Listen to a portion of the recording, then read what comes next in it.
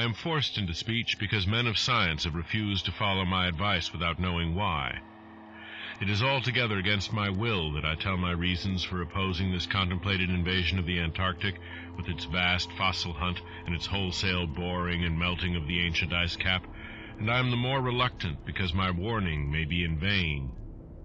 Doubt of the real facts, as I must reveal them, is inevitable, yet if I suppressed what will seem extravagant and incredible, there would be nothing left.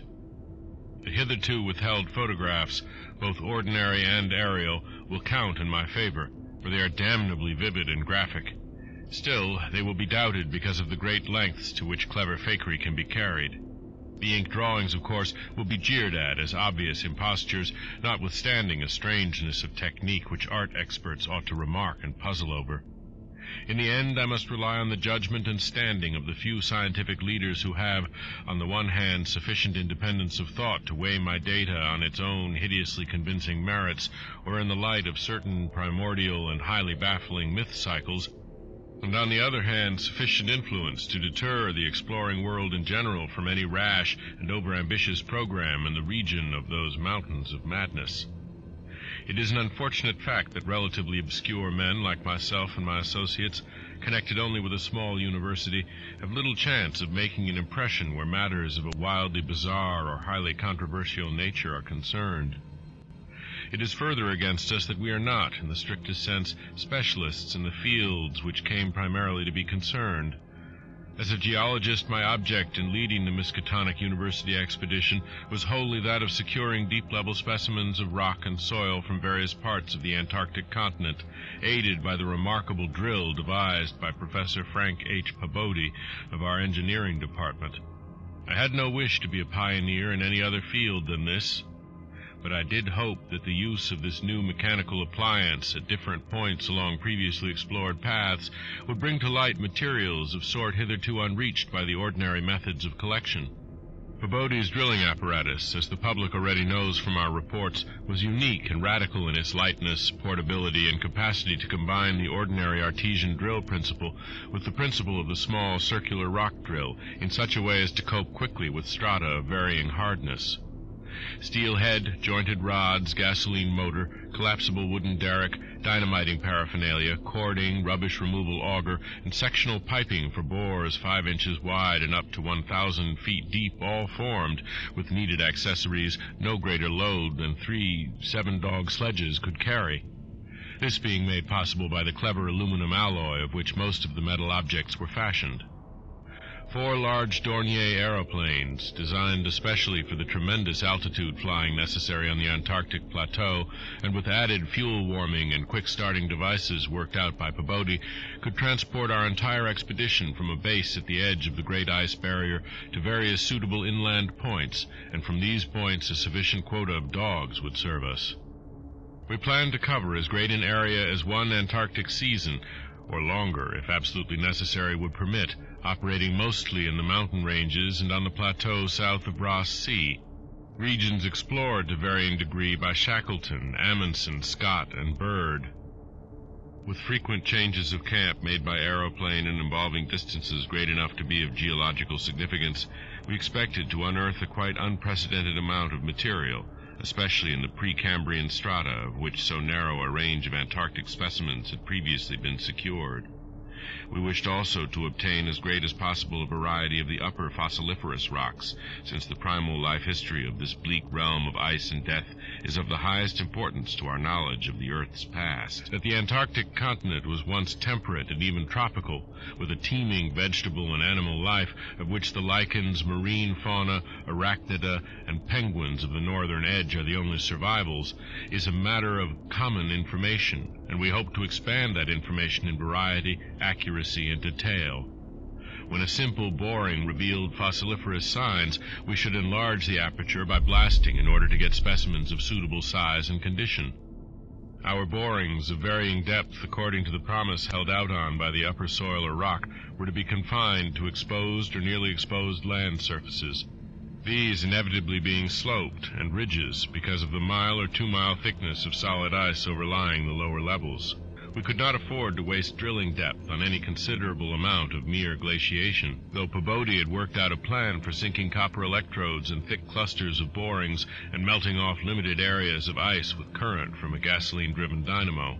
It is this plan, which we could not put into effect except experimentally on an expedition such as ours, that the coming Starkweather Moor expedition proposes to follow, despite the warnings I have issued since our return from the Antarctic. The public knows of the Miskatonic expedition through our frequent wireless reports to the Arkham Advertiser and Associated Press, and through the later articles of Peabody and myself.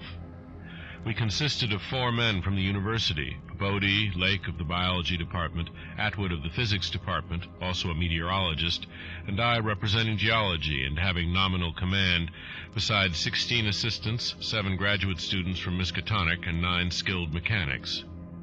Of these 16, 12 were qualified aeroplane pilots, all but 2 of whom were competent wireless operators. 8 of them understood navigation with compass and sextant, as did Peabody, Atwood, and I. In addition, of course, our 2 ships, wooden ex-whalers, reinforced for ice conditions and having auxiliary steam, were fully manned. The Nathaniel Derby Pickman Foundation, aided by a few special contributions, financed the expedition. Hence our preparations were extremely thorough, despite the absence of great publicity. The dogs, sledges, machines, camp materials, and unassembled parts of our 5 planes were delivered in Boston, and there our ships were loaded. We were marvelously well equipped for our specific purposes, and in all matters pertaining to supplies, regimen, transportation, and camp construction, we profited by the excellent example of our many recent and exceptionally brilliant predecessors. It was the unusual number and fame of these predecessors which made our own expedition, ample though it was, so little noticed by the world at large. As the newspapers told, we sailed from Boston Harbor on September 2, 1930, taking a leisurely course down the coast and through the Panama Canal, and stopping at Samoa and Hobart, Tasmania, at which latter place we took on final supplies. None of our exploring party had ever been in the polar regions before, hence we all relied greatly on our ship captains. J.B. Douglas, commanding the brig Arkham and serving as commander of the sea party, and Georg Torfensen, commanding the bark Miskatonic, both veteran whalers in Antarctic waters. As we left the inhabited world behind, the sun sank lower and lower in the north and stayed longer and longer above the horizon each day. At about 62 degrees south latitude, we sighted our first icebergs, table-like objects with vertical sides, and just before reaching the Antarctic Circle, which we crossed on October 20th with appropriately quaint ceremonies, we were considerably troubled with field ice. The falling temperature bothered me considerably after our long voyage through the tropics, but I tried to brace up for the worst rigors to come. On many occasions the curious atmospheric effects enchanted me vastly, these including a strikingly vivid mirage, the first I had ever seen, in which distant bergs became the battlements of unimaginable cosmic castles. Pushing through the ice, which was fortunately neither extensive nor thickly packed, we regained open water at south latitude 67 degrees, east longitude 175 degrees. On the morning of October 26th, a strong land blink appeared on the south, and before noon we all felt a thrill of excitement at beholding a vast, lofty, and snow-clad mountain chain which opened out and covered the whole vista ahead. At last we had encountered an outpost of the great unknown continent and its cryptic world of frozen death. These peaks were obviously the Admiralty Range discovered by Ross, and it would now be our task to round Cape Adair and sail down the east coast of Victoria Land to our contemplated base on the shore of McMurdo Sound at the foot of the volcano Erebus in south latitude 77 degrees 9 minutes. The last lap of the voyage was vivid and fancy-stirring. Great barren peaks of mystery looming up constantly against the west as the low northern sun of noon or the still lower horizon-grazing southern sun of midnight poured its hazy, reddish rays over the white snow, bluish ice and water lanes, and black bits of exposed granite slope. Through the desolate summits swept raging, intermittent gusts of the terrible Antarctic wind, whose cadences sometimes held vague suggestions of a wild and half-sentient musical piping, with notes extending over a wide range, and which for some subconscious mnemonic reason seemed to me disquieting and even dimly terrible. Something about the scene reminded me of the strange and disturbing Asian paintings of Nicholas Roerich, and of the still stranger and more disturbing descriptions of the evilly fabled plateau of Leng, which occur in the dreaded Necronomicon of the mad Arab Abdul al-Hazred. I was rather sorry later on that I had ever looked into that monstrous book at the college library. On the 7th of November, sight of the westward range having been temporarily lost, we passed Franklin Island, and the next day descried the cones of Mount Erebus and Terror on Ross Island ahead, with the long line of the Parry Mountains beyond. There now stretched off to the east the low, white line of the great ice barrier, rising perpendicularly to a height of 200 feet like the rocky cliffs of Quebec, and marking the end of southward navigation. In the afternoon we entered McMurdo Sound, and stood off the coast in the lee of smoking Mount Erebus. The Skoriac Peak towered up some 12,700 feet against the eastern sky, like a Japanese print of the sacred Fujiyama, while beyond it rose the white, ghost-like height of Mount Terror, 10,900 feet in altitude, and now extinct as a volcano. Puffs of smoke from Erebus came intermittently, and one of the graduate assistants, a brilliant young fellow named Danforth, pointed out what looked like lava on the snowy slope, remarking that this mountain, discovered in 1840, had undoubtedly been the source of Poe's image when he wrote 7 years later of the lavas that restlessly roll their sulphurous currents down Yanak in the ultimate climes of the pole, that groan as they roll down Mount Yanak in the realms of the boreal pole. Danforth was a great reader of bizarre material, and had talked a good deal of Poe. I was interested myself because of the Antarctic scene of Poe's only long story, the disturbing and enigmatical Arthur Gordon Pym. On the barren shore and on the lofty ice barrier in the background, myriads of grotesque penguins squawked and flapped their fins, while many fat seals were visible on the water, swimming or sprawling across large cakes of slowly drifting ice. Using small boats, we effected a difficult landing on Ross Island shortly after midnight on the morning of the 9th, carrying a line of cable from each of the ships and preparing to unload supplies by means of a breeches buoy arrangement. Our sensations on first treading Antarctic soil were poignant and complex, even though at this particular point the Scott and Shackleton expeditions had preceded us. Our camp on the frozen shore below the volcano's slope was only a provisional one, headquarters being kept aboard the Arkham. We landed all our drilling apparatus, dogs, sledges, tents, provisions, gasoline tanks, experimental ice-melting outfit, cameras, both ordinary and aerial, aeroplane parts, and other accessories, including 3 small portable wireless outfits, besides those in the planes, capable of communicating with the Arkham's large outfit from any part of the Antarctic continent that we would be likely to visit. The ship's outfit, communicating with the outside world, was to convey press reports to the Arkham Advertiser's powerful wireless station on Kingsport Head, Massachusetts. We hoped to complete our work during a single Antarctic summer, but if this proved impossible, we would winter on the Arkham, sending the Miskatonic north before the freezing of the ice for another summer's supplies. I need not repeat what the newspapers have already published about our early work, of our ascent of Mount Erebus, our successful mineral borings at several points on Ross Island, and the singular speed with which Peabody's apparatus accomplished them, even through solid rock layers, our provisional tests of the small ice-melting equipment, our perilous ascent of the Great Barrier with sledges and supplies, and our final assembling of 5 huge aeroplanes at the camp atop the barrier. The health of our land party, 20 men and 55 Alaskan sledge dogs, was remarkable, though of course we had so far encountered no really destructive temperatures or windstorms. For the most part the thermometer varied between 0 and 20 degrees or 25 degrees above, and our experience with New England winters had accustomed us to rigors of this sort. The barrier camp was semi-permanent and destined to be a storage cache for gasoline, provisions, dynamite, and other supplies. Only 4 of our planes were needed to carry the actual exploring material, the 5th being left with a pilot and 2 men from the ships at the storage cache to form a means of reaching us from the Arkham in case all our exploring planes were lost. Later, when not using all the other planes for moving apparatus, we would employ 1 or 2 in a shuttle transportation service between this cache and another permanent base on the Great Plateau from 600 to 700 miles southward, beyond Beardmore Glacier. Despite the almost unanimous accounts of appalling winds and tempests that pour down from the plateau, we determined to dispense with intermediate bases, taking our chances in the interest of economy and probably efficiency.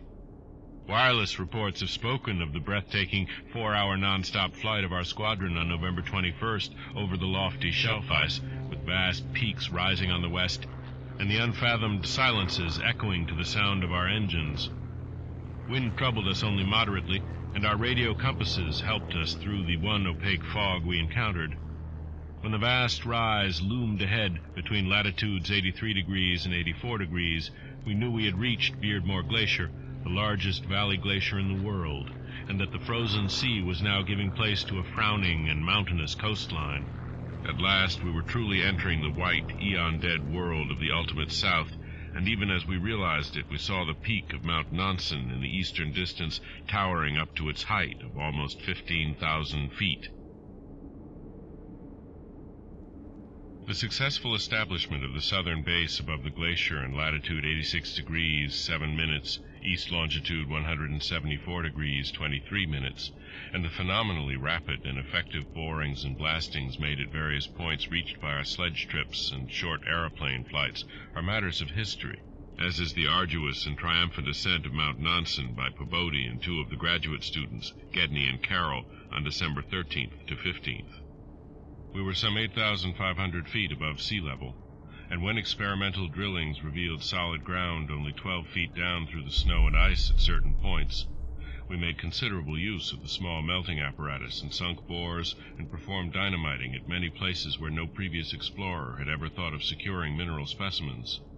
The Precambrian granites and beacon sandstones thus obtained confirmed our belief that this plateau was homogeneous with the great bulk of the continent to the west, but somewhat different from the parts lying eastward below South America, which we then thought to form a separate and smaller continent divided from the larger one by a frozen junction of Ross and Weddell seas, though Bird has since disproved the hypothesis. In certain of the sandstones, dynamited and chiseled after boring revealed their nature, we found some highly interesting fossil markings and fragments, notably ferns, seaweeds, trilobites, crinoids, and such mollusks as Lingulelli and gastropods, all of which seemed of real significance in connection with the region's primordial history. There was also a queer triangular striated marking about a foot in greatest diameter, which Lake pieced together from 3 fragments of slate brought up from a deep blasted aperture. These fragments came from a point to the westward, near the Queen Alexandra Range, and Lake, as a biologist, seemed to find their curious markings unusually puzzling and provocative, though to my geological eye it looked not unlike some of the ripple effects reasonably common in the sedimentary rocks. Since slate is no more than a metamorphic formation into which a sedimentary stratum is pressed, and since the pressure itself produces odd distorting effects on any markings which may exist, I saw no reason for extreme wonder over the striated depression. On January 6, 1931, Lake, Pobodi, Daniels, all 6 of the students, 4 mechanics, and I flew directly over the South Pole and 2 of the Great Plains, being forced down once by a sudden high wind which fortunately did not develop into a typical storm. This was, as the papers have stated, one of several observation flights, during others of which we tried to discern new topographical features in areas unreached by previous explorers. Our early flights were disappointing in this latter respect, though they afforded us some magnificent examples of the richly fantastic and deceptive mirages of the polar regions, of which our sea voyage had given us some brief foretastes. Distant mountains floated in the sky as enchanted cities, and often the whole white world would dissolve into a gold, silver, and scarlet land of Dunsanian dreams and adventurous expectancy under the magic of the low midnight sun. On cloudy days we had considerable trouble in flying, owing to the tendency of snowy earth and sky to merge into one mystical opalescent void, with no visible horizon to mark the junction of the two. At length we resolved to carry out our original plan of flying 500 miles eastward with all 4 exploring planes, and establishing a fresh sub-base at a point which would probably be on the smaller continental division, as we mistakenly conceived it. Geological specimens obtained there would be desirable for purposes of comparison. Our health so far had remained excellent, lime juice well offsetting the steady diet of tinned and salted food, and temperatures generally above zero, enabling us to do without our thickest furs. It was now midsummer, and with haste and care we might be able to conclude work by March and avoid a tedious wintering through the long Antarctic night. Several savage windstorms had burst upon us from the west, but we had escaped damage through the skill of Atwood in devising rudimentary aeroplane shelters and windbreaks of heavy snow blocks and reinforcing the principal camp buildings with snow. Our good luck and efficiency had indeed been almost uncanny. The outside world knew, of course, of our program, and was told also of Lake's strange and dogged insistence on a westward, or rather northwestward, prospecting trip before our radical shift to the new base.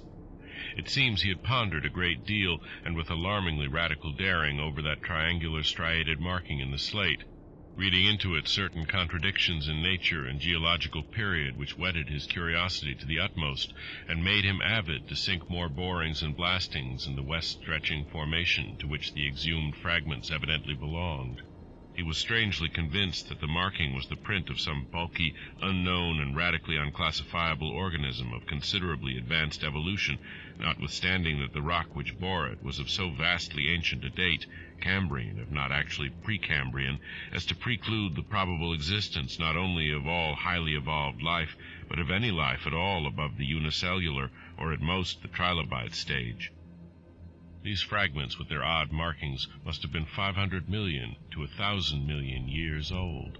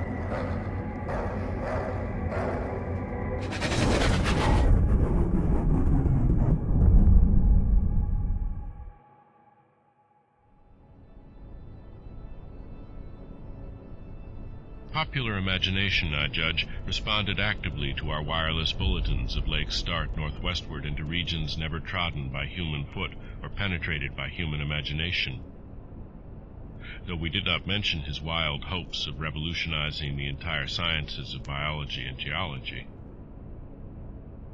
His preliminary sledging and boring journey of January 11th to 18th with Pabodie and 5 others, marred by the loss of 2 dogs and an upset when crossing one of the great pressure ridges in the ice, had brought up more and more of the Archean slate, and even I was interested by the singular profusion of evident fossil markings in that unbelievably ancient stratum.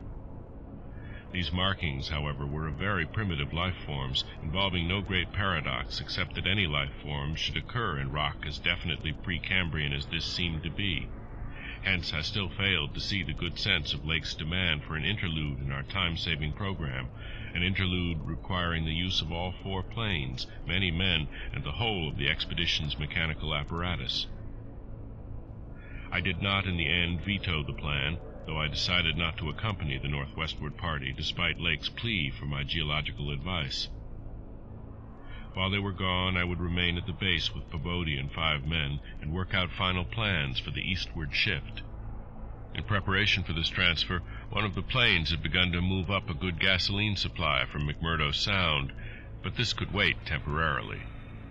I kept with me 1 sledge and 9 dogs, since it is unwise to be at any time without possible transportation in an utterly tenantless world of eon-long death.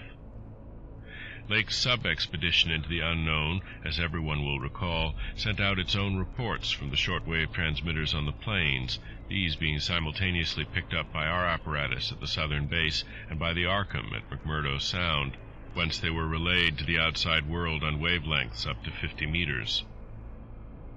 The start was made January 22nd at 4 a.m., and the first wireless message we received came only 2 hours later, when Lake spoke of descending and starting a small-scale ice melting in bore at a point some 300 miles away from us. 6 hours after that, a second and very excited message told of the frantic, beaver-like work whereby a shallow shaft had been sunk and blasted, culminating in the discovery of slate fragments with several markings approximately like the one which had caused the original puzzlement. 3 hours later, a brief bulletin announced the resumption of the flight in the teeth of a raw and piercing gale, and when I dispatched a message of protest against further hazards, Lake replied curtly that his new specimens made any hazard worth taking. I saw that his excitement had reached the point of mutiny, and that I could do nothing to check this headlong risk of the whole expedition's success, but it was appalling to think of his plunging deeper and deeper into that treacherous and sinister white immensity of tempests and unfathomed mysteries which stretched off for some 1,500 miles to the half-known, half-suspected coastline of Queen Mary and Knox Lands. Then, in about an hour and a half more, came that doubly excited message from Lake's moving plane, which almost reversed my sentiments and made me wish I had accompanied the party. 10:05 p.m. On the wing. After snowstorm, have spied mountain range ahead higher than any hitherto seen. May equal Himalayas, allowing for height and plateau. Probable latitude 76 degrees 15 minutes, longitude 113 degrees 10 minutes east. Reach as far as can see to right and left. Suspicion of 2 smoking cones. All peaks black and bare of snow. Gale blowing off them impedes navigation. After that foreboding, the men and I hung breathlessly over the receiver. Thought of this titanic mountain rampart 700 miles away inflamed our deepest sense of adventure, and we rejoiced that our expedition, if not ourselves personally, had been its discoverers. In half an hour, Lake called us again. Moulton's plane forced down on plateau and foothills, but nobody hurt, and perhaps can repair. She'll transfer essentials to other 3 for return or further moves if necessary, but no more heavy plane travel needed just now.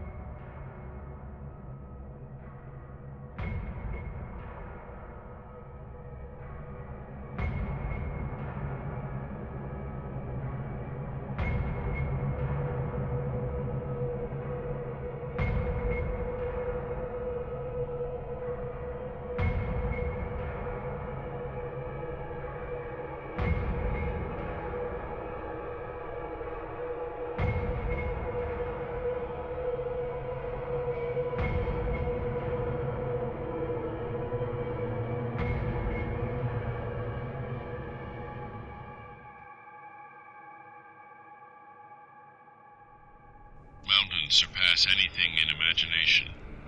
I'm going up scouting in Carroll's plane, with all weight out. You can't imagine anything like this. Highest peaks must go over 35,000 feet. Everest out of the running. Atwood to work out height with theodolite. Both Carroll and I go up. Probably wrong about cones, for formations look stratified. Possibly Precambrian slate with other strata mixed in. Queer skyline effects. Regular sections of cubes clinging to highest peaks. Whole thing marvelous, red-gold light of low sun, like land of mystery in a dream or gateway to forbidden world of untrodden wonder. Wish you were here to study.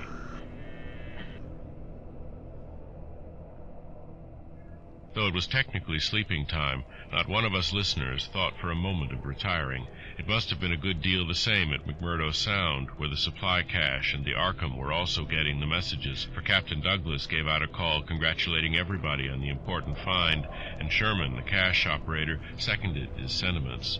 We were sorry, of course, about the damaged aeroplane, but hoped it could be easily mended. Then at 11 p.m. came another call from Lake. Up with Carroll over highest foothills.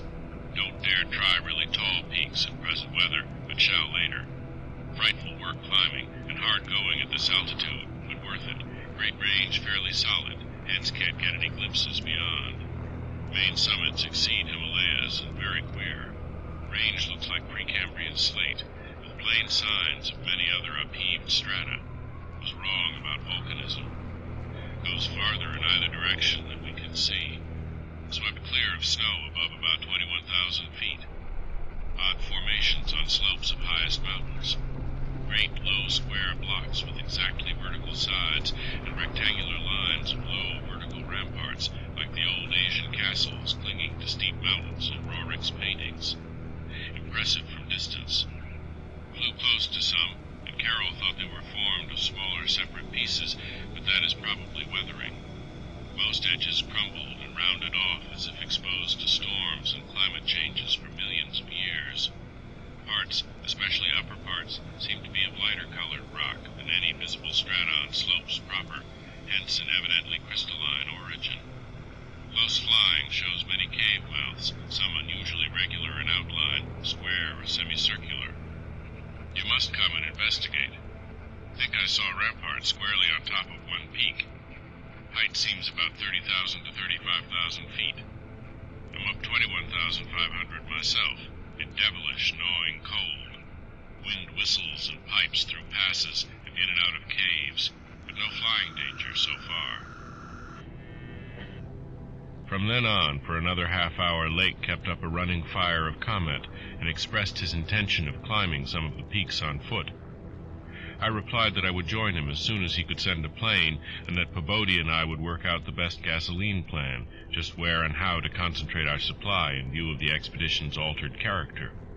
Obviously, Lake's boring operations, as well as his aeroplane activities, would need a great deal delivered for the new base which he was to establish at the foot of the mountains, and it was possible that the eastward flight might not be made after all this season. In connection with this business, I called Captain Douglas and asked him to get as much as possible out of the ships and up the barrier with the single dog team we had left there. A direct route across the unknown region between Lake and McMurdo Sound was what we really ought to establish. Lake called me later to say that he had decided to let the camp stay where Moulton's plane had been forced down and where repairs had already progressed somewhat. The ice sheet was very thin, with dark ground here and there visible, and he would sink some borings and blasts at that very point before making any sledge trips or climbing expeditions. He spoke of the ineffable majesty of the whole scene and the queer state of his sensations at being in the lee of vast, silent pinnacles whose ranks shot up like a wall reaching the sky at the world's rim. Atwood's theodolite observations had placed the height of the 5 tallest peaks at from 30,000 to 34,000 feet. The windswept nature of the terrain clearly disturbed Lake, for it argued the occasional existence of prodigious gales violent beyond anything we had so far encountered. His camp lay a little more than 5 miles from where the higher foothills abruptly rose. I could almost trace a note of subconscious alarm in his words, flashed across a glacial void of 700 miles, as he urged that we all hasten with the matter and get the strange new region disposed of as soon as possible. He was about to rest now after a continuous day's work of almost unparalleled speed, strenuousness, and results. In the morning I had a 3-cornered wireless talk with Lake and Captain Douglas at their widely separated bases, and it was agreed that one of Lake's planes would come to my base for Pabodie, the 5 men, and myself, as well as for all the fuel it could carry. The rest of the fuel question, depending on our decision about an easterly trip, could wait for a few days, since Lake had enough for immediate camp heat and borings. Eventually the old southern base ought to be restocked, but if we postponed the easterly trip, we would not use it till the next summer, and meanwhile Lake must send a plane to explore a direct route between his new mountains and McMurdo Sound. Pabodie and I prepared to close our base for a short or long period, as the case might be. If we wintered in the Antarctic, we would probably fly straight from Lake's base to the Arkham without returning to this spot. Some of our conical tents had already been reinforced by blocks of hard snow, and now we decided to complete the job of making a permanent Eskimo village. Owing to a very liberal tent supply, Lake had with him all that his base would need even after our arrival. I wirelessed that Pabodie and I would be ready for the northwestward move after 1 day's work and 1 night's rest. Our labors, however, were not very steady after 4 p.m. For about that time Lake began sending in the most extraordinary and excited messages. His working day had started unpropitiously, since an aeroplane survey of the nearly exposed rock surfaces showed an entire absence of those Archean and primordial strata for which he was looking, and which formed so great a part of the colossal peaks that loomed up at a tantalizing distance from the camp. Most of the rocks glimpsed were apparently Jurassic and Comanchean sandstones and Permian and Triassic schists, with now and then a glossy black outcropping suggesting a hard and slaty coal. This rather discouraged Lake, whose plans all hinged on unearthing specimens more than 500 million years older. It was clear to him that in order to recover the Archean slate vein in which he had found the odd markings, he would have to make a long sledge trip from these foothills to the steep slopes of the gigantic mountains themselves. He had resolved, nevertheless, to do some local boring as part of the expedition's general program, hence set up the drill and put 5 men to work with it, while the rest finished settling the camp and repairing the damaged aeroplane. The softest visible rock, a sandstone about 1/4 of a mile from the camp, had been chosen for the first sampling, and the drill made excellent progress without much supplementary blasting. It was about 3 hours afterward, following the first really heavy blast of the operation, that the shouting of the drill crew was heard, and that young Gedney, the acting foreman, rushed into the camp with the startling news. They had struck a cave.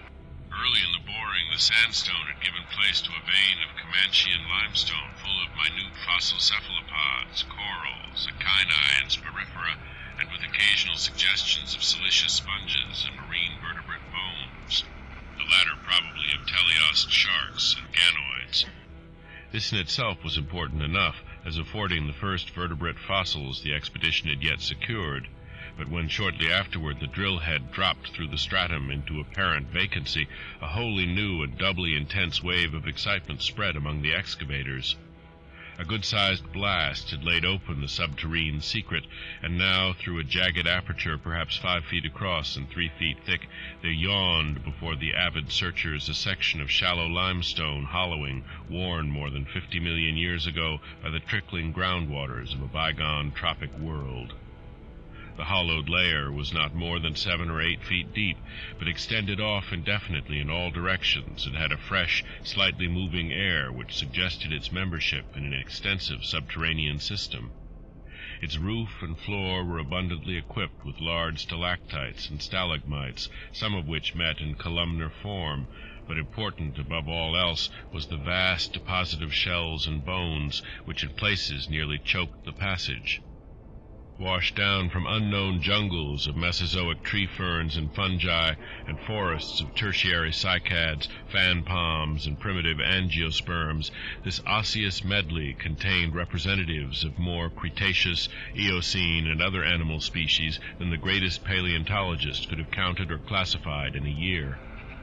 Mollusks, crustacean armor, fishes, amphibians, reptiles, birds, and early mammals, great and small, known and unknown.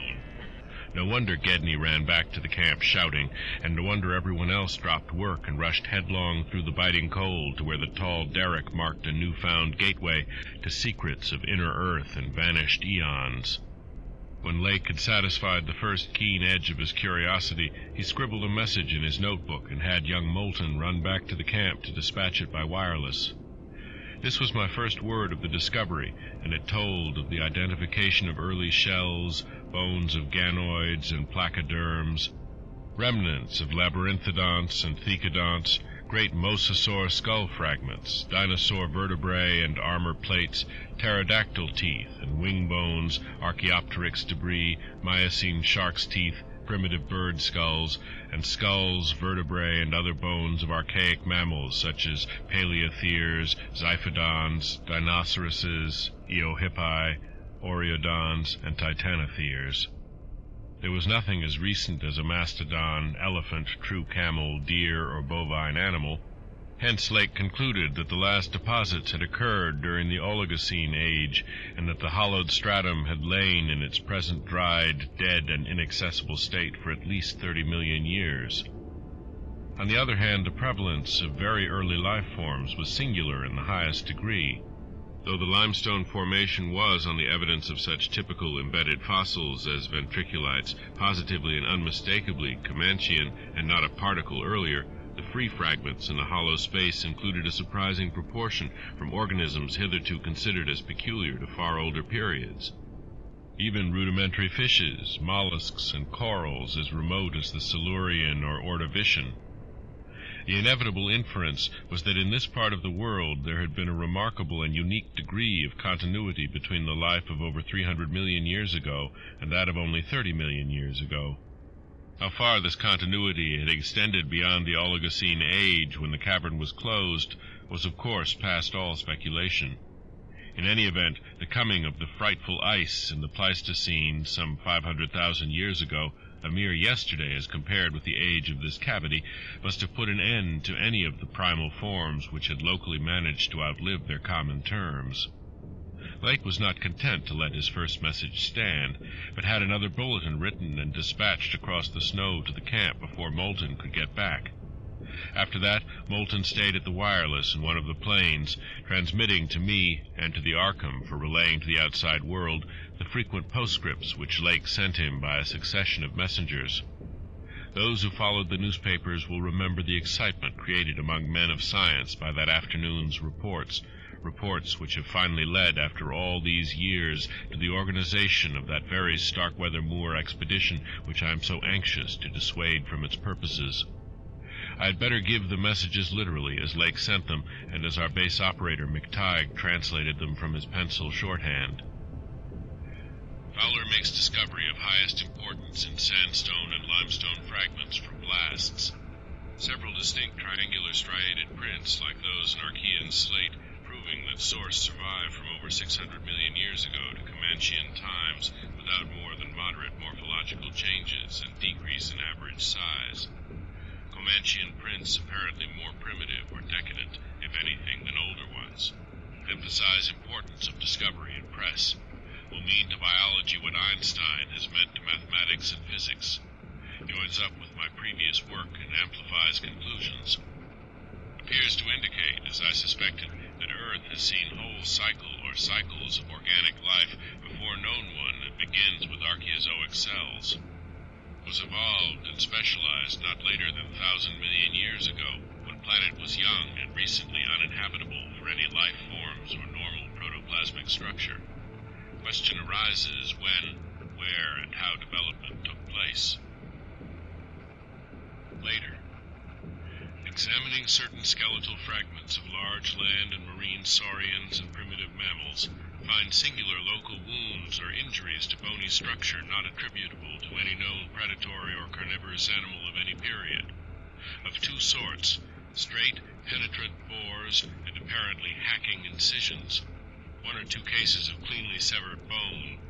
Not many specimens affected. Am sending to camp for electric torches. Will extend search area underground by hacking away stalactites. Still later. Have found peculiar soapstone fragment about 6 inches across and an inch and a half thick, wholly unlike any visible local formation. Greenish, but no evidences to place its period. Has curious smoothness and regularity. Shaped like 5-pointed star with tips broken off and signs of other cleavage at inward angles and in center of surface. Small, smooth depression in center of unbroken surface. Arouses much curiosity as to source and weathering.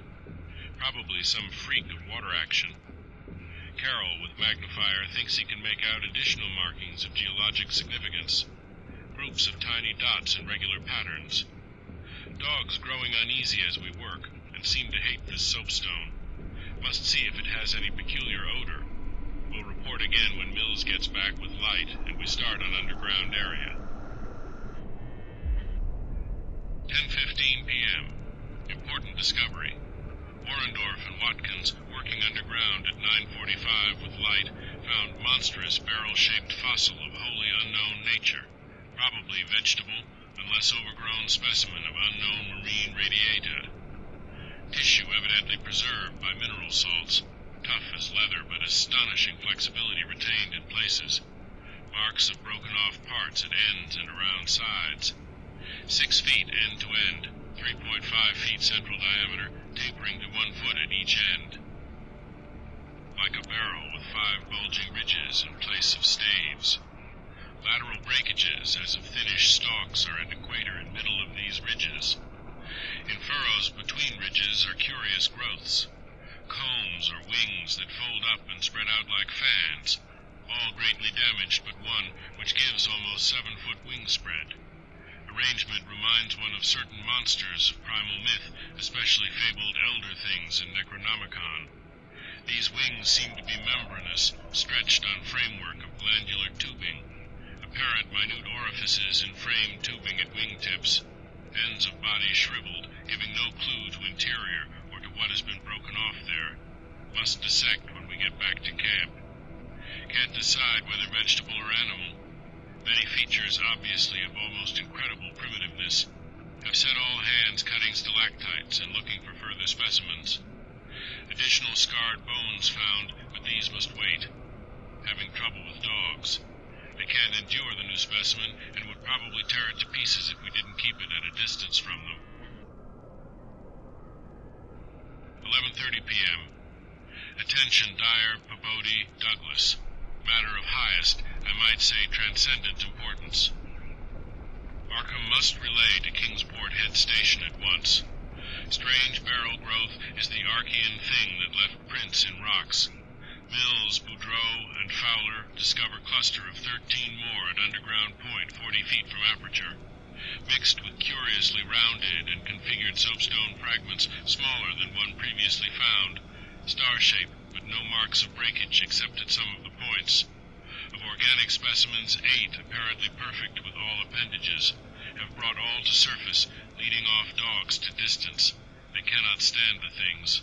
Give close attention to description and repeat back for accuracy. Papers must get this right. Objects are 8 feet long all over.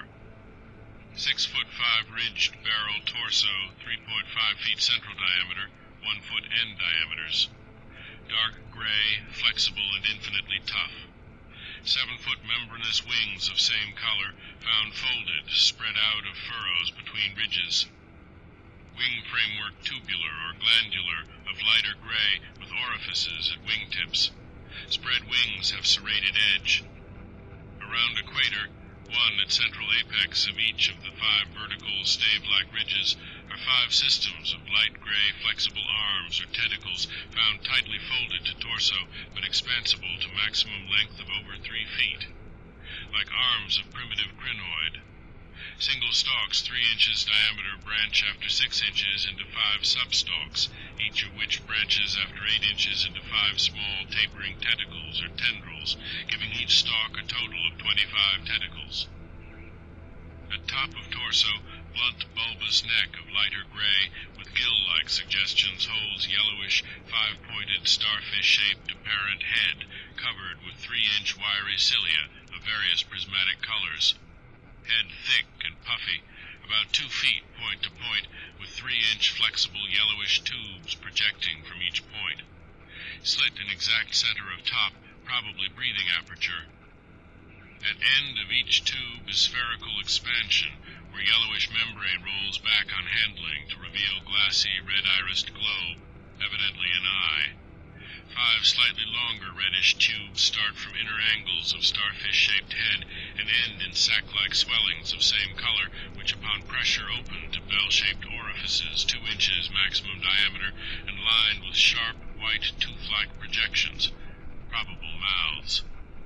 All these tubes, cilia, and points of starfish head found folded tightly down, tubes and points clinging to bulbous neck and torso, flexibility surprising despite vast toughness.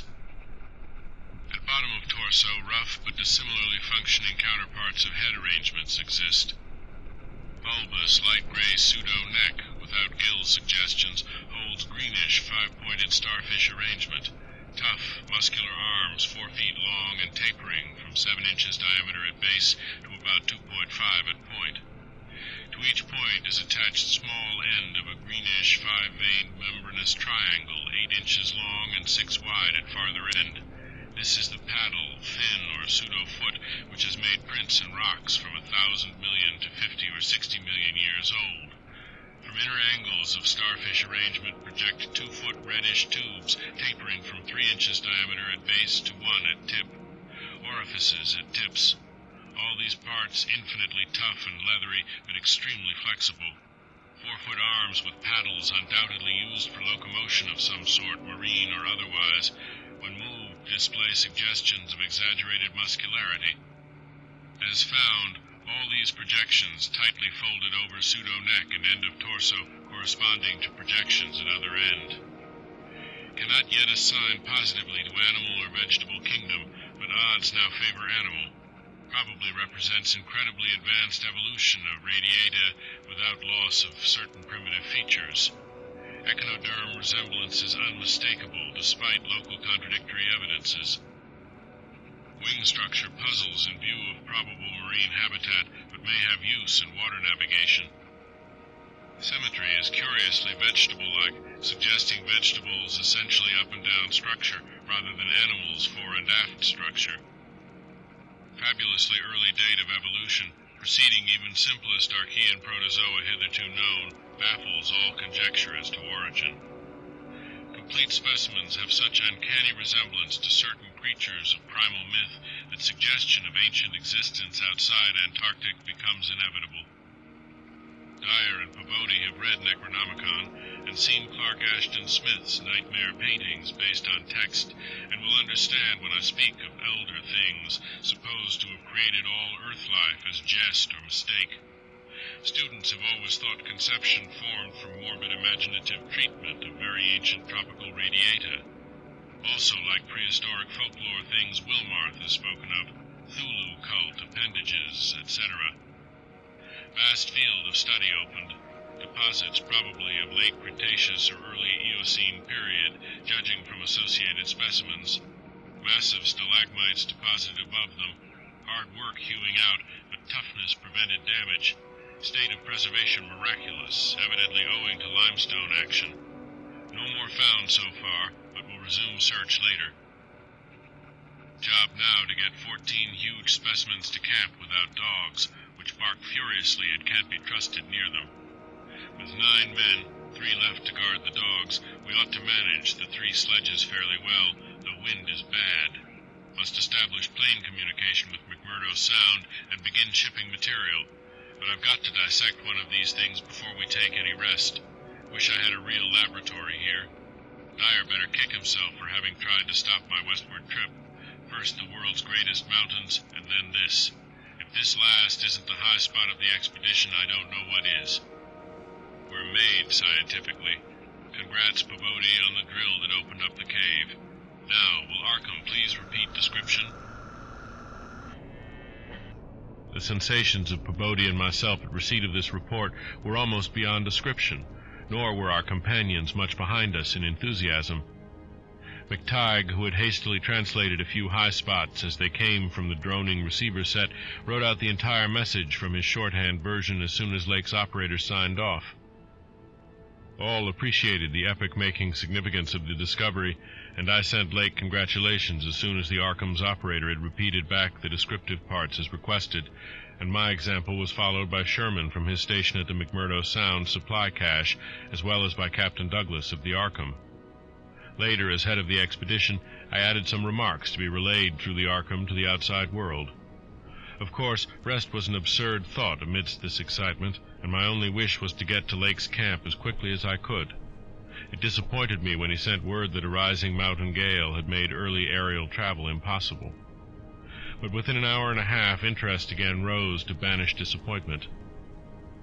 Lake was sending more messages and told of the completely successful transportation of the 14 great specimens to the camp.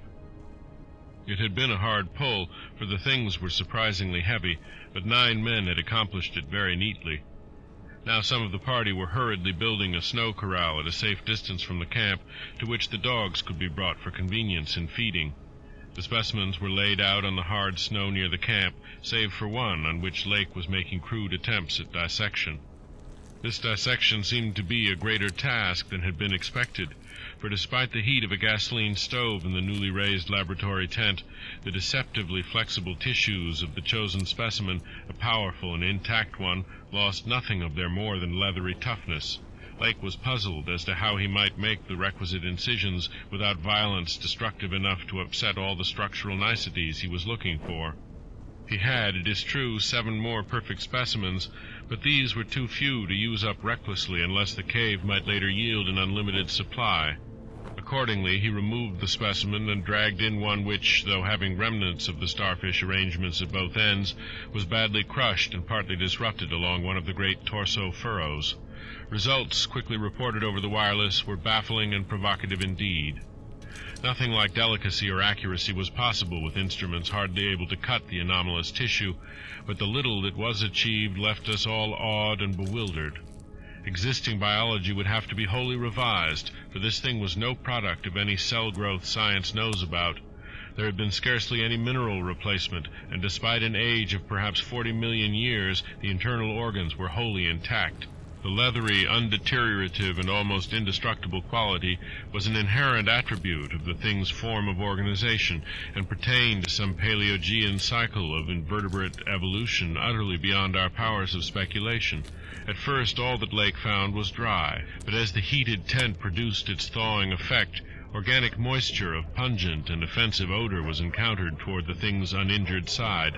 It was not blood, but a thick, dark green fluid, apparently answering the same purpose. By the time Lake reached this stage, all 37 dogs had been brought to the still uncompleted corral near the camp, and even at that distance set up a savage barking and show of restlessness at the acrid, diffusive smell.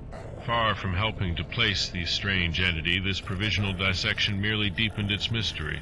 All guesses about its external members had been correct, and on the evidence of these one could hardly hesitate to call the thing animal. But internal inspection brought up so many vegetable evidences that Lake was left hopelessly at sea. It had digestion and circulation, and eliminated waste matter through the reddish tubes of its starfish-shaped base. Cursorily, one would say that its respiratory apparatus handled oxygen rather than carbon dioxide, and there were odd evidences of air storage chambers and methods of shifting respiration from the external orifice to at least 2 other fully developed breathing systems, gills and pores. Clearly it was amphibian and probably adapted to long airless hibernation periods as well. Vocal organs seemed present in connection with the main respiratory system, but they presented anomalies beyond immediate solution. Articulate speech, in the sense of syllable utterance, seemed barely conceivable, but musical piping notes covering a wide range were highly probable. The muscular system was almost preternaturally developed. The nervous system was so complex and highly developed as to leave Lake aghast. Though excessively primitive and archaic in some respects, the thing had a set of ganglial centers and connectives arguing the very extremes of specialized development. Its 5-lobed brain was surprisingly advanced, and there were signs of a sensory equipment, served in part through the wiry cilia of the head, involving factors alien to any other terrestrial organism. Probably it had more than 5 senses, so that its habits could not be predicted from any existing analogy. It must, Lake thought, have been a creature of keen sensitiveness and delicately differentiated functions in its primal world, much like the ants and bees of today. It reproduced like the vegetable cryptograms, especially the pteridophytes, having spore cases at the tips of the wings and evidently developing from a thallus or prothallus. But to give it a name at this stage was mere folly. It looked like a radiate, but it was clearly something more. It was partly vegetable, but had 3/4 of the essentials of animal structure. That it was marine in origin, its symmetrical contour and certain other attributes clearly indicated, yet one could not be exact as to the limit of its later adaptations. The wings, after all, held a persistent suggestion of the aerial. How it could have undergone its tremendously complex evolution on a newborn Earth in time to leave prints in Archean rocks was so far beyond conception as to make Lake whimsically recall the primal myths about great old ones who filtered down from the stars and concocted Earth life as a joke or mistake, and the wild tales of cosmic hill things from outside, told by a folklorist colleague in Miskatonic's English department. Naturally, he considered the possibility of the Precambrian prints having been made by a less evolved ancestor of the present specimens, but quickly rejected this too facile theory upon considering the advanced structural qualities of the older fossils. If anything, the later contours showed decadence rather than higher evolution. The size of the pseudo-feet had decreased, and the whole morphology seemed coarsened and simplified. Moreover, the nerves and organs just examined held singular suggestions of retrogression from forms still more complex. Atrophied and vestigial parts were surprisingly prevalent. Altogether, little could be said to have been solved, and Lake fell back on mythology for a provisional name, jocosely dubbing his finds the Elder Ones. At about 2:30 a.m., having decided to postpone further work and get a little rest, he covered the dissected organism with a tarpaulin, emerged from the laboratory tent, and studied the intact specimens with renewed interest. The ceaseless Antarctic sun had begun to limber up their tissues a trifle, so that the head points and tubes of 2 or 3 showed signs of unfolding, but Lake did not believe there was any danger of immediate decomposition in the almost sub-zero air. He did, however, move all the undissected specimens closer together and throw a spare tent over them in order to keep off the direct solar rays.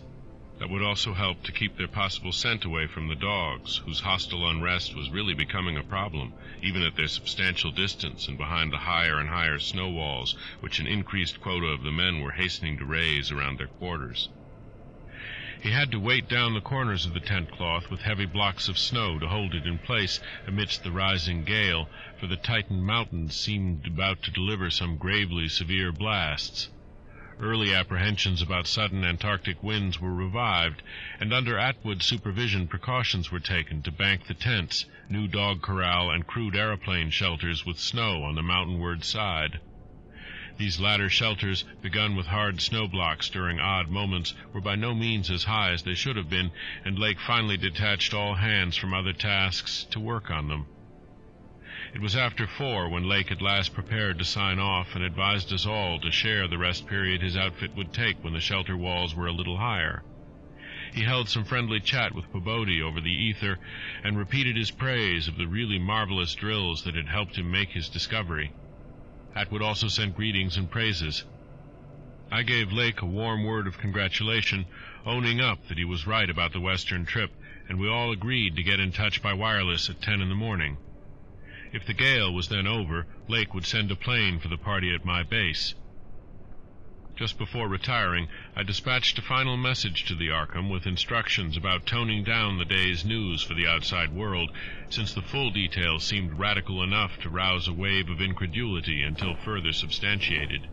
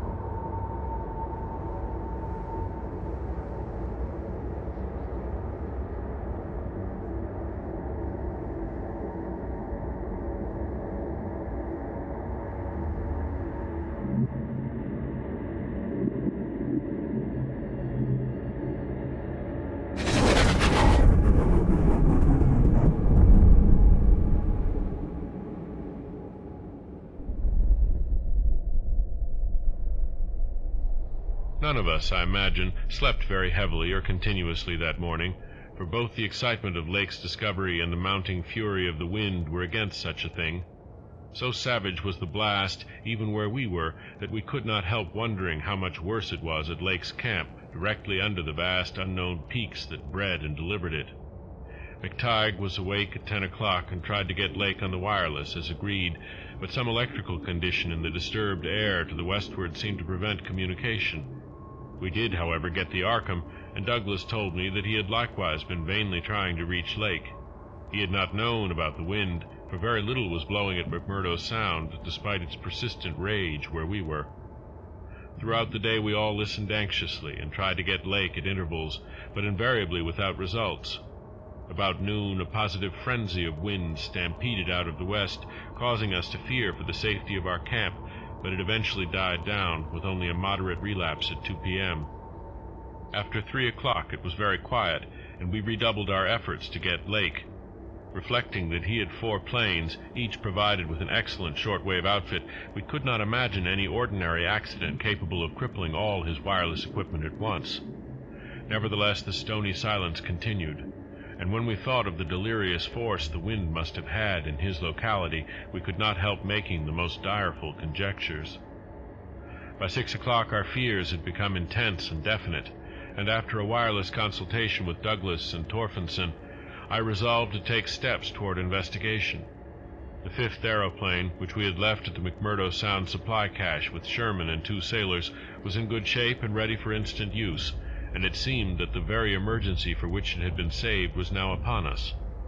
I got Sherman by wireless and ordered him to join me with the plane and the 2 sailors at the southern base as quickly as possible, the air conditions being apparently highly favorable. We then talked over the personnel of the coming investigation party and decided that we would include all hands, together with the sledge and dogs which I had kept with me. Even so great a load would not be too much for one of the huge planes built to our especial orders for heavy machinery transportation. At intervals I still tried to reach Lake with the wireless, but all to no purpose. Sherman, with the sailors Gunnarsson and Larson, took off at 7:30 and reported a quiet flight from several points on the wing. They arrived at our base at midnight, and all hands at once discussed the next move. It was risky business sailing over the Antarctic in a single aeroplane without any line of bases, but no one drew back from what seemed like the plainest necessity. We turned in at 2 o'clock for a brief rest after some preliminary loading of the plane, but were up again in 4 hours to finish the loading and packing. At 7:15 a.m., January 25th, we started flying northwestward under McTighe's pilotage with 10 men, 7 dogs, a sledge, a fuel and food supply, and other items, including the plane's wireless outfit. The atmosphere was clear, fairly quiet, and relatively mild in temperature, and we anticipated very little trouble in reaching the latitude and longitude designated by Lake as the site of his camp. Our apprehensions were over what we might find, or fail to find, at the end of our journey, for silence continued to answer all calls dispatched to the camp. Every incident of that 4.5-hour flight is burned into my recollection because of its crucial position in my life. It marked my loss, at the age of 54, of all that peace and balance which the normal mind possesses through its accustomed conception of external nature and nature's laws. Thenceforward the 10 of us, with the student Danforth and myself above all others, were to face a hideously amplified world of lurking horrors which nothing can erase from our emotions, and which we would refrain from sharing with mankind in general if we could. The newspapers have printed the bulletins we sent from the moving plane, telling of our non-stop course, our 2 battles with treacherous upper-air gales, our glimpse of the broken surface where Lake had sunk his mid-journey shaft 3 days before, and our sight of a group of those strange fluffy snow cylinders noted by Amundsen and Bird as lolling in the wind across the endless leagues of frozen plateau. There came a point, though, when our sensations could not be conveyed in any words the press would understand, and a later point when we had to adopt an actual rule of strict censorship. The sailor Larson was first to spy the jagged line of witch-like cones and pinnacles ahead, and his shouts sent everyone to the windows of the great cabined plane. Despite our speed, they were very slow in gaining prominence, hence we knew that they must be infinitely far off, and visible only because of their abnormal height. Little by little, however, they rose grimly into the western sky, allowing us to distinguish various bare, bleak, blackish summits, and to catch the curious sense of fantasy which they inspired as seen in the reddish Antarctic light against the provocative background of iridescent ice-dust clouds. In the whole spectacle there was a persistent, pervasive hint of stupendous secrecy and potential revelation, as if these stark, nightmare spires marked the pylons of a frightful gateway into forbidden spheres of dream and complex gulfs of remote time, space, and ultra-dimensionality. I could not help feeling that they were evil things, mountains of madness whose farther slopes looked out over some accursed ultimate abyss. That seething, half-luminous cloud background held ineffable suggestions of a vague, ethereal beyondness, far more than terrestrially spatial, and gave appalling reminders of the utter remoteness, separateness, desolation, and eon-long death of this untrodden and unfathomed astral world. It was young Danforth who drew our notice to the curious regularities of the higher mountain skyline, regularities like clinging fragments of perfect cubes, which Lake had mentioned in his messages, and which indeed justified his comparison with the dreamlike suggestions of primordial temple ruins on cloudy Asian mountaintops so subtly and strangely painted by Rurik. There was indeed something hauntingly Rurik-like about this whole unearthly continent of mountainous mystery. I had felt it in October when we first caught sight of Victoria Land, and I felt it afresh now. I felt, too, another wave of uneasy consciousness of Archean mythical resemblances, of how disturbingly this lethal realm corresponded to the evilly famed plateau of Leng in the primal writings. Mythologists have placed Leng in Central Asia, but the racial memory of man, or of his predecessors, is long, and it may well be that certain tales have come down from lands and mountains and temples of horror earlier than Asia, and earlier than any human world we know. A few daring mystics have hinted at a pre-Pleistocene origin for the fragmentary Naqatic manuscripts, and have suggested that the devotees of Tsathoggua were as alien to mankind as Tsathoggua itself. Leng, wherever in space or time it might brood, was not a region I would care to be in or near. Nor did I relish the proximity of a world that had ever bred such ambiguous and Archean monstrosities as those Lake had just mentioned. At the moment I felt sorry that I had ever read the abhorred Necronomicon, or talked so much with that unpleasantly erudite folklorist Wilmarth at the university.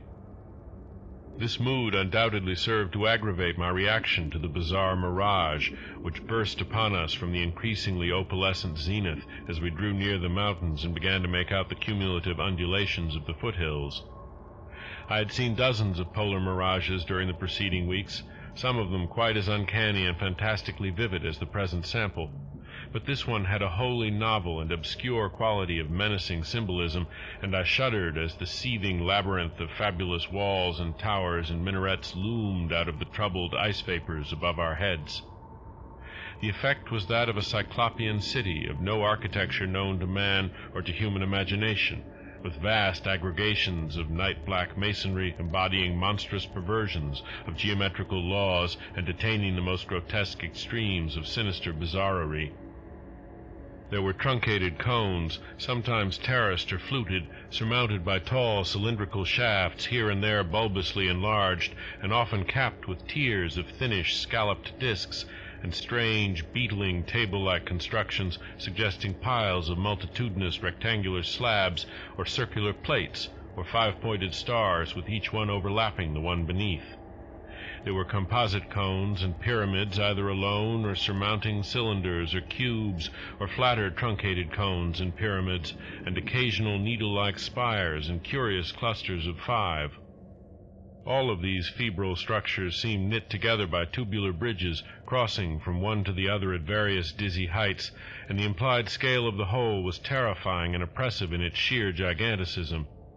The general type of mirage was not unlike some of the wilder forms observed and drawn by the Arctic whaler Scoresby in 1820.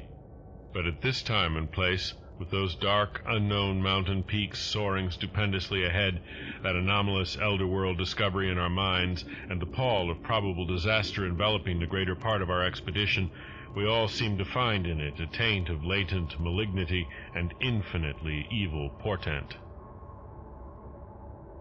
I was glad when the mirage began to break up, though in the process the various nightmare turrets and cones assumed distorted, temporary forms of even vaster hideousness.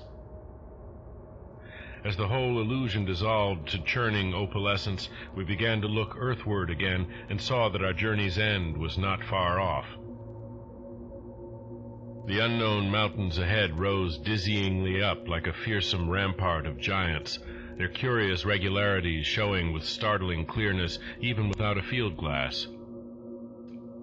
We were over the lowest foothills now, and could see amidst the snow, ice, and bare patches of their main plateau a couple of darkish spots which we took to be Lake's camp and boring. The higher foothills shot up between 5 and 6 miles away, forming a range almost distinct from the terrifying line of more than Himalayan peaks beyond them. At length, Ropes, the student who had relieved McTighe at the controls, began to head downward toward the left-hand dark spot whose size marked it as the camp. As he did so, McTighe sent out the last uncensored wireless message the world was to receive from our expedition. Everyone, of course, has read the brief and unsatisfying bulletins of the rest of our Antarctic sojourn. Some hours after our landing, we sent a guarded report of the tragedy we found, and reluctantly announced the wiping out of the whole lake party. 11 known dead, young Gedney missing. People pardoned our hazy lack of details through realization of the shock the sad event must have caused us, and believed us when we explained that the mangling action of the wind had rendered all 11 bodies unsuitable for transportation outside. Indeed, I flatter myself that even in the midst of our distress, utter bewilderment, and soul-clutching horror, we scarcely went beyond the truth in any specific instance. The tremendous significance lies in what we dared not tell, what I would not tell now but for the need of warning others off from nameless terrors. It is a fact that the wind had wrought dreadful havoc. Whether all could have lived through it, even without the other thing, is gravely open to doubt. The storm, with its fury of madly driven ice particles, must have been beyond anything our expedition had encountered before. One aeroplane shelter, all it seems had been left in a far too flimsy and inadequate state, was nearly pulverized, and the derrick at the distant boring was entirely shaken to pieces. The exposed metal of the grounded planes and drilling machinery was bruised into a high polish, and 2 of the small tents were flattened despite their snow banking. Wooden surfaces left out in the blast were pitted and denuded of paint, and all signs of tracks in the snow were completely obliterated. It is also true that we found none of the Archean biological objects in a condition to take outside as a whole. We did gather some minerals from a vast, tumbled pile, including several of the greenish soapstone fragments whose odd 5-pointed rounding and faint patterns of grouped dots caused so many doubtful comparisons, and some fossil bones, among which were the most typical of the curiously injured specimens. None of the dogs survived, their hurriedly built snow enclosure near the camp being almost wholly destroyed. The wind may have done that, though the greater breakage on the side next to the camp, which was not the windward one, suggests an outward leap or break of the frantic beasts themselves. All 3 sledges were gone, and we have tried to explain that the wind may have blown them off into the unknown. The drill and ice-melting machinery at the boring were too badly damaged to warrant salvage, so we used them to choke up that subtly disturbing gateway to the past which Lake had blasted. We likewise left at the camp the 2 most shaken up of the planes, since our surviving party had only 4 real pilots, Sherman, Danforth, McTighe, and Ropes in all, with Danforth in a poor nervous shape to navigate. We brought back all the books, scientific equipment, and other incidentals we could find, though much was rather unaccountably blown away. Spare tents and furs were either missing or badly out of condition. It was approximately 4 p.m., after wide plain cruising had forced us to give Gedney up for lost, that we sent our guarded message to the Arkham for relaying, and I think we did well to keep it as calm and non-committal as we succeeded in doing. The most we said about agitation concerned our dogs, whose frantic uneasiness near the biological specimens was to be expected from poor Lake's accounts. We did not mention, I think, their display of the same uneasiness when sniffing around the queer greenish soapstones and certain other objects in the disordered region, objects including scientific instruments, aeroplanes, and machinery both at the camp and at the boring, whose parts had been loosened, moved, or otherwise tampered with by winds that must have harbored singular curiosity and investigativeness. About the 14 biological specimens we were pardonably indefinite. We said that the only ones we discovered were damaged, but that enough was left of them to prove Lake's description wholly and impressively accurate. It was hard work keeping our personal emotions out of this matter, and we did not mention numbers or say exactly how we had found those which we did find. We had by that time agreed not to transmit anything suggesting madness on the part of Lake's men, and it surely looked like madness to find 6 imperfect monstrosities carefully buried upright in 9-foot snow graves under 5-pointed mounds punched over with groups of dots in patterns exactly like those on the queer greenish soapstones dug up from Mesozoic or Tertiary times. The 8 perfect specimens mentioned by Lake seemed to have been completely blown away. We were careful, too, about the public's general peace of mind. Hence Danforth and I said little about that frightful trip over the mountains the next day. It was the fact that only a radically lightened plane could possibly cross a range of such height which mercifully limited that scouting tour to the 2 of us. On our return at 1 a.m., Danforth was close to hysterics, but kept an admirably stiff upper lip. It took no persuasion to make him promise not to show our sketches and the other things we brought away in our pockets, not to say anything more to the others than what we had agreed to relay outside, and to hide our camera films for private development later on. So that part of my present story will be as new to Peabody, McTighe, Ropes, Sherman, and the rest as it will be to the world in general. Indeed, Danforth is closer-mouthed than I, for he saw, or thinks he saw, one thing he will not tell even me.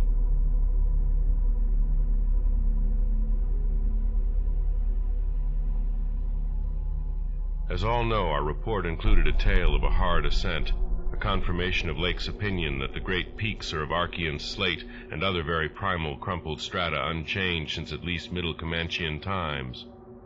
A conventional comment on the regularity of the clinging cube and rampart formations, a decision that the cave mouths indicated dissolved calcareous veins, a conjecture that certain slopes and passes would permit of the scaling and crossing of the entire range by seasoned mountaineers, and a remark that the mysterious other side holds a lofty and immense super-plateau as ancient and unchanging as the mountains themselves, 20,000 feet in elevation, with grotesque rock formations protruding through a thin glacial layer, and with low, gradual foothills between the general plateau's surface and the sheer precipices of the highest peaks.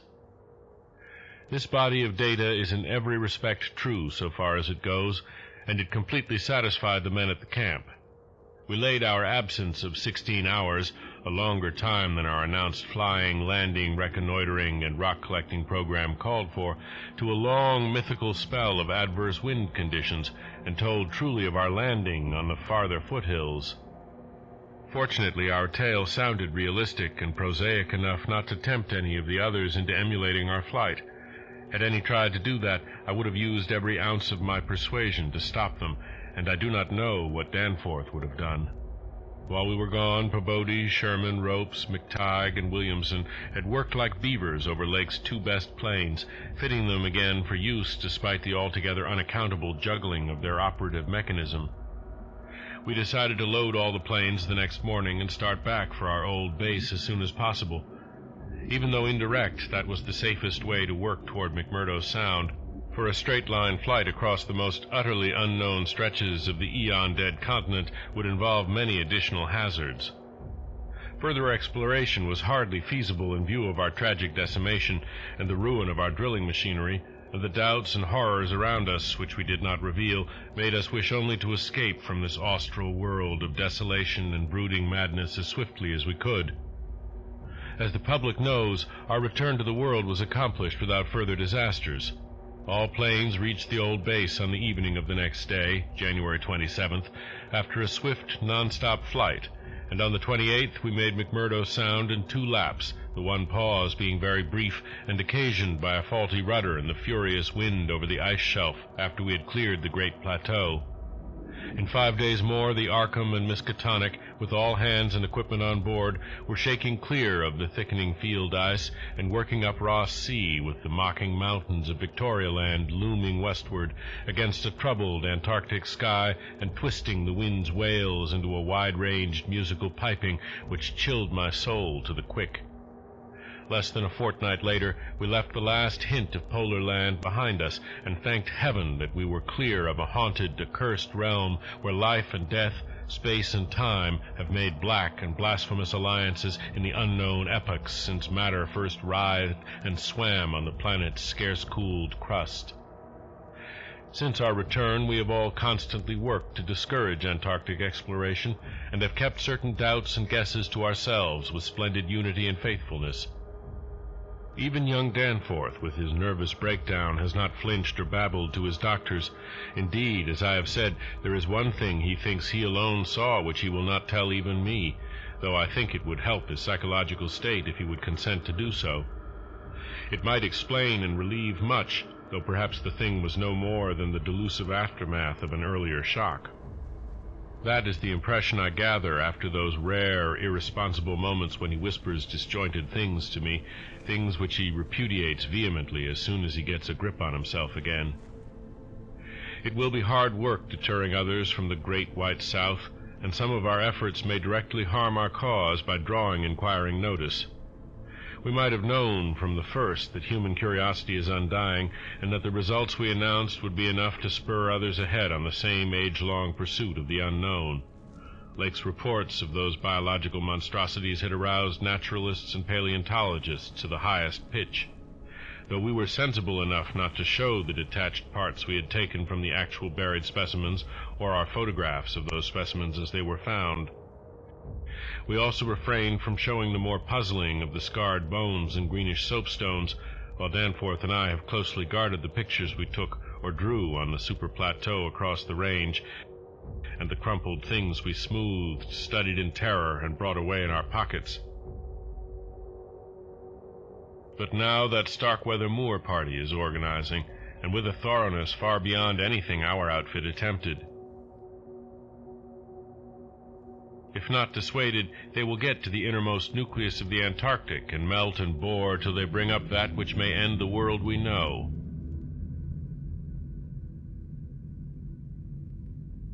So I must break through all reticences at last, even about that ultimate nameless thing beyond the mountains of madness.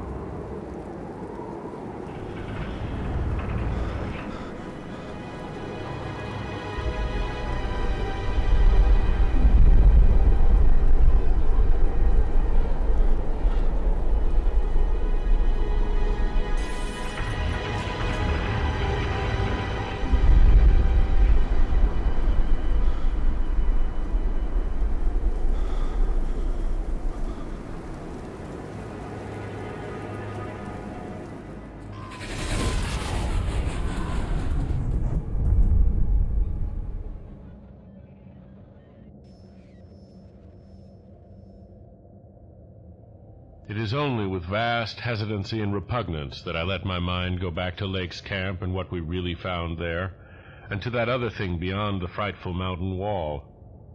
I'm constantly tempted to shirk the details and to let hints stand for actual facts and ineluctable deductions. I hope I have said enough already to let me glide briefly over the rest, that is, of the horror at the camp. I've told of the wind-ravaged terrain, the damaged shelters, the disarranged machinery, the various uneasinesses of our dogs, the missing sledges and other items, the deaths of men and dogs, the absence of Gedney, and the 6 insanely buried biological specimens, strangely sound in texture for all their structural injuries, from a world 40 million years dead. I do not recall whether I mentioned that upon checking up the canine bodies, we found one dog missing. We did not think much about it till later. Indeed, only Danforth and I have thought of it at all. The principal things I've been keeping back relate to the bodies, and to certain subtle points which may or may not lend a hideous and incredible kind of rationale to the apparent chaos. At the time I tried to keep the men's minds off those points, for it was so much simpler, so much more normal, to lay everything to an outbreak of madness on the part of some of Lake's party. From the look of things, that demon mountain wind must have been enough to drive any man mad in the midst of this center of all earthly mystery and desolation. The crowning abnormality, of course, was the condition of the bodies, men and dogs alike. They had all been in some terrible kind of conflict, and were torn and mangled in fiendish and altogether inexplicable ways. Death, so far as we could judge, had in each case come from strangulation or laceration. The dogs had evidently started the trouble, for the state of their ill-built corral bore witness to its forcible breakage from within. It had been set some distance from the camp because of the hatred of the animals for those hellish Archean organisms, but the precaution seemed to have been taken in vain. When left alone in that monstrous wind behind flimsy walls of insufficient height, they must have stampeded, whether from the wind itself or from some subtle, increasing odor emitted by the nightmare specimens, one could not say. Those specimens, of course, had been covered with a tent cloth, yet the low Antarctic sun had beat steadily upon that cloth, and Lake had mentioned that solar heat tended to make the strangely sound and tough tissues of the things relax and expand. Perhaps the wind had whipped the cloth from over them and jostled them about in such a way that their more pungent olfactory qualities became manifest despite their unbelievable antiquity. But whatever had happened, it was hideous and revolting enough. Perhaps I had better put squeamishness aside and tell the worst at last, though with a categorical statement of opinion, based on the first-hand observations and most rigid deductions of both Danforth and myself, that the then missing Gedney was in no way responsible for the loathsome horrors we found. I have said that the bodies were frightfully mangled. Now I must add that some were incised and subtracted from in the most curious, cold-blooded, and inhuman fashion. It was the same with dogs and men. All the healthier, fatter bodies, quadrupedal or bipedal, had had their most solid masses of tissue cut out and removed, as by a careful butcher, and around them was a strange sprinkling of salt, taken from the ravaged provision chests on the plains, which conjured up the most horrible associations. The thing had occurred in one of the crude aeroplane shelters from which the plane had been dragged out, and subsequent winds had effaced all tracks which could have supplied any plausible theory. Scattered bits of clothing, roughly slashed from the human incision subjects, hinted no clues. It is useless to bring up the half-impression of certain faint snow prints in one shielded corner of the ruined enclosure, because that impression did not concern human prints at all, but was clearly mixed up with all the talk of fossil prints which poor Lake had been giving throughout the preceding weeks. One had to be careful of one's imagination in the lee of those overshadowing mountains of madness. As I have indicated, Gedney and one dog turned out to be missing in the end. When we came on that terrible shelter, we had missed 2 dogs and 2 men, but the fairly unharmed dissecting tent which we entered after investigating the monstrous graves had something to reveal. It was not as Lake had left it, for the covered parts of the primal monstrosity had been removed from the improvised table.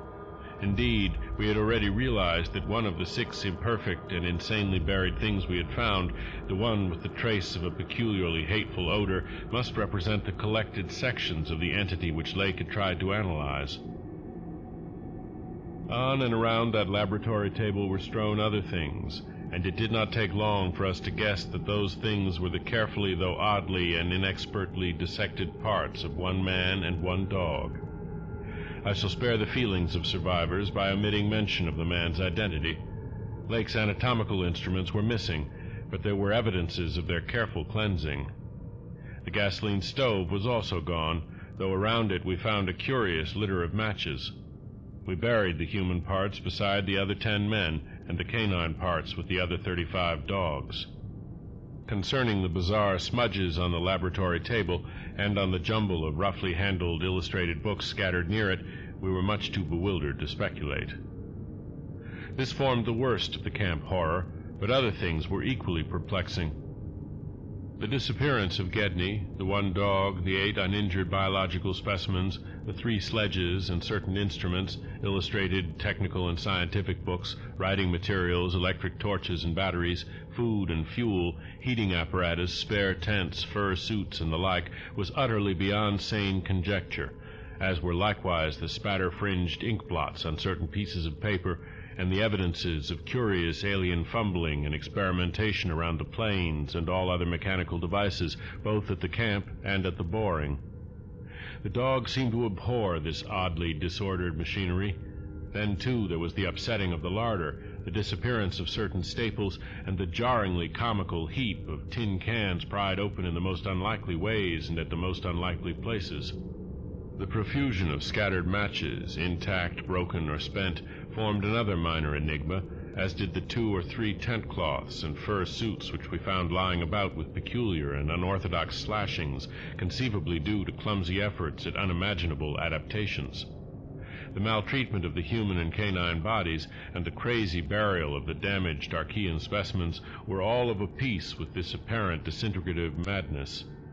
In view of just such an eventuality as the present one, we carefully photographed all the main evidences of insane disorder at the camp, and shall use the prints to buttress our pleas against the departure of the proposed Starkweather Moor expedition. Our first act after finding the bodies in the shelter was to photograph and open the row of insane graves with the 5-pointed snow mounds. We could not help noticing the resemblance of these monstrous mounds, with their clusters of grouped dots, to poor Lake's description of the strange greenish soapstones, and when we came on some of the soapstones themselves in the great mineral pile, we found the likeness very close indeed. The whole general formation, it must be made clear, seemed abominably suggestive of the starfish head of the Archean entities, and we agreed that the suggestion must have worked potently upon the sensitized minds of Lake's overwrought party. Our own first sight of the actual buried entities formed a horrible moment, and sent the imaginations of Pabodie and myself back to some of the shocking primal myths we had read and heard.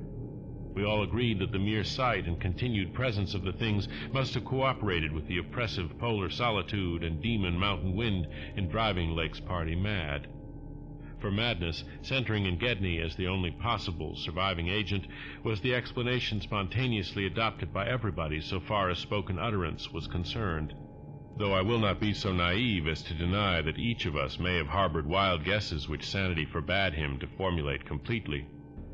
Sherman, Pabodie, and McTighe made an exhaustive aeroplane cruise over all the surrounding territory in the afternoon, sweeping the horizon with field glasses in quest of Gedney and of the various missing things, but nothing came to light.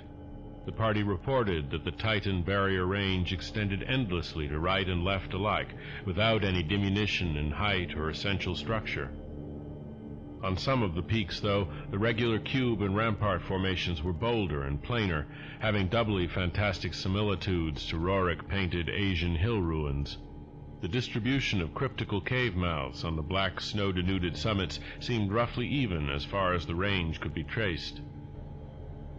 In spite of all the prevailing horrors, we were left with enough sheer scientific zeal and adventurousness to wonder about the unknown realm beyond those mysterious mountains. As our guarded messages stated, we rested at midnight after our day of terror and bafflement, but not without a tentative plan for one or more range-crossing altitude flights in a lightened plane with aerial camera and geologist's outfit beginning the following morning. It was decided that Danforth and I try it first, and we awaked at 7 a.m., intending an early trip, though heavy winds, mentioned in our brief bulletin to the outside world, delayed our start till nearly 9 o'clock.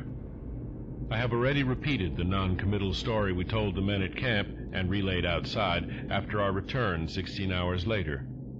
It is now my terrible duty to amplify this account by filling in the merciful blanks with hints of what we really saw in the hidden transmontane world, hints of the revelations which have finally driven Danforth to a nervous collapse. I wish he would add a really frank word about the thing which he thinks he alone saw, even though it was probably a nervous delusion, and which was perhaps the last straw that put him where he is, but he is firm against that. All I can do is to repeat his later disjointed whispers about what set him shrieking as the plane soared back through the wind-tortured mountain pass after that real and tangible shock which I shared. This will form my last word. If the plain signs of surviving elder horrors in what I disclose be not enough to keep others from meddling with the inner Antarctic, or at least from prying too deeply beneath the surface of that ultimate waste of forbidden secrets and unhuman, eon-cursed desolation, the responsibility for unnameable and perhaps immeasurable evils will not be mine.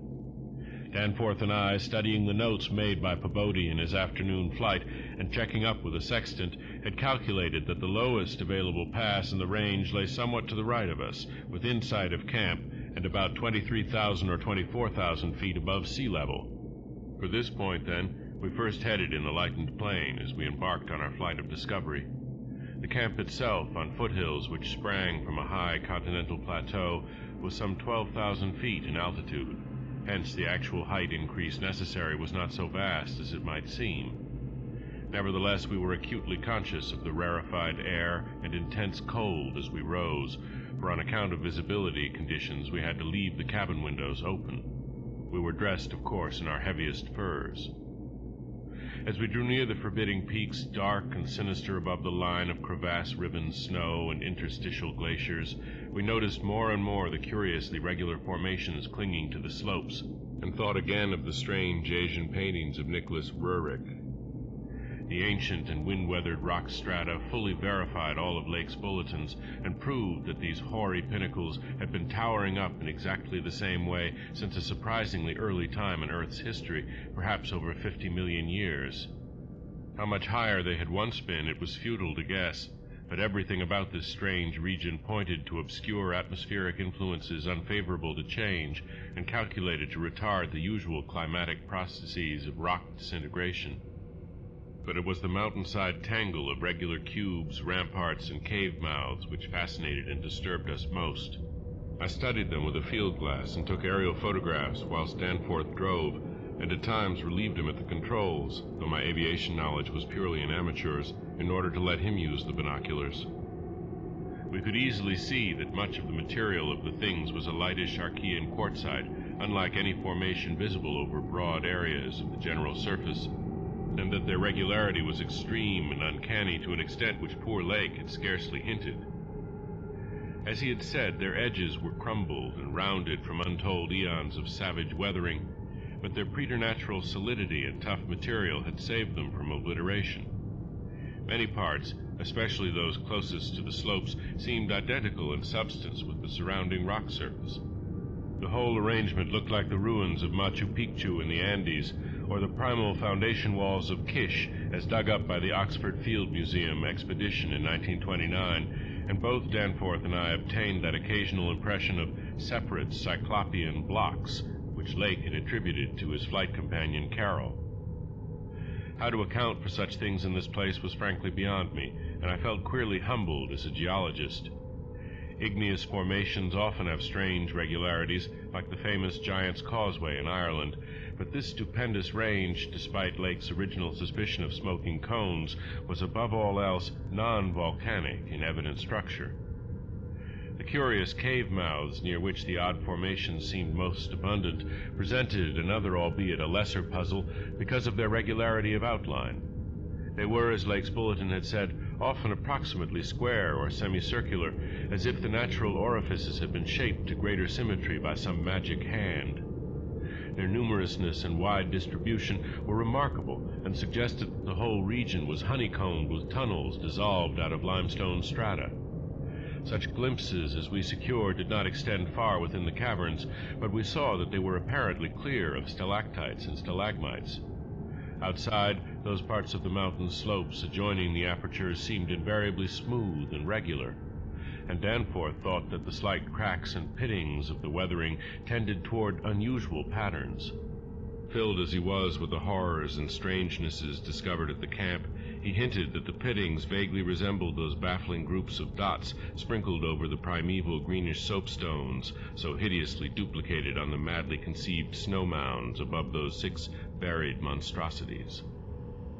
We had risen gradually in flying over the higher foothills and along toward the relatively low pass we had selected.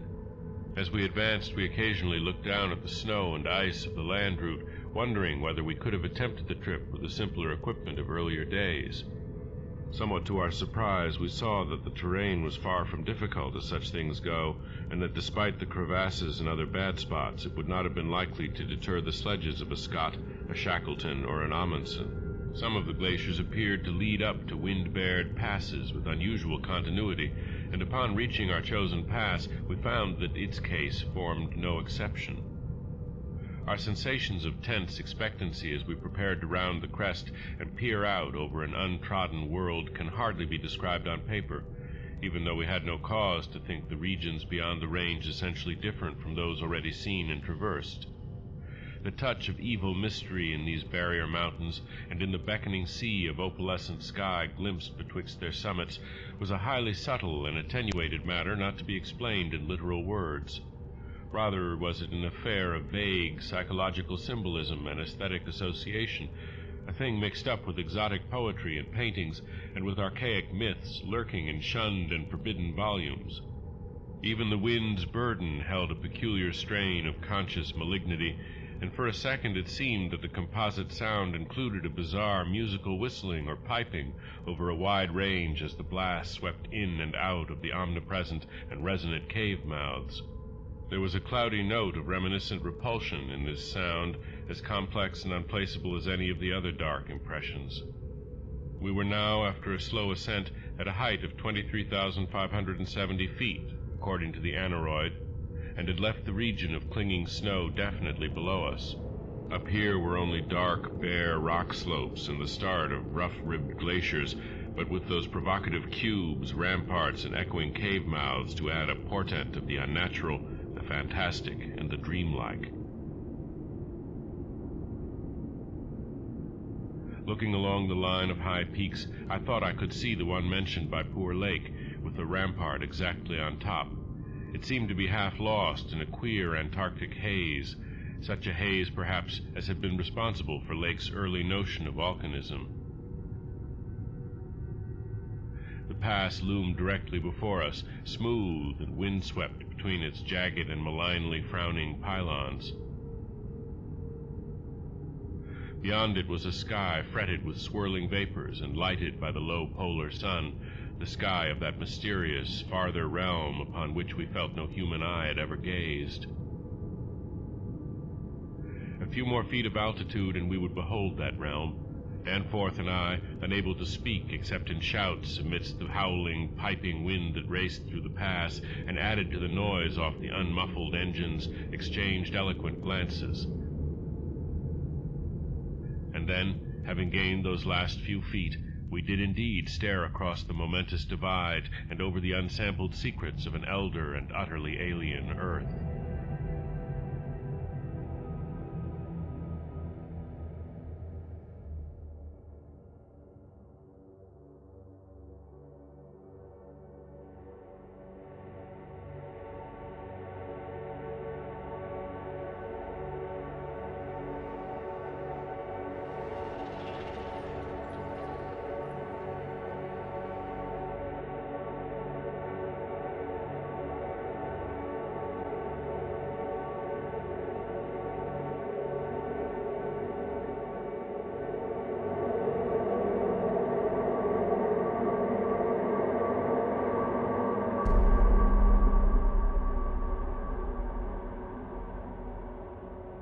I think that both of us simultaneously cried out in mixed awe, wonder, terror, and disbelief in our own senses as we finally cleared the pass and saw what lay beyond.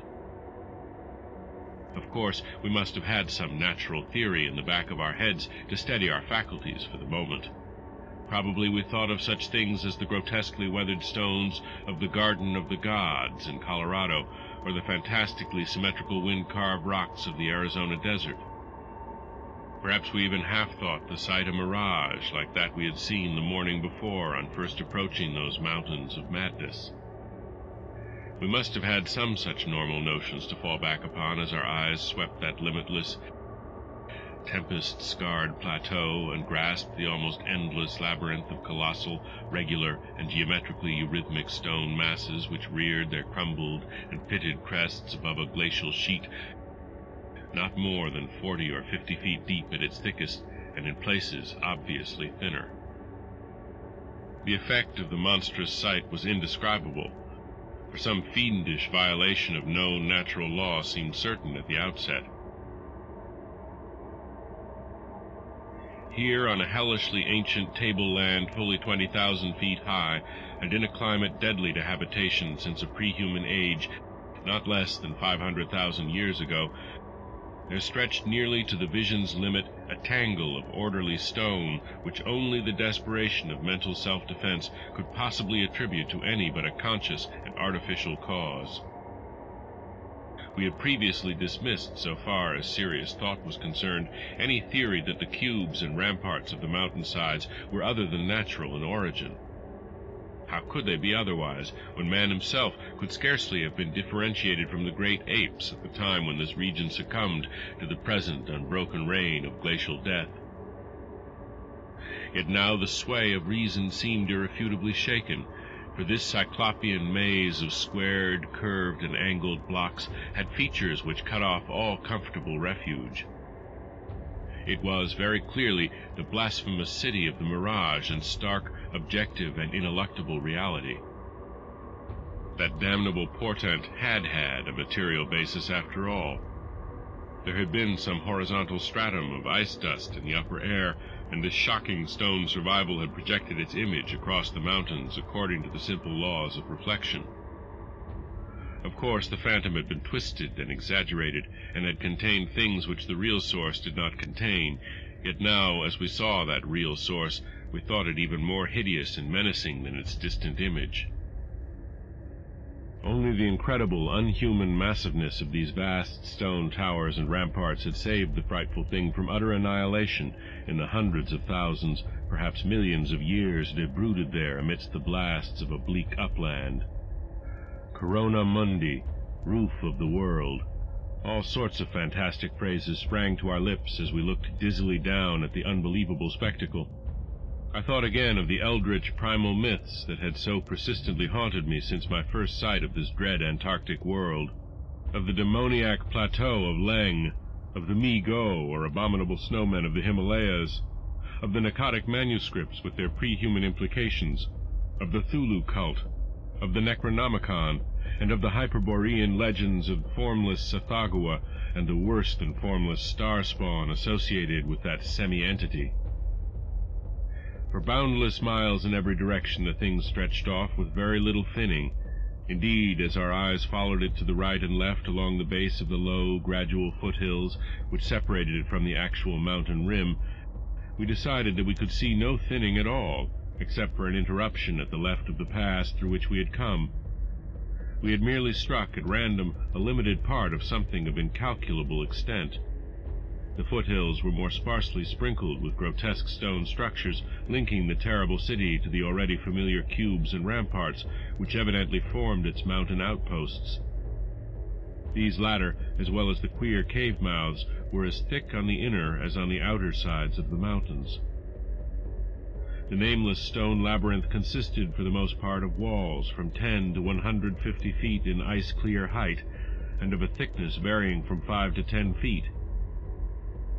It was composed mostly of prodigious blocks of dark primordial slate, schist, and sandstone, blocks in many cases as large as 4 by 6 by 8 feet, though in several places it seemed to be carved out of a solid, uneven bedrock of Precambrian slate. The buildings were far from equal in size, there being innumerable honeycomb arrangements of enormous extent, as well as smaller, separate structures. The general shape of these things tended to be conical, pyramidal, or terraced, though there were many perfect cylinders, perfect cubes, clusters of cubes, and other rectangular forms, and a peculiar sprinkling of angled edifices whose five-pointed ground plan roughly suggested modern fortifications. The builders had made constant and expert use of the principle of the arch, and domes had probably existed in the city's heyday. The whole tangle was monstrously weathered, and the glacial surface from which the towers projected was strewn with fallen blocks and immemorial debris. Where the glaciation was transparent, we could see the lower parts of the gigantic piles, and noticed the ice-preserved stone bridges which connected the different towers at varying distances above the ground. On the exposed walls we could detect the scarred places where other and higher bridges of the same sort had existed. Closer inspection revealed countless largish windows, some of which were closed with shutters of a petrified material, originally wood, though most gaped open in a sinister and menacing fashion. Many of the ruins, of course, were roofless and with uneven though wind-rounded upper edges, whilst others of a more sharply conical or pyramidal model, or else protected by higher surrounding structures, preserved intact outlines despite the omnipresent crumbling and pitting. With the field glass we could barely make out what seemed to be sculptural decorations in horizontal bands, decorations including those curious groups of dots whose presence on the ancient soapstones now assumed a vastly larger significance. In many places the buildings were totally ruined and the ice sheet deeply riven from various geologic causes. In other places the stonework was worn down to the very level of the glaciation.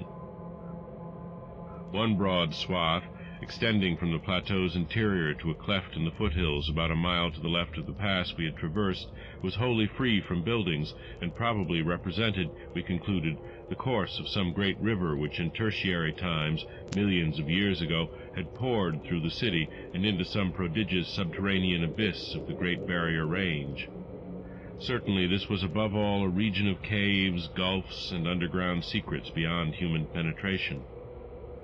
Looking back to our sensations and recalling our dazedness at viewing this monstrous survival from eons we had thought pre-human, I can only wonder that we preserved the semblance of equilibrium which we did.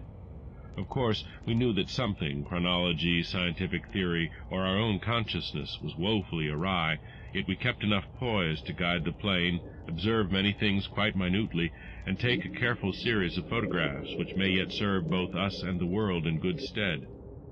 In my case, ingrained scientific habit may have helped, for above all my bewilderment and sense of menace there burned a dominant curiosity to fathom more of this age-old secret, to know what sort of beings had built and lived in this incalculably gigantic place, and what relation to the general world of its time, or of other times, so unique a concentration of life could have had.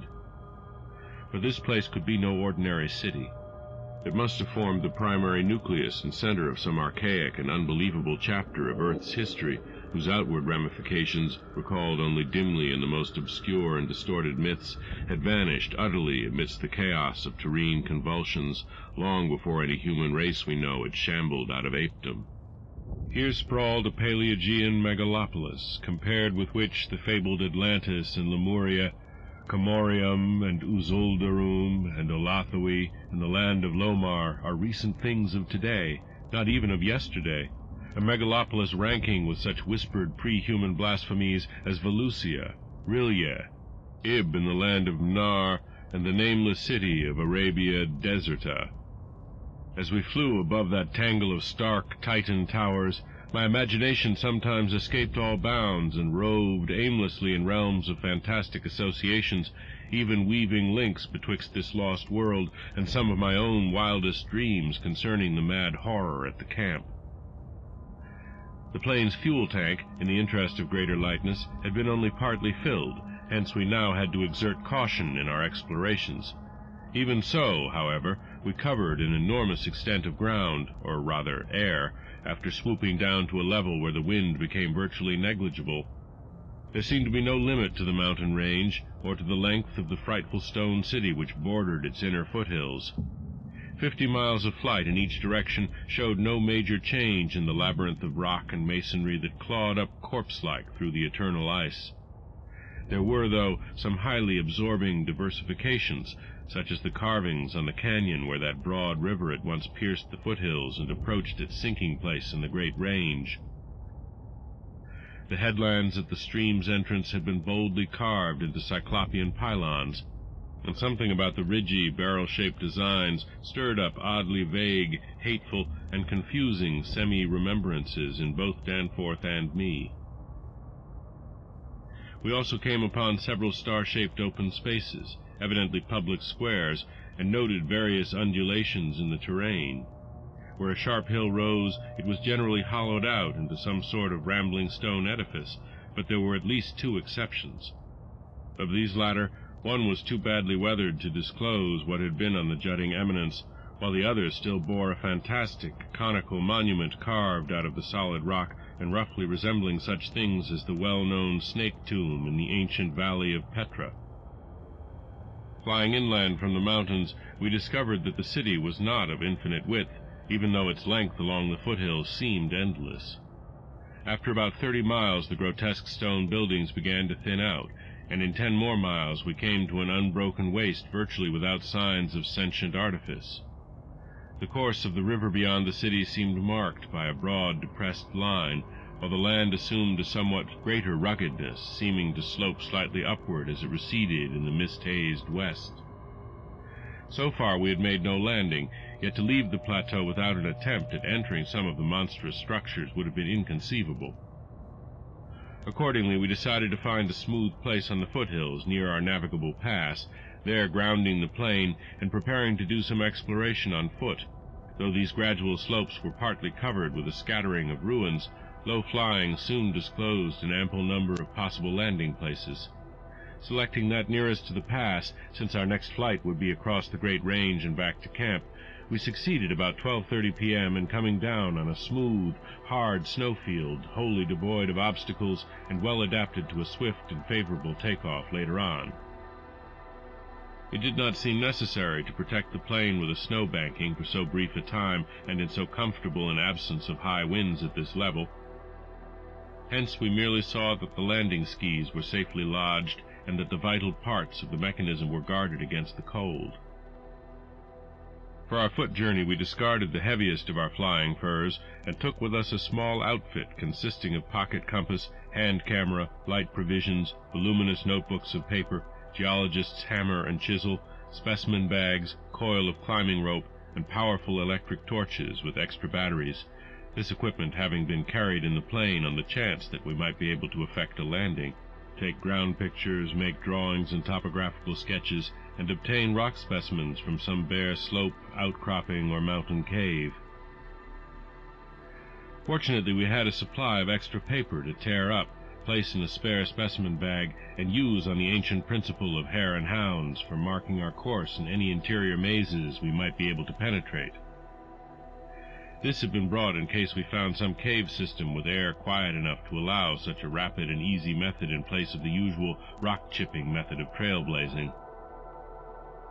Walking cautiously downhill over the crusted snow toward the stupendous stone labyrinth that loomed against the opalescent west, we felt almost as keen a sense of imminent marvels as we had felt on approaching the unfathomed mountain pass 4 hours previously. True, we had become visually familiar with the incredible secret concealed by the barrier peaks. Yet the prospect of actually entering primordial walls reared by conscious beings perhaps millions of years ago, before any known race of men could have existed, was none the less awesome and potentially terrible in its implications of cosmic abnormality. Though the thinness of the air at this prodigious altitude made exertion somewhat more difficult than usual, both Danforth and I found ourselves bearing up very well, and felt equal to almost any task which might fall to our lot. It took only a few steps to bring us to a shapeless ruin worn level with the snow, while 10 or 15 rods farther on there was a huge, roofless rampart still complete in its gigantic 5-pointed outline, and rising to an irregular height of 10 or 11 feet. For this latter we headed, and when at last we were able actually to touch its weathered cyclopean blocks, we felt that we had established an unprecedented and almost blasphemous link with forgotten eons normally closed to our species.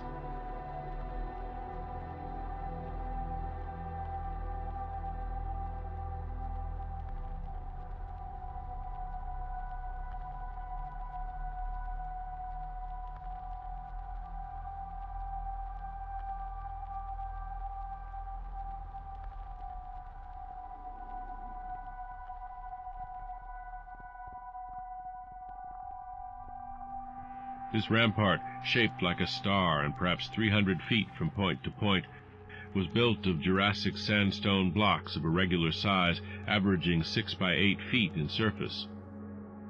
There was a row of arched loopholes or windows about 4 feet wide and 5 feet high, spaced quite symmetrically along the points of the star and at its inner angles, and with the bottoms about 4 feet from the glaciated surface. Looking through these, we could see that the masonry was fully 5 feet thick, that there were no partitions remaining within, and that there were traces of banded carvings or bas-reliefs on the interior walls, facts we had indeed guessed before when flying low over this rampart and others like it. The lower parts must have originally existed. All traces of such things were now wholly obscured by the deep layer of ice and snow at this point. We crawled through one of the windows and vainly tried to decipher the nearly effaced mural designs, but did not attempt to disturb the glaciated floor. Our orientation flights had indicated that many buildings in the city proper were less ice-choked, and that we might perhaps find wholly clear interiors leading down to the true ground level if we entered those structures still roofed at the top. Before we left the rampart, we photographed it carefully and studied its mortarless cyclopean masonry with complete bewilderment. We wished that Pabodie were present, for his engineering knowledge might have helped us guess how such titanic blocks could have been handled in that unbelievably remote age when the city and its outskirts were built up. The half-mile walk downhill to the actual city, with the upper wind shrieking vainly and savagely through the skyward peaks in the background, was something whose smallest details will always remain engraved on my mind. Only in fantastic nightmares could any human beings but Danforth and me conceive such optical effects. Between us and the churning vapors of the west lay that monstrous tangle of dark stone towers, its outre and incredible forms impressing us afresh at every new angle of vision. It was a mirage in solid stone, and were it not for the photographs, I would still doubt that such a thing could be. The general type of masonry was identical with that of the rampart we had examined, but the extravagant shapes which this masonry took in its urban manifestations were past all description. Even the pictures illustrate only one or two phases of its infinite bizarrerie, endless variety, preternatural massiveness, and utterly alien exoticism. There were geometrical forms for which an Euclid could scarcely find a name, cones of all degrees of irregularity and truncation, terraces of every sort of provocative disproportion, shafts with odd bulbous enlargements, broken columns in curious groups, and five-pointed or five-ridged arrangements of mad grotesqueness. As we drew nearer, we could see beneath certain transparent parts of the ice sheet and detect some of the tubular stone bridges that connected the crazily sprinkled structures at various heights. Of orderly streets there seemed to be none, the only broad, open swath being a mile to the left, where the ancient river had doubtless flowed through the town into the mountains. Our field glasses showed the external horizontal bands of nearly effaced sculptures and dot groups to be very prevalent, and we could half imagine what the city must once have looked like, even though most of the roofs and tower tops had necessarily perished. As a whole, it had been a complex tangle of twisted lanes and alleys, all of them deep canyons, and some little better than tunnels because of the overhanging masonry or overarching bridges. Now, outspread below us, it loomed like a dream fantasy against a westward mist through whose northern end the low, reddish Antarctic sun of early afternoon was struggling to shine. And when for a moment that sun encountered a denser obstruction and plunged the scene into temporary shadow, the effect was subtly menacing in a way I can never hope to depict. Even the faint howling and piping of the unfelt wind in the great mountain passes behind us took on a wilder note of purposeful malignity.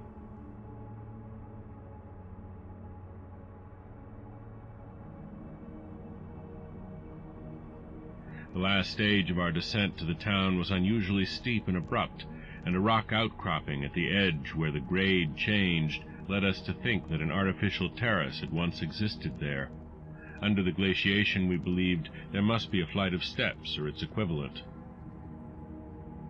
When at last we plunged into the labyrinthine town itself, clambering over fallen masonry and shrinking from the oppressive nearness and dwarfing height of omnipresent crumbling and pitted walls, our sensations again became such that I marvel at the amount of self-control we retained.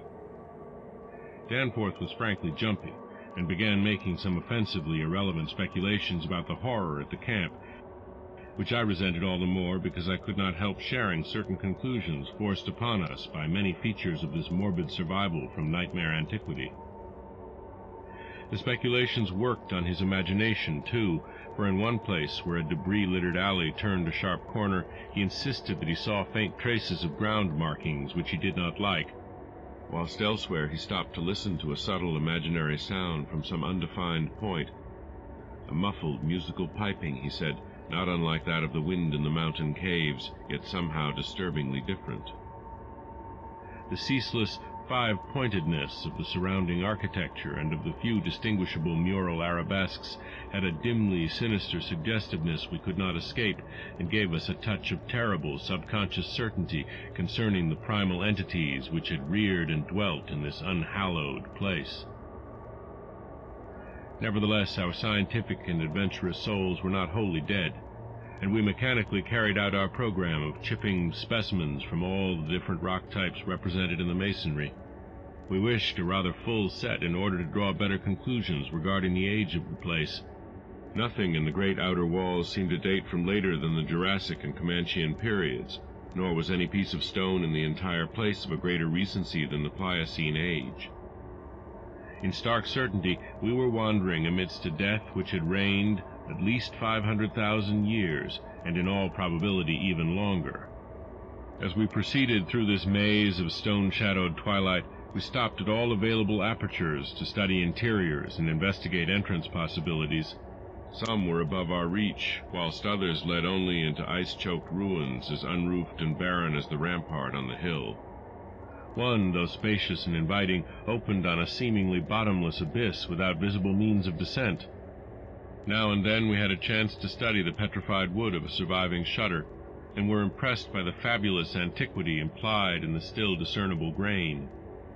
These things had come from Mesozoic gymnosperms and conifers, especially Cretaceous cycads, and from fan palms and early angiosperms of plainly tertiary date.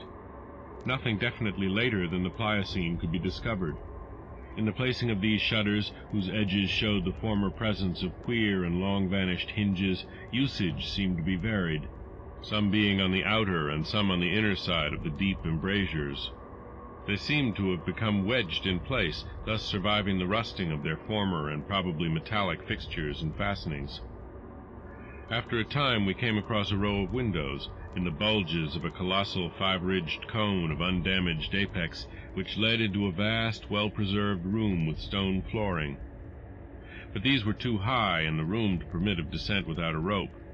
We had a rope with us, but did not wish to bother with this 20-foot drop unless obliged to, especially in this thin plateau air where great demands were made upon the heart action.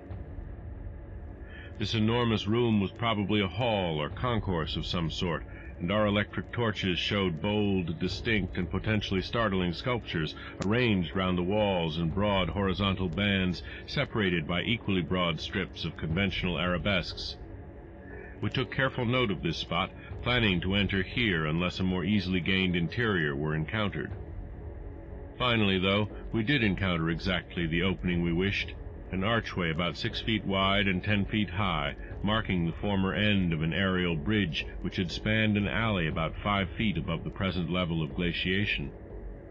These archways, of course, were flush with upper-story floors, and in this case one of the floors still existed. The building thus accessible was a series of rectangular terraces on our left facing westward. That across the alley where the other archway yawned was a decrepit cylinder with no windows and with a curious bulge about 10 feet above the aperture. It was totally dark inside, and the archway seemed to open on a well of illimitable emptiness. Heaped debris made the entrance to the vast left-hand building doubly easy, yet for a moment we hesitated before taking advantage of the long-wished chance. For though we had penetrated into this tangle of archaic mystery, it required fresh resolution to carry us actually inside a complete and surviving building of a fabulous elder world, whose nature was becoming more and more hideously plain to us. In the end, however, we made the plunge, and scrambled up over the rubble into the gaping embrasure. The floor beyond was of great slate slabs, and seemed to form the outlet of a long, high corridor with sculptured walls. Observing the many inner archways which led off from it, and realizing the probable complexity of the nest of apartments within, we decided that we must begin our system of hare-and-hound trail-blazing. Hitherto our compasses, together with frequent glimpses of the vast mountain range between the towers in our rear, had been enough to prevent our losing our way, but from now on the artificial substitute would be necessary. Accordingly, we reduced our extra paper to shreds of suitable size, placed these in a bag to be carried by Danforth, and prepared to use them as economically as safety would allow. This method would probably gain us immunity from straying, since there did not appear to be any strong air currents inside the primordial masonry. If such should develop, or if our paper supply should give out, we could, of course, fall back on the more secure, though more tedious and retarding method of rock chipping. Just how extensive a territory we had opened up, it was impossible to guess without a trial. The close and frequent connection of the different buildings made it likely that we might cross from one to another on bridges underneath the ice, except where impeded by local collapses and geologic rifts, for very little glaciation seemed to have entered the massive constructions. Almost all the areas of transparent ice had revealed the submerged windows as tightly shuttered, as if the town had been left in that uniform state until the glacial sheet came to crystallize the lower part for all succeeding time. Indeed, one gained a curious impression that this place had been deliberately closed and deserted in some dim, bygone eon, rather than overwhelmed by any sudden calamity or even gradual decay. Had the coming of the ice been foreseen, and had a nameless population left en masse to seek a less doomed abode? The precise physiographic conditions attending the formation of the ice sheet at this point would have to wait for later solution. It had not very plainly been a grinding drive. Perhaps the pressure of accumulated snows had been responsible, and perhaps some flood from the river or from the bursting of some ancient glacial dam in the Great Range had helped to create the special state now observable. Imagination could conceive almost anything in connection with this place.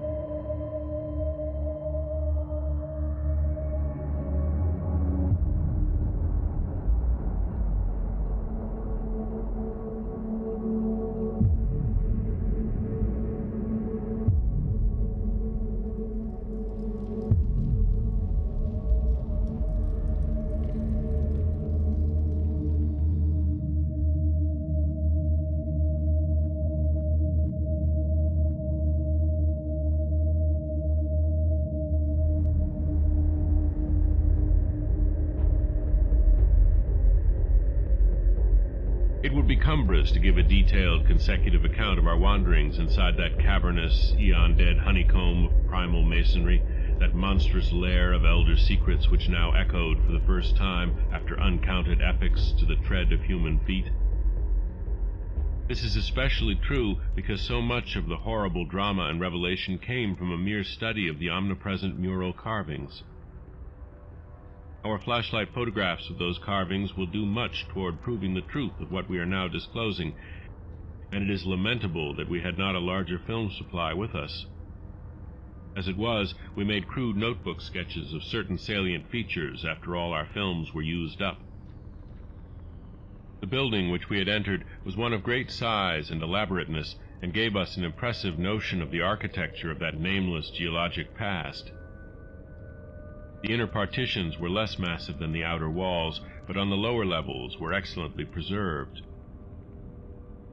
Labyrinthine complexity, involving curiously irregular differences in floor levels, characterized the entire arrangement, and we should certainly have been lost at the very outset but for the trail of torn paper left behind us. We decided to explore the more decrepit upper parts first of all, hence climbed aloft in the maze for a distance of some 100 feet to where the topmost tier of chambers yawned snowily and ruinously open to the polar sky. Ascent was effected over the steep, transversely ribbed stone ramps or inclined planes which everywhere served in lieu of stairs.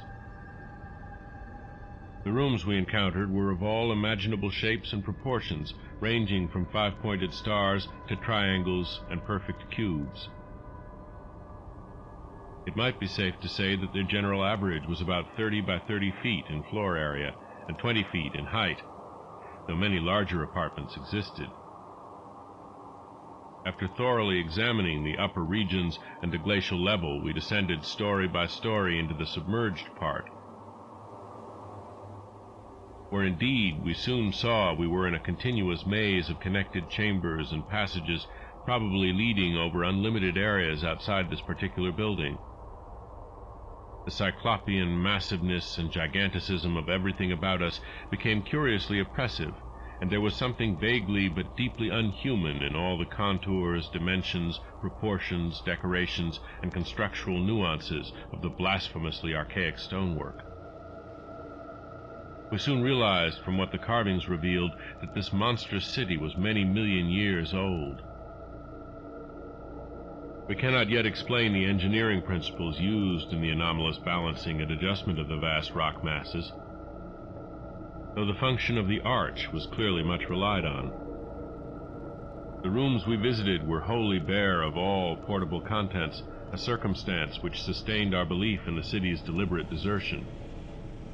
The prime decorative feature was the almost universal system of mural sculpture, which tended to run in continuous horizontal bands 3 feet wide and arranged from floor to ceiling in alternation with bands of equal width given over to geometrical arabesques.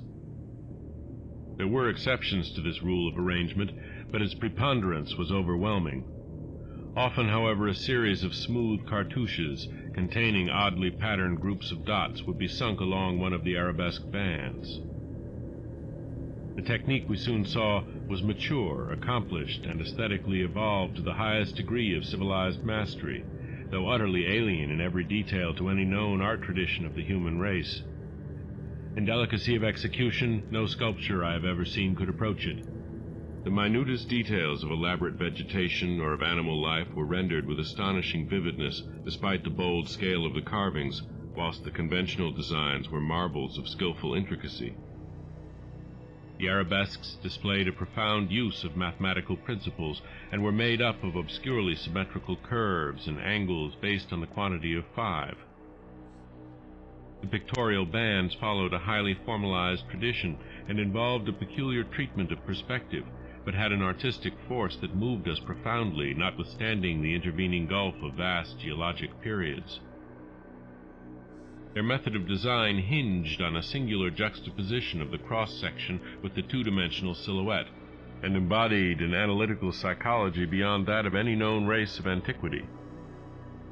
It is useless to try to compare this art with any represented in our museums. Those who see our photographs will probably find its closest analog in certain grotesque conceptions of the most daring futurists. The arabesque tracery consisted altogether of depressed lines whose depth on unweathered walls varied from 1 to 2 inches. When cartouches with dot groups appeared, evidently as inscriptions in some unknown and primordial language and alphabet, the depression of the smooth surface was perhaps 1.5 inches, and of the dots perhaps 1/2 inch more. The pictorial bands were in countersunk low relief, their background being depressed about 2 inches from the original wall surface. In some specimens, marks of a former coloration could be detected, though for the most part the untold eons had disintegrated and banished any pigments which may have been applied. The more one studied the marvelous technique, the more one admired the things. Beneath their strict conventionalization, one could grasp the minute and accurate observation and graphic skill of the artists. And indeed, the very conventions themselves served to symbolize and accentuate the real essence or vital differentiation of every object delineated. We felt, too, that besides these recognizable excellences, there were others lurking beyond the reach of our perceptions. Certain touches here and there gave vague hints of latent symbols and stimuli which another mental and emotional background and a fuller or different sensory equipment might have made of profound and poignant significance to us. The subject matter of the sculptures obviously came from the life of the vanished epoch of their creation and contained a large proportion of evident history. It is this abnormal historic mindedness of the primal race, a chance circumstance operating through coincidence miraculously in our favor, which made the carvings so awesomely informative to us, and which caused us to place their photography and transcription above all other considerations. In certain rooms, the dominant arrangement was varied by the presence of maps, astronomical charts, and other scientific designs on an enlarged scale. these things giving a naive and terrible corroboration to what we gathered from the pictorial friezes and dados. In hinting at what the whole revealed, I can only hope that my account will not arouse a curiosity greater than sane caution on the part of those who believe me at all. It would be tragic if any were to be allured to that realm of death and horror by the very warning meant to discourage them. Interrupting these sculptured walls were high windows and massive 12-foot doorways, both now and then retaining the petrified wooden planks, elaborately carved and polished, of the actual shutters and doors. All metal fixtures had long ago vanished, but some of the doors remained in place and had to be forced aside as we progressed from room to room. Window frames with odd transparent panes, mostly elliptical, survived here and there, though in no considerable quantity. There were also frequent niches of great magnitude, generally empty, but once in a while containing some bizarre object carved from green soapstone, which was either broken or perhaps held too inferior to warrant removal. Other apertures were undoubtedly connected with bygone mechanical facilities, heating, lighting, and the like, of a sort suggested in many of the carvings.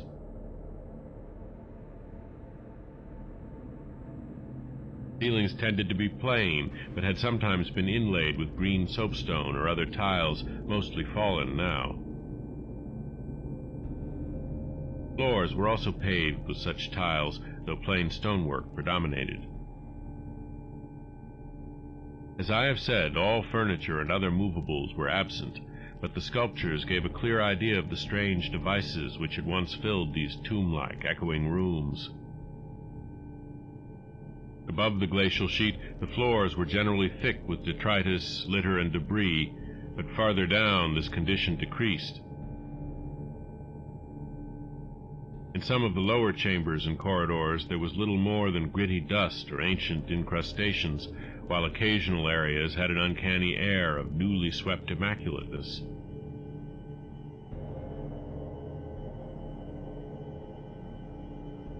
Of course, where rifts or collapses had occurred, the lower levels were as littered as the upper ones.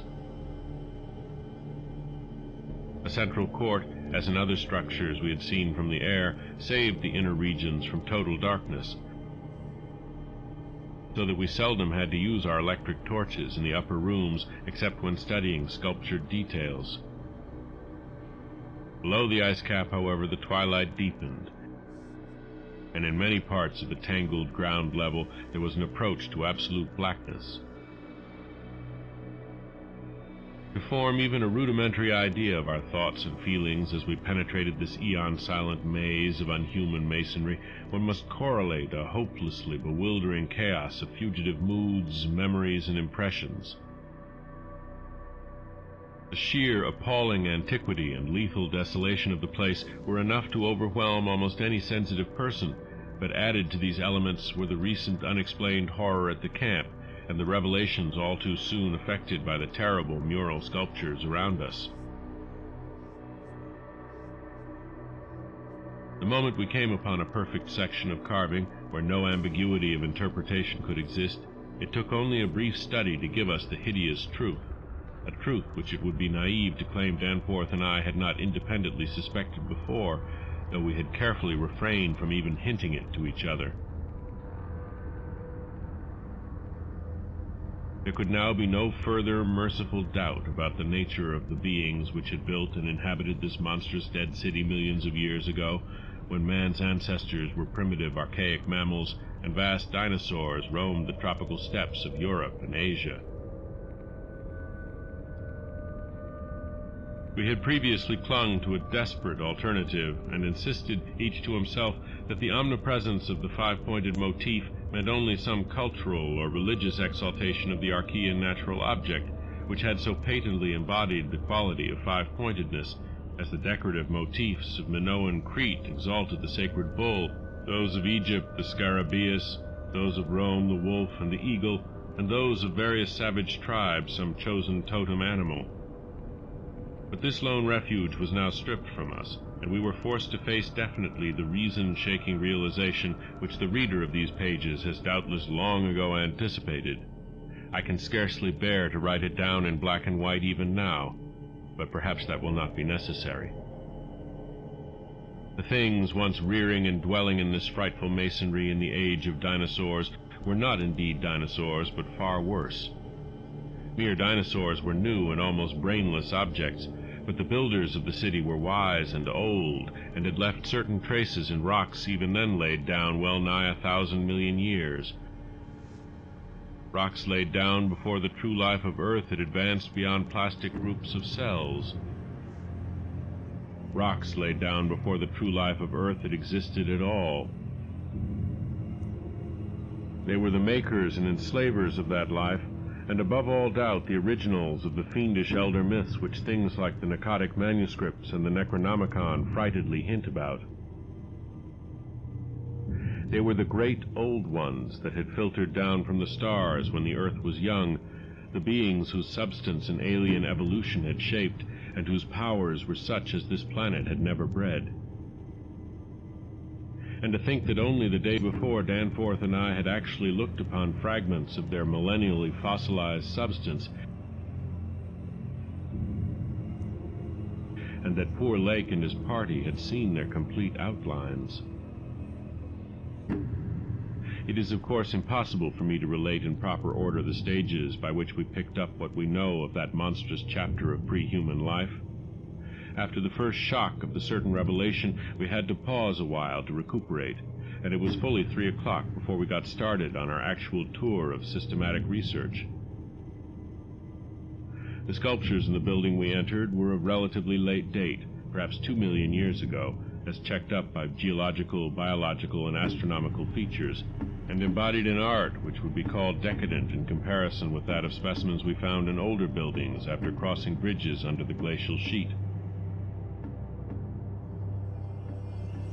One edifice hewn from the solid rock seemed to go back 40 or possibly 50 million years to the lower Eocene or upper Cretaceous, and contained bas-reliefs of an artistry surpassing anything else, with one tremendous exception that we encountered.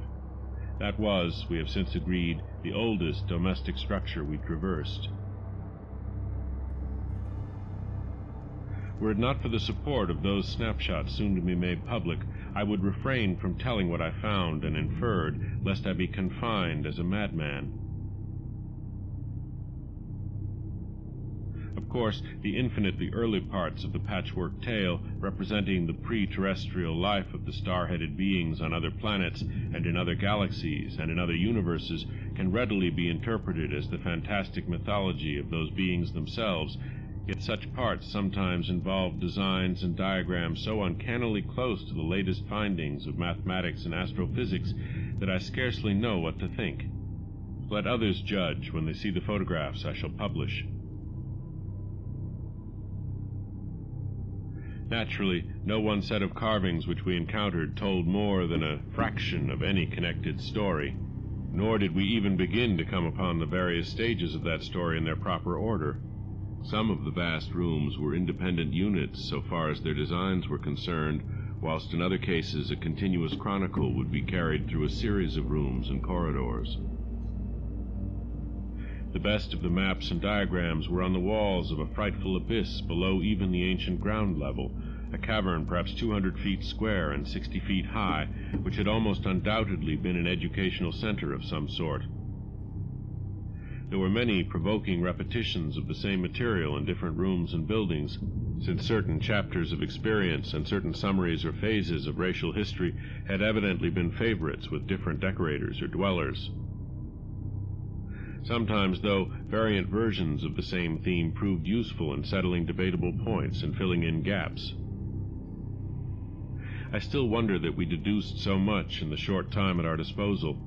Of course, we even now have only the barest outline, and much of that was obtained later on from a study of the photographs and sketches we made.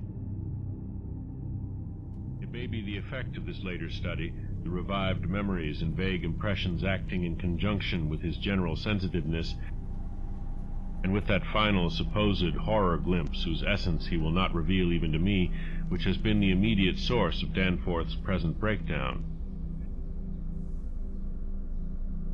But it had to be, for we could not issue our warning intelligently without the fullest possible information, and the issuance of that warning is a prime necessity.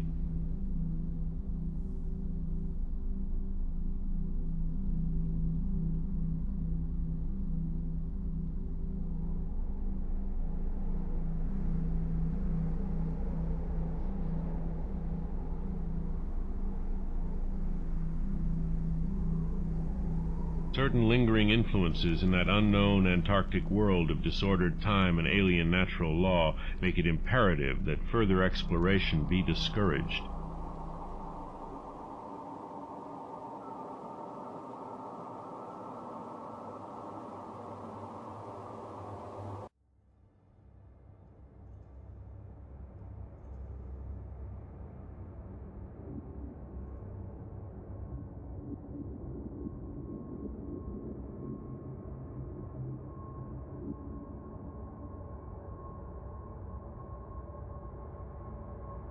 The full story, so far as deciphered, will shortly appear in an official bulletin of Miskatonic University.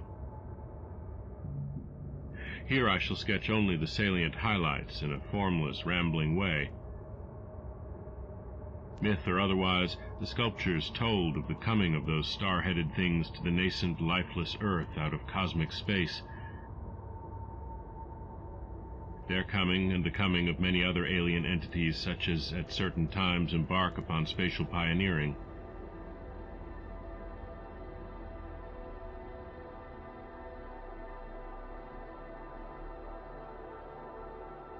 They seemed able to traverse the interstellar ether on their vast, membranous wings, thus oddly confirming some curious hill folklore long ago told me by an antiquarian colleague.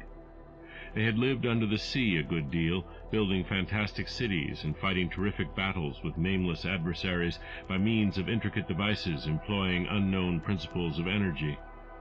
Evidently their scientific and mechanical knowledge far surpassed man's today, though they made use of its more widespread and elaborate forms only when obliged to. Some of the sculptures suggested that they had passed through a stage of mechanized life on other planets, but had receded upon finding its effects emotionally unsatisfying. Their preternatural toughness of organization and simplicity of natural wants made them peculiarly able to live on a high plane without the more specialized fruits of artificial manufacture, and even without garments except for occasional protection against the elements. It was under the sea, at first for food and later for other purposes, that they first created Earth life, using available substances according to long-known methods. The more elaborate experiments came after the annihilation of various cosmic enemies. They had done the same thing on other planets, having manufactured not only necessary foods, but certain multicellular protoplasmic masses capable of molding their tissues into all sorts of temporary organs under hypnotic influence, and thereby forming ideal slaves to perform the heavy work of the community. These viscous masses were without doubt what Abdul al-Hazred whispered about as the Shoggoths in his frightful Necronomicon, though even that mad Arab had not hinted that any existed on Earth except in the dreams of those who had chewed a certain alkaloidal herb. When the star-headed Old Ones on this planet had synthesized their simple food forms and bred a good supply of Shoggoths, they allowed other cell groups to develop into other forms of animal and vegetable life for sundry purposes, extirpating any whose presence became troublesome. With the aid of the Shoggoths, whose expansions could be made to lift prodigious weights, the small, low cities under the sea grew to vast and imposing labyrinths of stone, not unlike those which later rose on land. Indeed, the highly adaptable Old Ones had lived much on land in other parts of the universe, and probably retained many traditions of land construction. As we studied the architecture of all these sculptured Paleogean cities, including that whose eon-dead corridors we were even then traversing, we were impressed by a curious coincidence which we have not yet tried to explain, even to ourselves. The tops of the buildings, which in the actual city around us had of course been weathered into shapeless ruins ages ago, were clearly displayed in the bas-reliefs and showed vast clusters of needle-like spires, delicate finials on certain cone and pyramid apexes, and tiers of thin horizontal scalloped discs capping cylindrical shafts.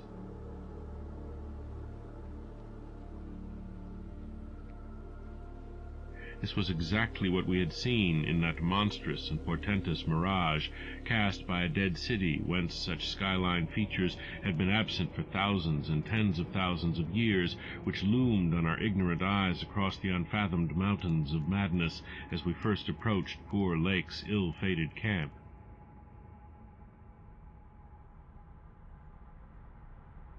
Of the life of the old ones, both under the sea and after part of them migrated to land, volumes could be written.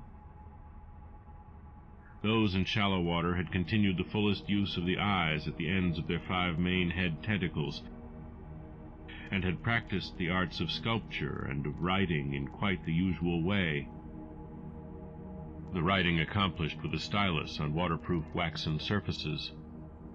Those lower down in the ocean depths, though they used a curious phosphorescent organism to furnish light, pieced out their vision with obscure special senses operating through the prismatic cilia on their heads, senses which rendered all the old ones partly independent of light in emergencies. Their forms of sculpture and writing had changed curiously during the descent, embodying certain apparently chemical coating processes, probably to secure phosphorescence, which the bas-reliefs could not make clear to us. The beings moved in the sea partly by swimming, using the lateral crinoid arms, and partly by wriggling with the lower tier of tentacles containing the pseudo-feet. Occasionally they accomplished long swoops with the auxiliary use of 2 or more sets of their fan-like folding wings. On land they locally used the pseudo-feet, but now and then flew to great heights or over long distances with their wings. The many slender tentacles into which the crinoid arms branched were infinitely delicate, flexible, strong, and accurate in muscular nervous coordination, ensuring the utmost skill and dexterity in all artistic and other manual operations. The toughness of the things was almost incredible. Even the terrific pressures of the deepest sea bottoms appeared powerless to harm them. Very few seemed to die at all except by violence, and their burial places were very limited. The fact that they covered their vertically inhumed dead with 5-pointed inscribed mounds set up thoughts of Danforth and me which made a fresh pause and recuperation necessary after the sculptures revealed it.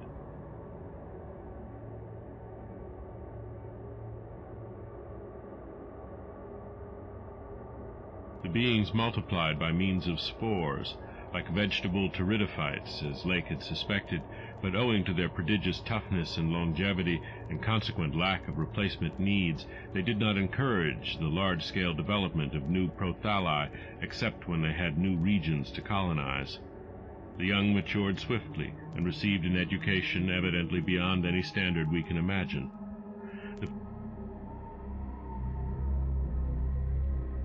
The prevailing intellectual and aesthetic life was highly evolved, and produced a tenaciously enduring set of customs and institutions which I shall describe more fully in my coming monograph. These varied slightly according to sea or land residence, but had the same foundations and essentials. Though able, like vegetables, to derive nourishment from inorganic substances, they vastly preferred organic and especially animal food.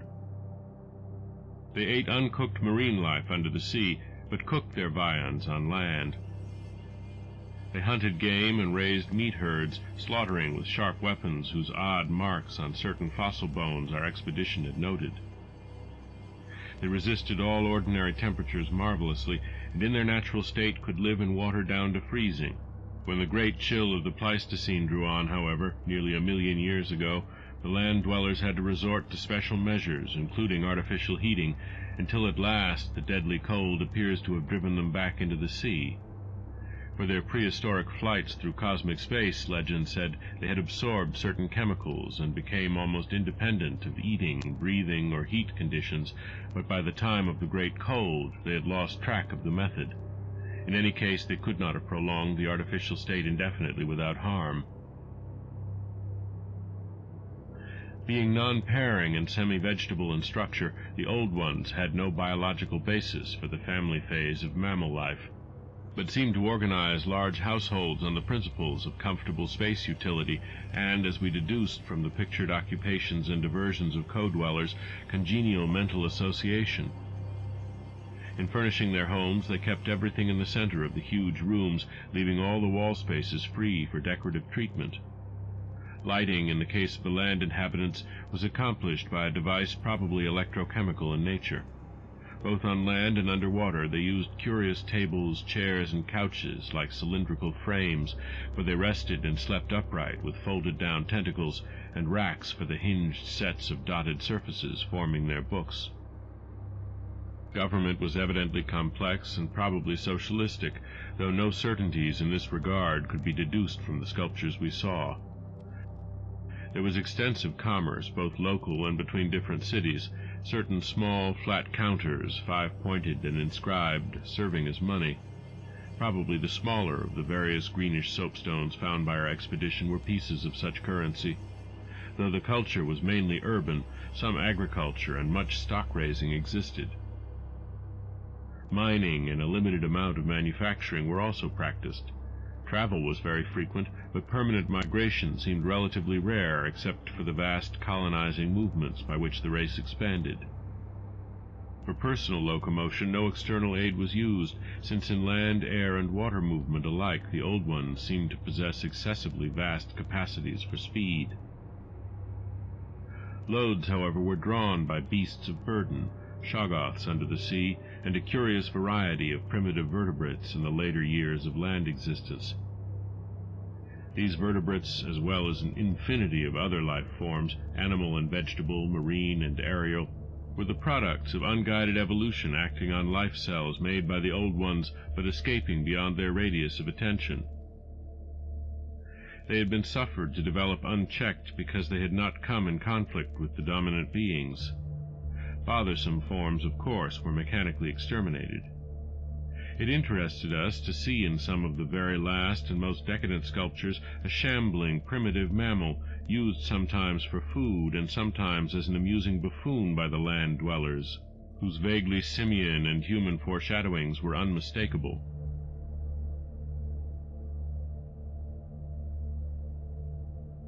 In the building of land cities, the huge stone blocks of the high towers were generally lifted by vast-winged pterodactyls, of a species heretofore unknown to paleontology. The persistence with which the Old Ones survived various geologic changes and convulsions of the Earth's crust was little short of miraculous. Though few or none of their first cities seem to have remained beyond the Archean age, there was no interruption in their civilization or in the transmission of their records. Their original place of advent to the planet was the Antarctic Ocean, and it is likely that they came not long after the matter forming the moon was wrenched from the neighboring South Pacific. According to one of the sculptured maps, the whole globe was then underwater, with stone cities scattered farther and farther from the Antarctic as eons passed. Another map shows a vast bulk of dry land around the South Pole, where it is evident that some of the beings made experimental settlements, though their main centers were transferred to the nearest sea bottom.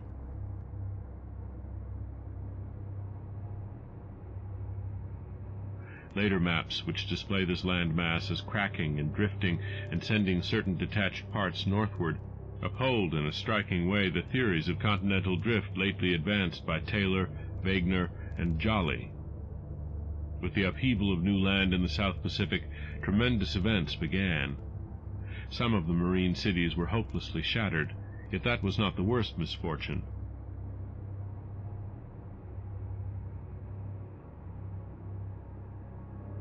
Another race, a land race of beings shaped like octopi and probably corresponding to the fabulous pre-human spawn of Cthulhu, soon began filtering down from cosmic infinity and precipitated a monstrous war which for a time drove the Old Ones wholly back to the sea.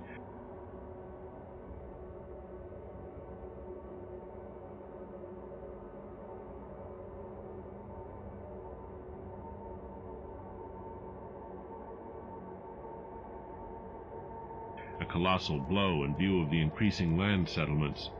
Later, peace was made, and the new lands were given to the Thulu spawn, whilst the old ones held the sea and the older lands. New land cities were founded, the greatest of them in the Antarctic, for this region of first arrival was sacred. From then on, as before, the Antarctic remained the center of the Old One's civilization, and all the discoverable cities built there by the Thulu spawn were blotted out. Then suddenly the lands of the Pacific sank again, taking with them the frightful stone city of Rilya and all the cosmic octopi.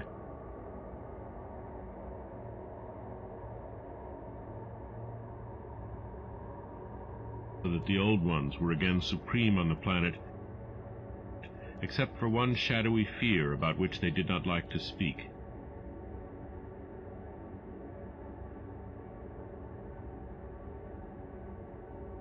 At a rather later age, their cities dotted all the land and water areas of the globe, hence the recommendation in my coming monograph that some archaeologists make systematic borings with Peabody's type of apparatus in certain widely separated regions. The steady trend down the ages was from water to land, a movement encouraged by the rise of new land masses, though the ocean was never wholly deserted. Another cause of the landward movement was the new difficulty in breeding and managing the Shoggoths, upon which successful sea life depended. With the march of time, as the sculptors sadly confessed, the art of creating new life from inorganic matter had been lost, so that the old ones had to depend on the molding of forms already in existence. On land, the great reptiles proved highly tractable, with the Shoggoths of the sea reproducing by fission and acquiring a dangerous degree of accidental intelligence presented for a time a formidable problem. They had always been controlled through the hypnotic suggestion of the old ones, and had modeled their tough plasticity into various useful temporary limbs and organs, but now their self-modeling powers were sometimes exercised independently, and in various imitative forms implanted by past suggestion. They had, it seems, developed a semi-stable brain, whose separate and occasionally stubborn volition echoed the will of the old ones without always obeying it. Sculptured images of these Shoggoths filled Danforth and me with horror and loathing. They were normally shapeless entities composed of a viscous jelly which looked like an agglutination of bubbles, and each averaged about 15 feet in diameter when a sphere. They had, however, a constantly shifting shape and volume, throwing out temporary developments or forming apparent organs of sight, hearing, and speech in imitation of their masters, either spontaneously or according to suggestion. They seem to have become peculiarly intractable toward the middle of the Permian Age, perhaps 150 million years ago, when a veritable war of resubjugation was waged upon them by the marine Old Ones. Pictures of this war and of the headless, slime-coated fashion in which the Shoggoths typically left their slain victims held a marvelously fearsome quality despite the intervening abyss of untold ages. The Old Ones had used curious weapons of molecular disturbance against the rebel entities, and in the end had achieved a complete victory. Thereafter the sculptures showed a period in which Shoggoths were tamed and broken by armed Old Ones, as the wild horses of the American West were tamed by cowboys. Though during the rebellion the Shoggoths had shown an ability to live out of water, this transition was not encouraged, since their usefulness on land would hardly have been commensurate with the trouble of their management. During the Jurassic Age, the Old Ones met fresh adversity in the form of a new invasion from outer space, this time by half-fungus, half-crustacean creatures from a planet identifiable as the remote and recently discovered Pluto. Creatures undoubtedly the same as those figuring in certain whispered hill legends of the north, and remembered in the Himalayas as the Mi-Go, or abominable snowmen. To fight these beings, the Old Ones attempted, for the first time since their terrene advent, to sally forth again into the planetary ether, but despite all traditional preparations found it no longer possible to leave the Earth's atmosphere. Whatever the old secret of interstellar travel had been, it was now definitely lost to the race. In the end, the Mi-Go drove the Old Ones out of all the northern lands, though they were powerless to disturb those in the sea. Little by little, the slow retreat of the elder race to their original Antarctic habitat was beginning.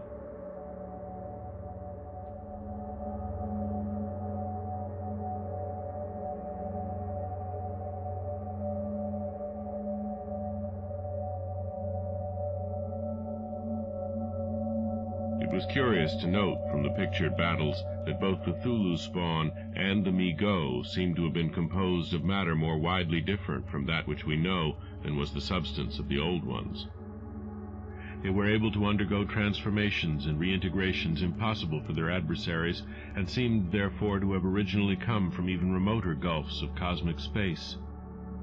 The old ones, but for their abnormal toughness and peculiar vital properties, were strictly material, and must have had their absolute origin within the known space-time continuum, whereas the first sources of the other beings can only be guessed at with bated breath.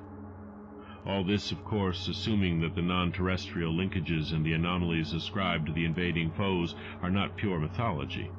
Conceivably, the old ones might have invented a cosmic framework to account for their occasional defeats, since historical interest and pride obviously formed their chief psychological element. It is significant that their annals failed to mention many advanced and potent races of beings whose mighty cultures and towering cities figure persistently in certain obscure legends. The changing state of the world through long geologic ages appeared with startling vividness in many of the sculptured maps and scenes. In certain cases, existing science will require revision, while in other cases its bold deductions are magnificently confirmed. As I have said, the hypothesis of Taylor, Wegener, and Jolly that all the continents are fragments of an original Antarctic landmass which cracked from centrifugal force and drifted apart over a technically viscous lower surface, an hypothesis suggested by such things as the complementary outlines of Africa and South America, and the way the great mountain chains are rolled and shoved up, receives striking support from this uncanny source. Maps evidently showing the Carboniferous world of 100 million or more years ago displayed significant rifts and chasms destined later to separate Africa from the once continuous realms of Europe, then the Volusia of hellish primal legend, Asia, the Americas, and the Antarctic continent. Other charts, and most significantly one in connection with the founding 50 million years ago of the vast dead city around us, showed all the present continents well differentiated.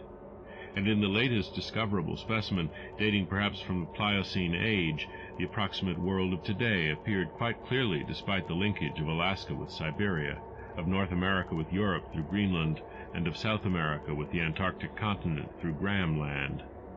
In the Carboniferous map, the whole globe, ocean floor and rifted landmass alike, bore symbols of the old one's vast stone cities, but in the later charts the gradual recession toward the Antarctic became very plain. The final Pliocene specimen showed no land cities except on the Antarctic continent and the tip of South America, nor any ocean cities north of the 50th parallel of south latitude. Knowledge and interest in the northern world, save for a study of coastlines probably made during long exploration flights on those fan-like membranous wings, had evidently declined to zero among the old ones. Destruction of cities through the upthrust of mountains, the centrifugal rending of continents, the seismic convulsions of land or sea bottom, and other natural causes was a matter of common record, and it was curious to observe how fewer and fewer replacements were made as the ages wore on. The vast, dead megalopolis that yawned around us seemed to be the last general center of the race.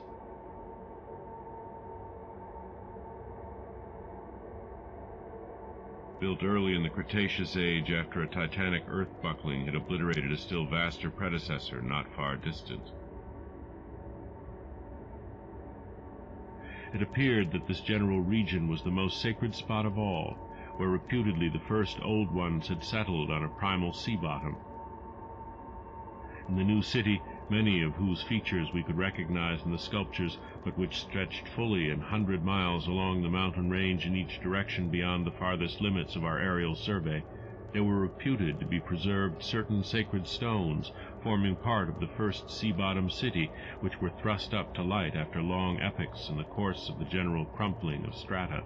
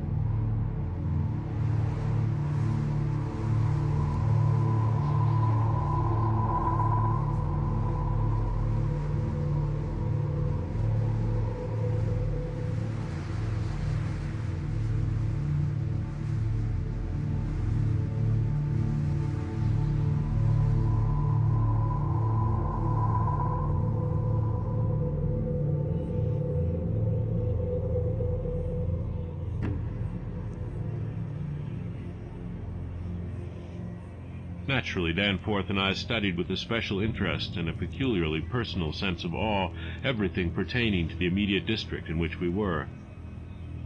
Of this local material there was naturally a vast abundance, and on the tangled ground level of the city we were lucky enough to find a house of very late date, whose walls, though somewhat damaged by a neighboring rift, contained sculptures of decadent workmanship carrying the story of the region much beyond the period of the Pliocene map whence we derived our last general glimpse of the pre-human world. This was the last place we examined in detail, since what we found there gave us a fresh, immediate objective. Certainly, we were in one of the strangest, weirdest, and most terrible of all the corners of Earth's globe. Of all existing lands, it was infinitely the most ancient, and the conviction grew upon us that this hideous upland must indeed be the fabled nightmare plateau of Leng, which even the mad author of the Necronomicon was reluctant to discuss. The great mountain chain was tremendously long, starting as a low range at Luitpold Land on the coast of Weddell Sea and virtually crossing the entire continent. The really high part stretched in a mighty arc from about latitude 82 degrees east longitude 60 degrees to latitude 70 degrees east longitude 115 degrees. With its concave side toward our camp and its seaward end in the region of that long, ice-locked coast whose hills were glimpsed by Wilkes and Mawson at the Antarctic Circle. Yet even more monstrous exaggerations of nature seemed disturbingly close at hand. I have said that these peaks are higher than the Himalayas, but the sculptures forbid me to say that they are Earth's highest. That grim honor is beyond doubt reserved for something which half the sculptures hesitated to record at all, whilst others approached it with obvious repugnance and trepidation. It seems that there was one part of the ancient land, the first part that ever rose from the waters after the earth had flung off the moon and the old ones had seeped down from the stars, which had come to be shunned as vaguely and namelessly evil. Cities built there had crumbled before their time and had been found suddenly deserted. Then, when the first great earth-buckling had convulsed the region in the Comanchean age, a frightful line of peaks had shot suddenly up amidst the most appalling din and chaos, and earth had received her loftiest and most terrible mountains. If the scale of the carvings was correct, these abhorred things must have been much over 40,000 feet high, radically vaster than even the shocking mountains of madness we had crossed. They extended, it appeared, from about latitude 77 degrees east longitude 70 degrees to latitude 70 degrees east longitude 100 degrees, less than 300 miles away from the dead city, so that we would have spied their dreaded summits in the dim western distance had it not been for that vague opalescent haze. Their northern end must likewise be visible from the long Antarctic Circle coastline at Queen Mary Land. Some of the old ones in the decadent days had made strange prayers to those mountains, but none ever went near them or dared to guess what lay beyond. No human eye had ever seen them, and as I studied the emotions conveyed in the carvings, I prayed that none ever might. There are protecting hills along the coast beyond them, Queen Mary and Kaiser Wilhelm lands, and I thank heaven no one has been able to land and climb those hills. I am not as skeptical about old tales and fears as I used to be, and I do not laugh now at the pre-human sculptor's notion that lightning paused meaningfully now and then at each of the brooding crests, and that an unexplained glow shone from one of those terrible pinnacles all through the long polar night. There may be a very real and very monstrous meaning in the old Nakadic whispers about Kadeth and the cold waste. But the terrain close at hand was hardly less strange, even if less namelessly accursed.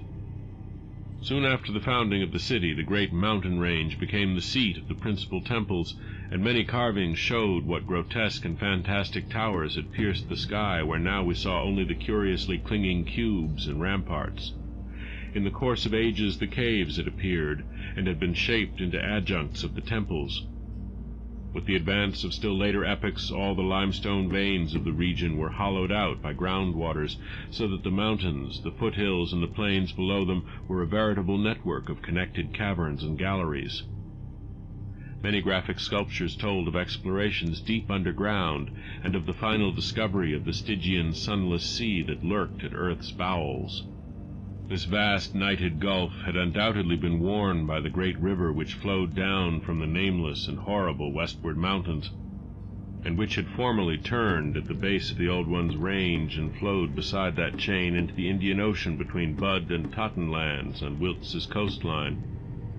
Little by little it had eaten away the limestone hill base at its turning, till at last its sapping currents reached the caverns of the groundwaters and joined with them in digging a deeper abyss. Finally its whole bulk emptied into the hollow hills and left the old bed toward the ocean dry. Much of the later city as we now found it had been built over that former bed. The Old Ones, understanding what had happened and exercising their always keen artistic sense, had carved into ornate pylons those headlands of the foothills where the great stream began its descent into eternal darkness. This river, once crossed by scores of noble stone bridges, was plainly the one whose extinct course we had seen in our aeroplane survey. Its position in different carvings of the city helped us to orient ourselves to the scene as it had been at various stages of the region's age-long, eon-dead history, so that we were able to sketch a hasty but careful map of the salient features, squares, important buildings, and the like, for guidance in further explorations. We could soon reconstruct in fancy the whole stupendous thing as it was 1 million or 10 million or 50 million years ago, for the sculptures told us exactly what the buildings and mountains and squares and suburbs and landscape setting and luxuriant tertiary vegetation had looked like. It must have had a marvelous and mystic beauty, and as I thought of it I almost forgot the clammy sense of sinister oppression with which the city's inhuman age and massiveness and deadness and remoteness and glacial twilight had choked and weighed on my spirit. Yet according to certain carvings, the denizens of that city had themselves known the clutch of oppressive terror. For there was a somber and recurrent type of scene in which the Old Ones were shown in the act of recoiling affrightedly from some object, never allowed to appear in the design, found in the great river and indicated as having been washed down through waving, vine-draped cycad forests from those horrible westward mountains. It was only in the one late-built house with the decadent carvings that we obtained any foreshadowing of the final calamity leading to the city's desertion. Undoubtedly there must have been many sculptures of the same age elsewhere, even allowing for the slackened energies and aspirations of a stressful and uncertain period. Indeed, very certain evidence of the existence of others came to us shortly afterward, but this was the first and only set we directly encountered.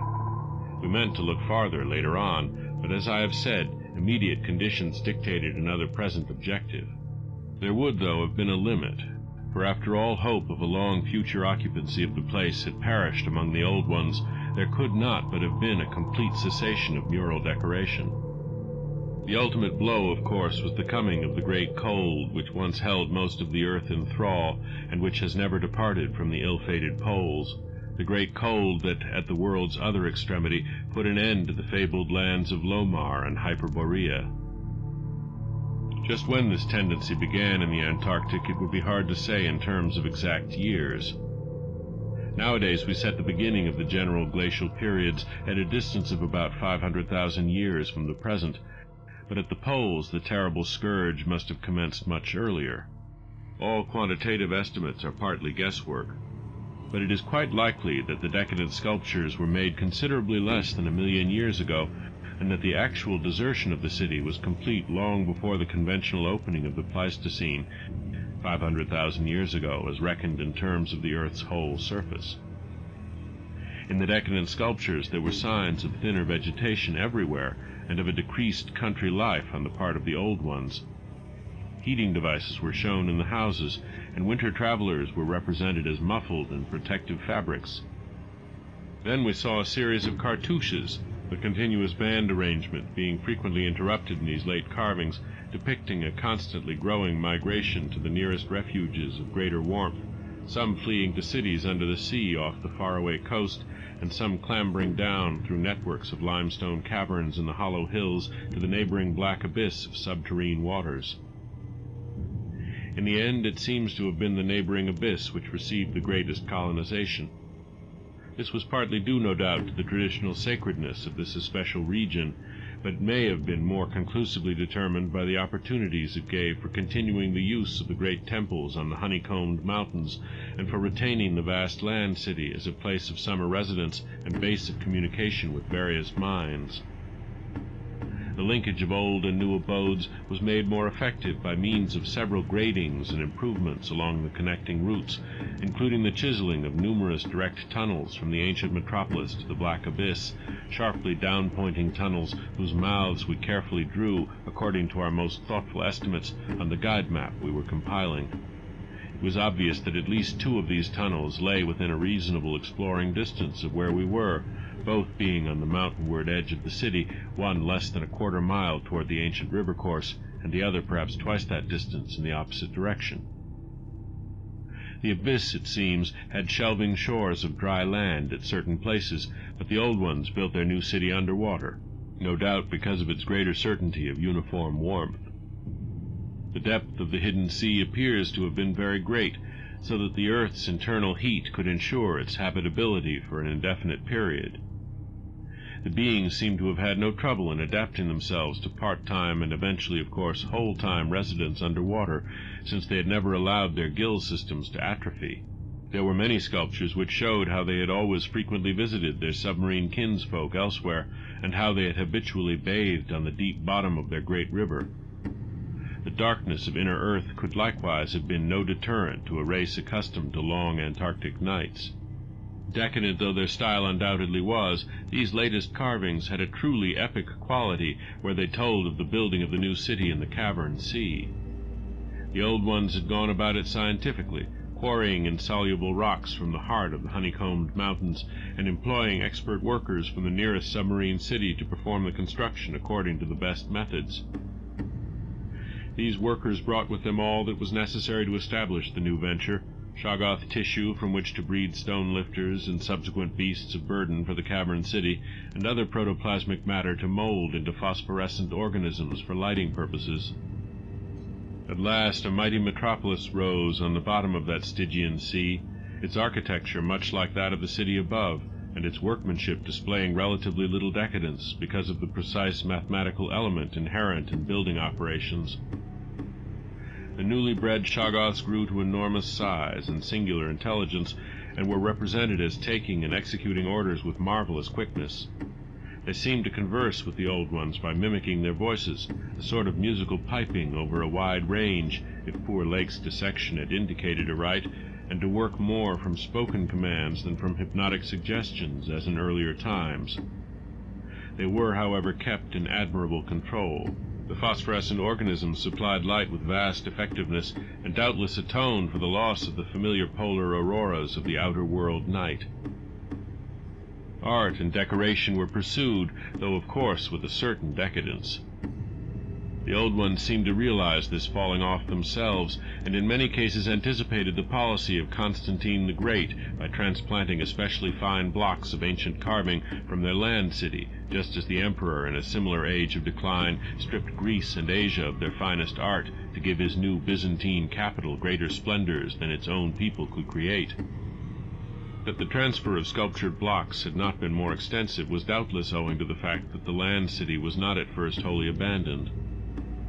By the time total abandonment did occur, and it surely must have occurred before the polar Pleistocene was far advanced, the old ones had perhaps become satisfied with their decadent art, or had ceased to recognize the superior merit of the older carvings. At any rate, the eon-silent ruins around us had certainly undergone no wholesale sculptural denudation, though all the best separate statues, like other movables, had been taken away.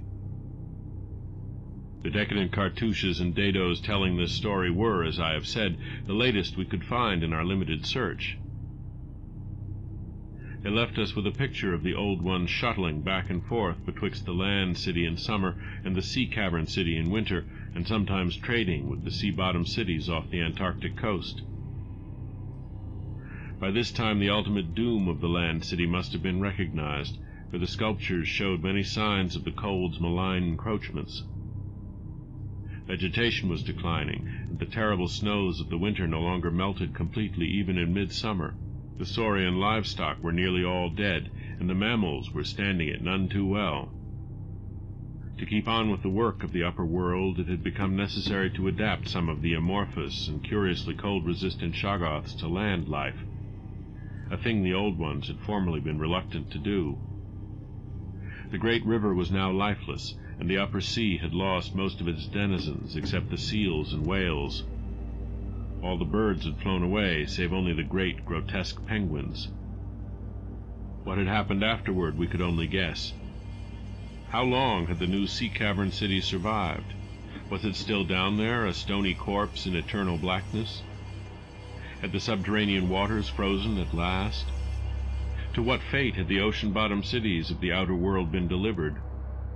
Had any of the old ones shifted north ahead of the creeping ice cap?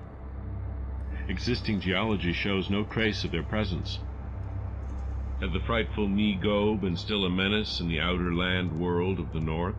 Could one be sure of what might or might not linger even to this day in the lightless and unplumbed abysses of Earth's deepest waters? Those things had seemingly been able to withstand any amount of pressure, and men of the sea have fished up curious objects at times. And has the killer whale theory really explained the savage and mysterious scars on Antarctic seals noticed a generation ago by Borchgrevink? The specimens found by poor Lake did not enter into these guesses, for their geologic setting proved them to have lived at what must have been a very early date in the land city's history. They were, according to their location, certainly not less than 30 million years old, and we reflected that in their day the sea cavern city, and indeed the cavern itself, had no existence. They would have remembered an older scene, with lush tertiary vegetation everywhere, a younger land city of flourishing arts around them, and a great river sweeping northward along the base of the mighty mountains toward a faraway tropic ocean. And yet we could not help thinking about these specimens, especially about the 8 perfect ones that were missing from Lake's hideously ravaged camp.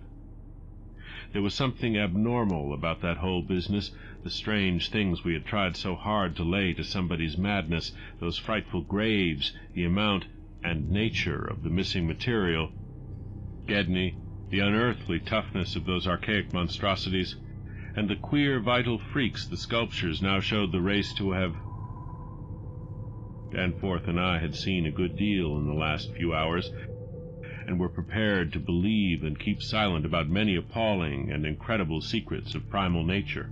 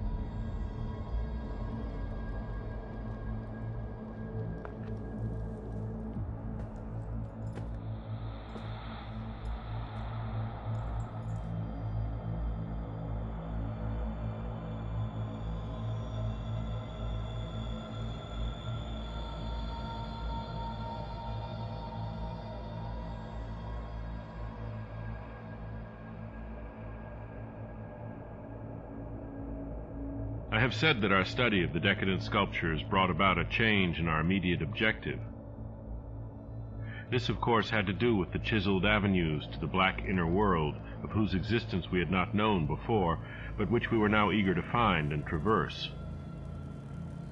From the evident scale of the carvings, we deduced that a steeply descending walk of about a mile through either of the neighboring tunnels would bring us to the brink of the dizzy, sunless cliffs above the great abyss, down whose side adequate paths, improved by the old ones, led to the rocky shore of the hidden and nighted ocean.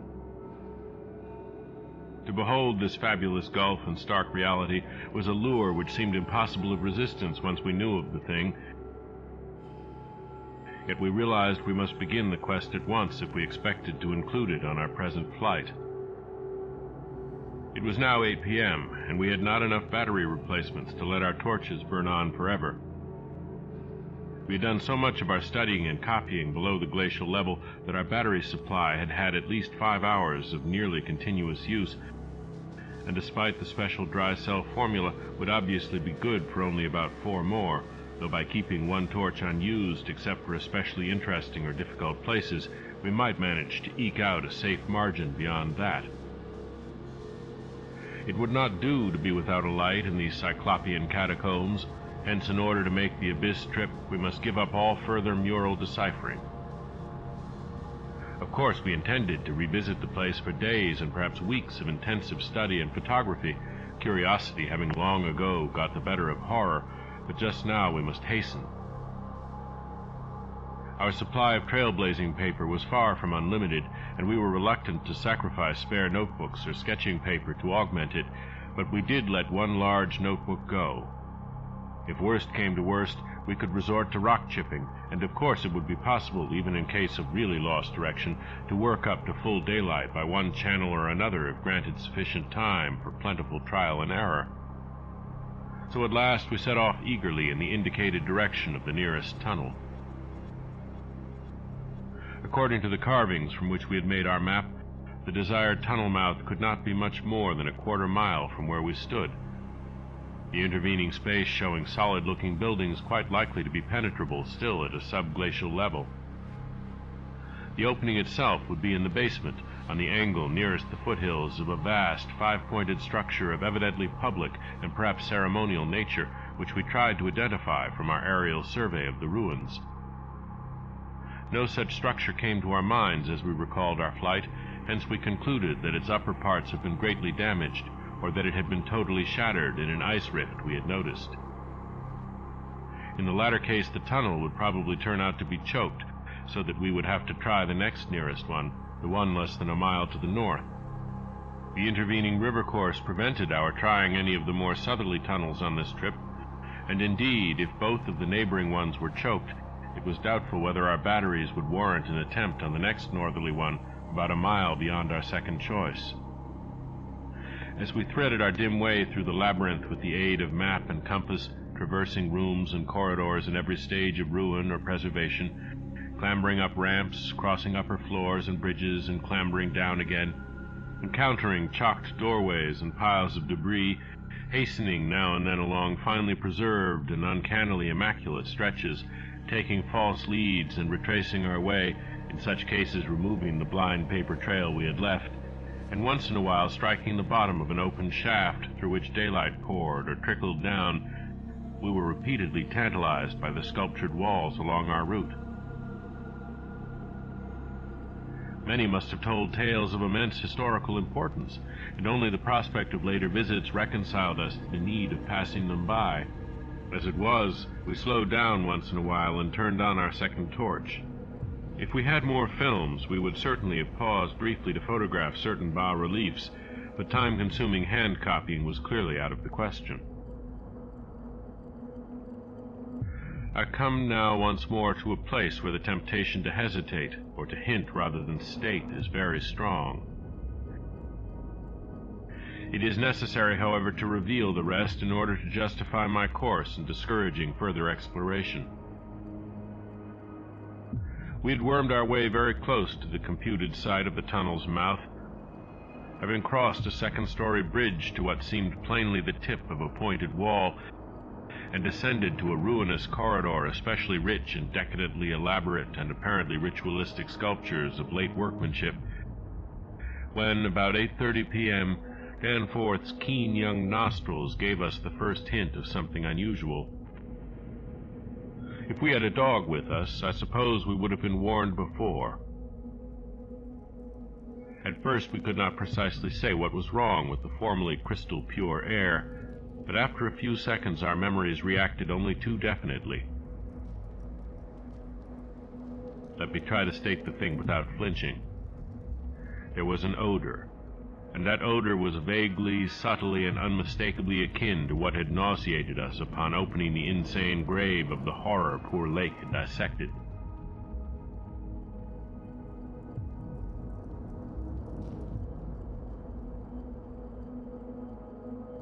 Of course, the revelation was not as clearly cut at the time as it sounds now.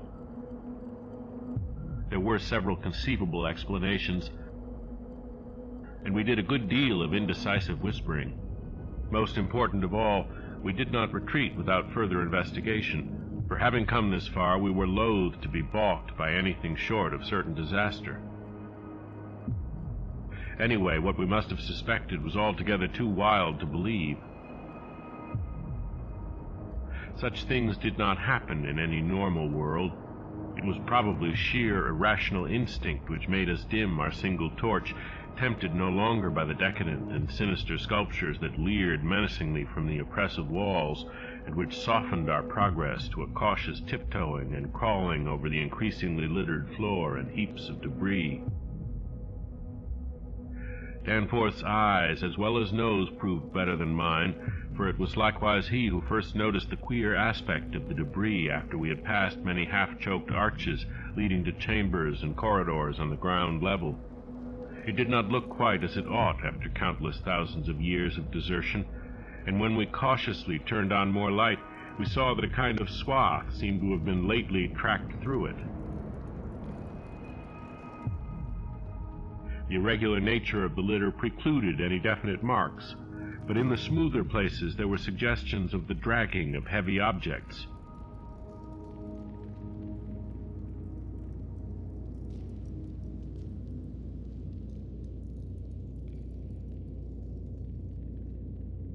Once we thought there was a hint of parallel tracks, as if of runners.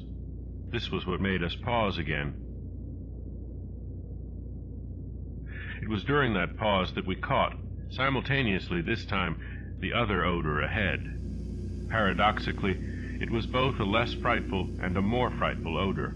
Less frightful intrinsically, but infinitely appalling in this place under the known circumstances, unless, of course, Gedney. For the odor was the plain and familiar one of common petrol, everyday gasoline. Our motivation after that is something I will leave to psychologists.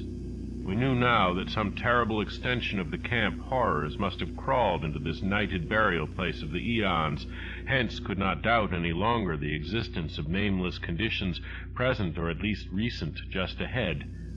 Yet in the end we did let sheer burning curiosity or anxiety or auto-hypnotism or vague thoughts of responsibility toward Gedney or whatnot drive us on.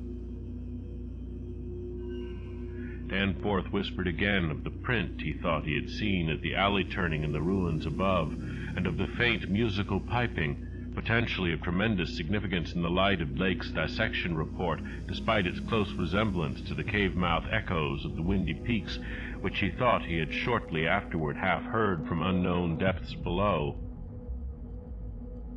I, in my turn, whispered of how the camp was left, of what had disappeared, and of how the madness of a lone survivor might have conceived the inconceivable, a wild trip across the monstrous mountains and a descent into the unknown primal masonry. But we could not convince each other, or even ourselves, of anything definite. We had turned off all light as we stood still, and vaguely noticed that a trace of deeply filtered upper day kept the blackness from being absolute. Having automatically begun to move ahead, we guided ourselves by occasional flashes from our torch. The disturbed debris formed an impression we could not shake off, and the smell of gasoline grew stronger. More and more ruin met our eyes and hampered our feet, until very soon we saw that the forward way was about to cease. We had been all too correct in our pessimistic guess about that rift glimpsed from the air. Our tunnel quest was a blind one, and we were not even going to be able to reach the basement out of which the abyssward aperture opened.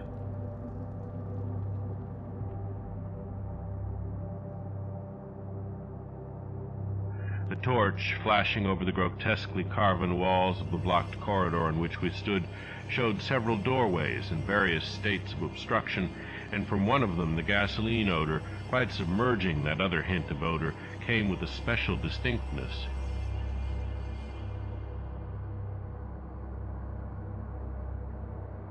As we looked more steadily, we saw that beyond a doubt there had been a slight and recent clearing away of debris from that particular opening.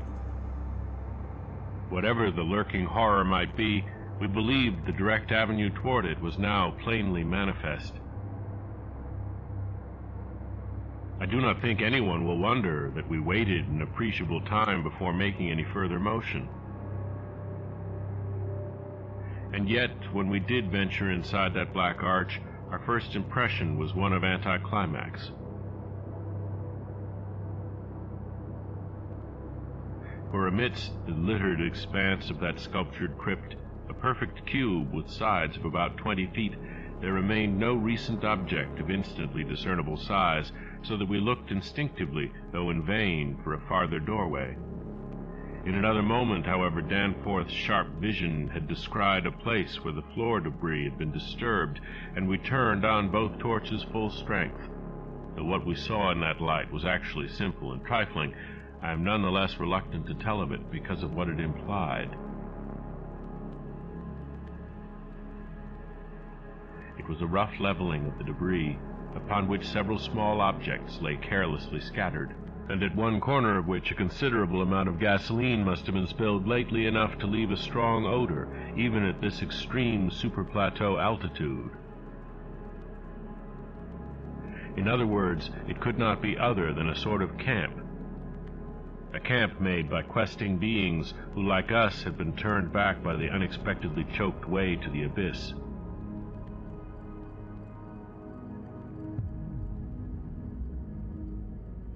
Let me be plain.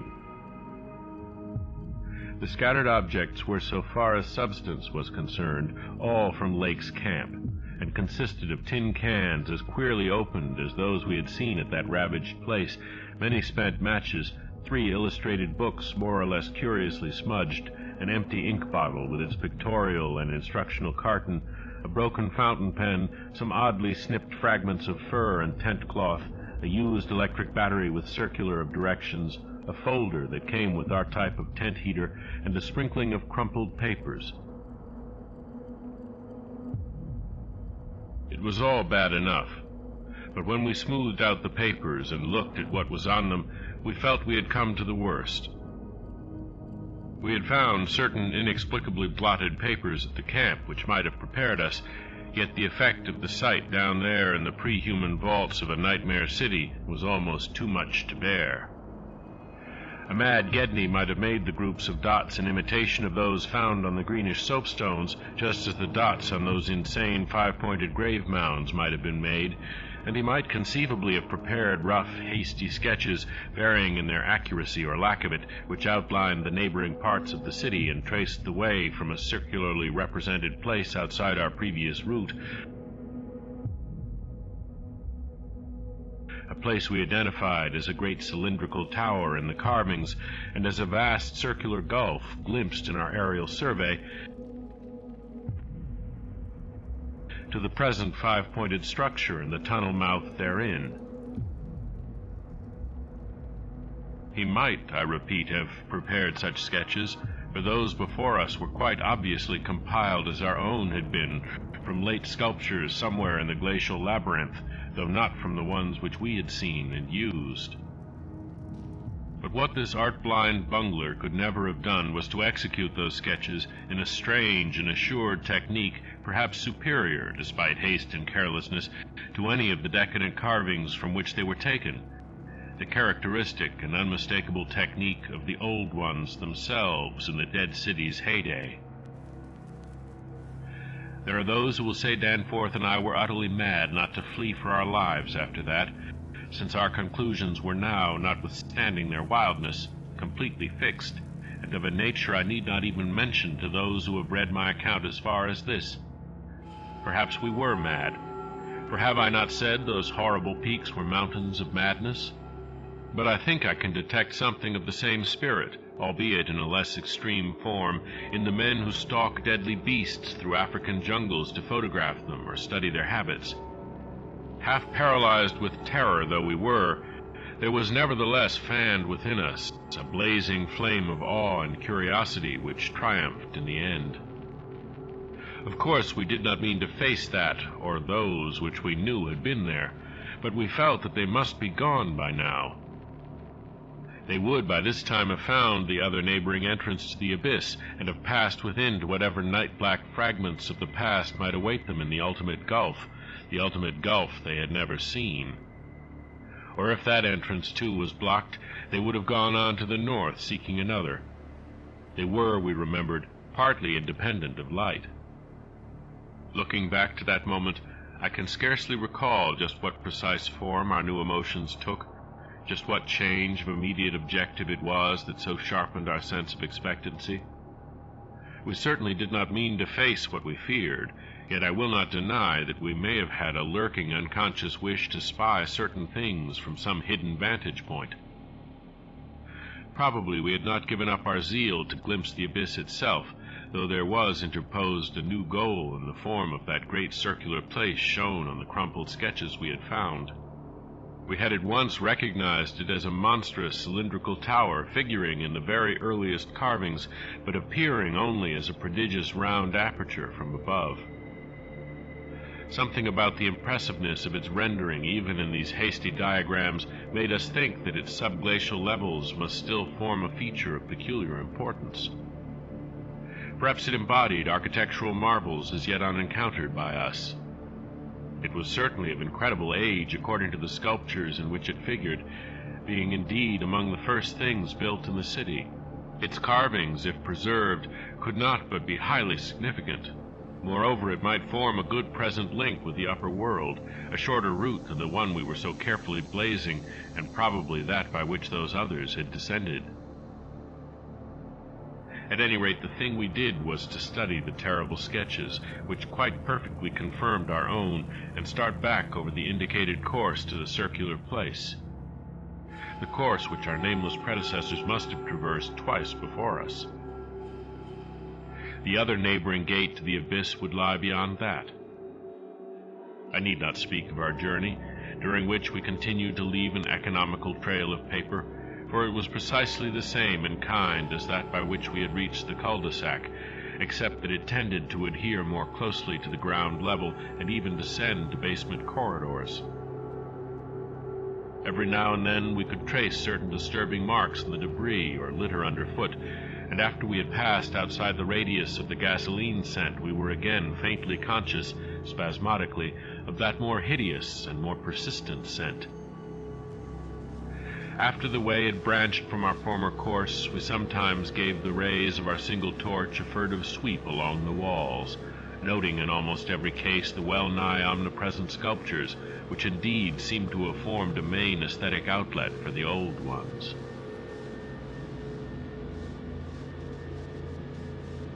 About 9:30 p.m., while traversing a vaulted corridor whose increasingly glaciated floor seemed somewhat below the ground level, and whose roof grew lower as we advanced, we began to see strong daylight ahead, and were able to turn off our torch. It appeared that we were coming to the vast circular place, and that our distance from the upper air could not be very great. The corridor ended in an arch surprisingly low for these megalithic ruins, but we could see much through it even before we emerged. Beyond there stretched a prodigious round space, fully 200 feet in diameter, strewn with debris and containing many choked archways corresponding to the one we were about to cross. The walls were, in available spaces, boldly sculptured into a spiral band of heroic proportions, and displayed, despite the destructive weathering caused by the openness of the spot, an artistic splendor far beyond anything we had encountered before. The littered floor was quite heavily glaciated, and we fancied that the true bottom lay at a considerably lower depth. But the salient object of the place was the titanic stone ramp, which, eluding the archways by a sharp turn outward into the open floor, wound spirally up the stupendous cylindrical wall like an inside counterpart of those once climbing outside the monstrous towers or ziggurats of antique Babylon. Only the rapidity of our flight and the perspective which confounded the descent with the tower's inner wall had prevented our noticing this feature from the air, and thus caused us to seek another avenue to the subglacial level. Babodi might have been able to tell what sort of engineering held it in place, but Danforth and I could merely admire and marvel. We could see mighty stone corbels and pillars here and there, but what we saw seemed inadequate to the function performed. The thing was excellently preserved up to the present top of the tower, a highly remarkable circumstance in view of its exposure, and its shelter had done much to protect the bizarre and disturbing cosmic sculptures on the walls. As we stepped out into the awesome half-daylight of this monstrous cylinder bottom, 50 million years old, and without doubt the most primally ancient structure ever to meet our eyes, we saw that the ramp-traversed sides stretched dizzily up to a height of fully 60 feet. This, we recalled from our aerial survey, meant an outside glaciation of some 40 feet, since the yawning gulf we had seen from the plain had been at the top of an approximately 20-foot mound of crumbled masonry, somewhat sheltered for 3/4 of its circumference by the massive curving walls of a line of higher ruins.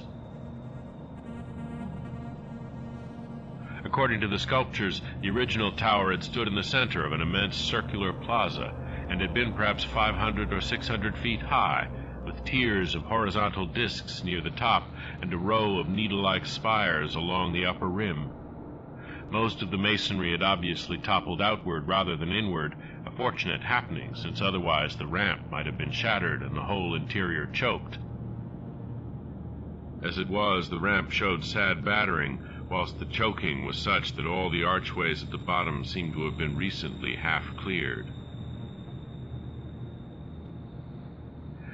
It took us only a moment to conclude that this was indeed the route by which those others had descended, and that this would be the logical route for our own ascent, despite the long trail of paper we had left elsewhere. The tower's mouth was no farther from the foothills and our waiting plain than was the great terraced building we had entered, and any further subglacial exploration we might make on this trip would lie in this general region. Oddly, we were still thinking about possible later trips, even after all we had seen and guessed. Then, as we picked our way cautiously over the debris of the great floor, there came a sight which for the time excluded all other matters. It was the neatly huddled array of 3 sledges in that farther angle of the ramp's lower and outward projecting course which had hitherto been screened from our view. There they were, the 3 sledges missing from Lake's camp, shaken by a hard usage which must have included forcible dragging along great reaches of snowless masonry and debris, as well as much hand portage over utterly unnavigable places. They were carefully and intelligently packed and strapped, and contained things memorably familiar enough: the gasoline stove, fuel cans, instrument cases, provision tins, tarpaulins, obviously bulging with books, and some bulging with less obvious contents, everything derived from Lake's equipment. After what we had found in that other room, we were in a measure prepared for this encounter. The really great shock came when we stepped over and undid one tarpaulin whose outlines had peculiarly disquieted us. It seems that others as well as Lake had been interested in collecting typical specimens, for there were 2 here, both stiffly frozen, perfectly preserved, patched with adhesive plaster where some wounds around the neck had occurred, and wrapped with patent care to prevent further damage. They were the bodies of young Gedney and the missing dog. Many people will probably judge us callous as well as mad for thinking about the northward tunnel and the abyss so soon after our somber discovery, and I am not prepared to say that we would have immediately revived such thoughts, but for a specific circumstance which broke in upon us and set up a whole new train of speculations.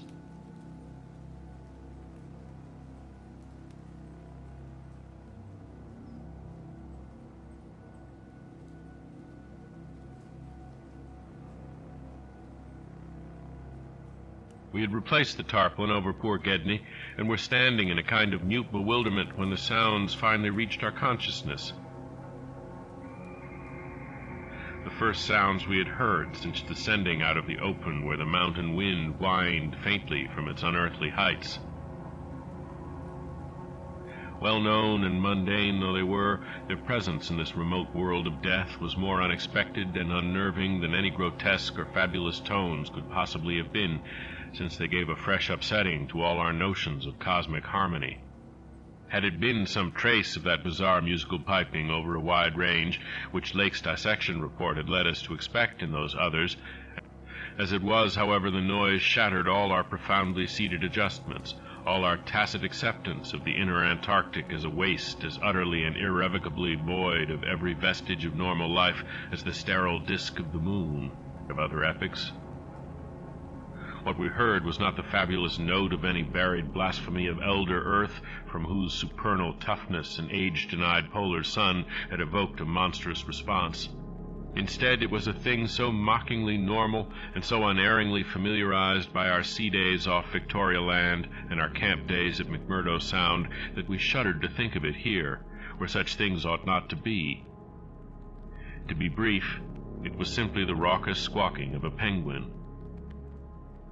The muffled sound floated from subglacial recesses nearly opposite to the corridor whence we had come, regions manifestly in the direction of that other tunnel to the vast abyss. The presence of a living water bird in such a direction, in a world whose surface was one of age-long and uniform lifelessness, could lead to only one conclusion. Hence our first thought was to verify the objective reality of the sound. It was indeed repeated, and seemed at times to come from more than one throat. Seeking its source, we entered an archway from which much debris had been cleared, resuming our trailblazing with an added paper supply taken with curious repugnance from one of the tarpaulin bundles on the sledges when we left daylight behind. As the glaciated floor gave place to a litter of detritus, we plainly discerned some curious dragging tracks. At once Danforth found a distinct print of a sort whose description would be only too superfluous. The course indicated by the penguin cries was precisely what our map and compass prescribed as an approach to the more northerly tunnel mouth, and we were glad to find that a bridgeless thoroughfare on the ground and basement levels seemed open. The tunnel, according to the chart, ought to start from the basement of a large pyramidal structure, which we seemed vaguely to recall from our aerial survey as remarkably well preserved. Along our path, the single torch showed a customary profusion of carvings, but we did not pause to examine any of these. Suddenly, a bulky white shape loomed up ahead of us, and we flashed on the second torch. It is odd how wholly this new quest had turned our minds from earlier fears of what might lurk near. Those other ones, having left their supplies in the great circular place, must have planned to return after their scouting trip toward or into the abyss. Yet we had now discarded all caution concerning them as completely as if they had never existed. This white, waddling thing was fully 6 feet high, yet we seemed to realize at once that it was not one of those others.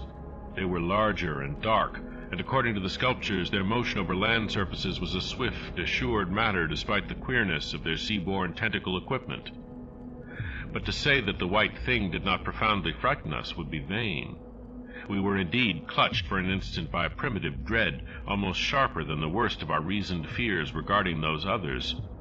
Then came a flash of anticlimax as the white shape sidled into a lateral archway to our left to join 2 others of its kind which had summoned it in raucous tones. For it was only a penguin, albeit of a huge, unknown species, larger than the greatest of the known king penguins, and monstrous in its combined albinism and virtual eyelessness. When we had followed the thing into the archway and turned both our torches on the indifferent and unheeding group of 3, we saw that they were all eyeless albinos of the same unknown and gigantic species. Their size reminded us of some of the archaic penguins depicted in the Old One's sculptures, and it did not take us long to conclude that they were descended from the same stock, undoubtedly surviving through a retreat to some warmer inner region whose perpetual blackness had destroyed their pigmentation and atrophied their eyes to mere useless slits. That their present habitat was the vast abyss we sought was not for a moment to be doubted, and this evidence of the gulf's continued warmth and habitability filled us with the most curious and subtly perturbing fancies. We wondered, too, what had caused these 3 birds to venture out of their usual domain. The state and silence of the great dead city made it clear that it had at no time been an habitual seasonal rookery, whilst the manifest indifference of the trio to our presence made it seem odd that any passing party of those others should have startled them. Was it possible that those others had taken some aggressive action or tried to increase their meat supply? We doubted whether that pungent odor which the dogs had hated could cause an equal antipathy in these penguins, since their ancestors had obviously lived on excellent terms with the old ones, an amicable relationship which must have survived in the abyss below as long as any of the old ones remained. Regretting, in a flare-up of the old spirit of pure science, that we could not photograph these anomalous creatures, we shortly left them to their squawking and pushed on toward the abyss whose openness was now so positively proved to us, and whose exact direction occasional penguin tracks made clear. Not long afterward, a steep descent in a long, low, doorless, and peculiarly sculptureless corridor led us to believe that we were approaching the tunnel mouth at last. We had passed 2 more penguins and heard others immediately ahead. Then the corridor ended in a prodigious open space which made us gasp involuntarily.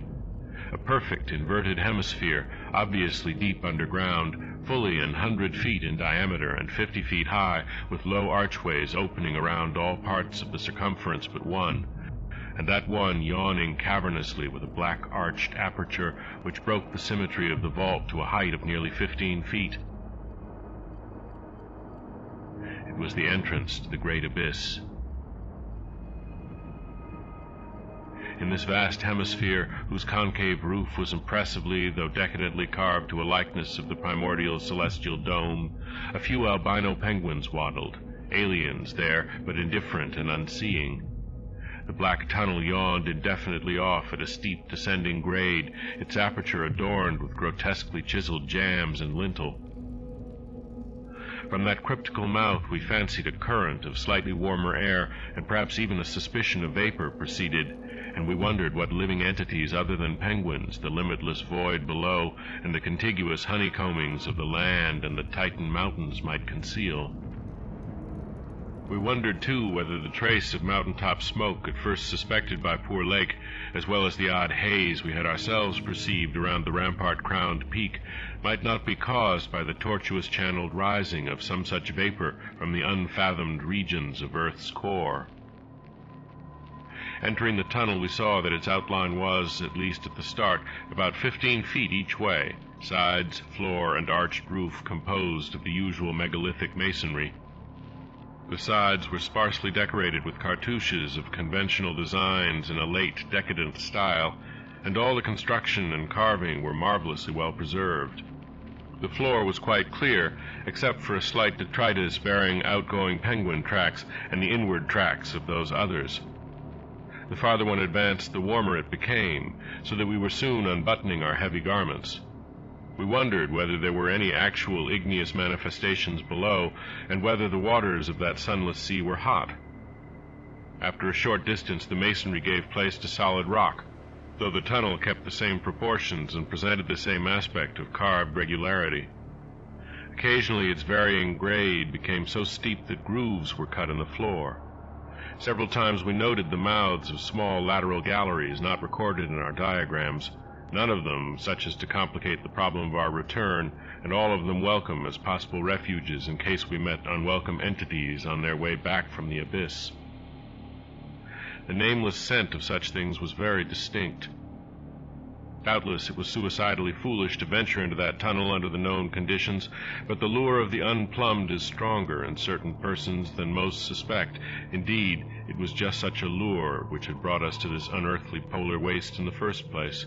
We saw several penguins as we passed along, and speculated on the distance we would have to traverse. The carvings had led us to expect a steep downhill walk of about a mile to the abyss, but our previous wanderings had shown us that matters of scale were not wholly to be depended on. After about a quarter of a mile, that nameless scent became greatly accentuated, and we kept very careful track of the various lateral openings we passed. There was no visible vapor as at the mouth, but this was doubtless due to the lack of contrasting cooler air. The temperature was rapidly ascending, and we were not surprised to come upon a careless heap of material shudderingly familiar to us. It was composed of furs and tent cloth taken from Lake's camp, and we did not pause to study the bizarre forms into which the fabrics had been slashed. Slightly beyond this point we noticed a decided increase in the size and number of the side galleries, and concluded that the densely honeycombed region beneath the higher foothills must now have been reached. The nameless scent was now curiously mixed with another and scarcely less offensive odor, of what nature we could not guess, though we thought of decaying organisms and perhaps unknown subterranean fungi. Then came a startling expansion of the tunnel for which the carvings had not prepared us, a broadening and rising into a lofty, natural-looking elliptical cavern with a level floor some 75 feet long and 50 broad, and with many immense side passages leading away into cryptical darkness. Though this cavern was natural in appearance, an inspection with both torches suggested that it had been formed by the artificial destruction of several walls between adjacent honeycombings. The walls were rough, and the high vaulted roof was thick with stalactites, but the solid rock floor had been smoothed off and was free from all debris, detritus, or even dust to a positively abnormal extent. Except for the avenue through which we had come, this was true of the floors of all the great galleries opening off from it, and the singularity of the condition was such as to set us vainly puzzling. The curious new fetor which had supplanted the nameless scent was excessively pungent here, so much so that it destroyed all trace of the other.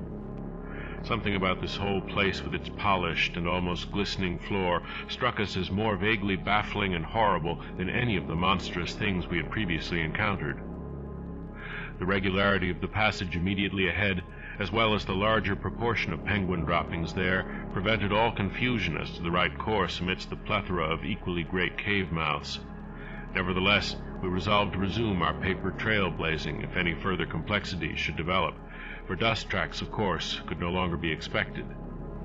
Upon resuming our direct progress, we cast a beam of torchlight over the tunnel walls and stopped short in amazement at the supremely radical change which had come over the carvings in this part of the passage. We realized, of course, the great decadence of the old one's sculpture at the time of the tunneling, and had indeed noticed the inferior workmanship of the arabesques and the stretches behind us. But now, in this deeper section beyond the cavern, there was a sudden difference wholly transcending explanation. A difference in basic nature as well as in mere quality, and involving so profound and calamitous a degradation of skill that nothing in the hitherto observed rate of decline could have led one to expect it. This new and degenerate work was coarse, bold, and wholly lacking in delicacy of detail. It was countersunk with exaggerated depth in bands following the same general line as the sparse cartouches of the earlier sections, but the height of the reliefs did not reach the level of the general surface. Danforth had the idea that it was a second carving, a sort of palimpsest formed after the obliteration of a previous design. In nature it was wholly decorative and conventional, and consisted of crude spirals and angles roughly following the quintile mathematical tradition of the old ones, yet seeming more like a parody than a perpetuation of that tradition. We could not get it out of our minds that some subtly but profoundly alien element had been added to the aesthetic feeling behind the technique, an alien element, Danforth guessed, that was responsible for the manifestly laborious substitution. It was like, yet disturbingly unlike, what we had come to recognize as the old one's art, and I was persistently reminded of such hybrid things as the ungainly Palmyrene sculptures fashioned in the Roman manner. That others had recently noticed this belt of carving was hinted by the presence of a used torch battery on the floor in front of one of the most characteristic designs.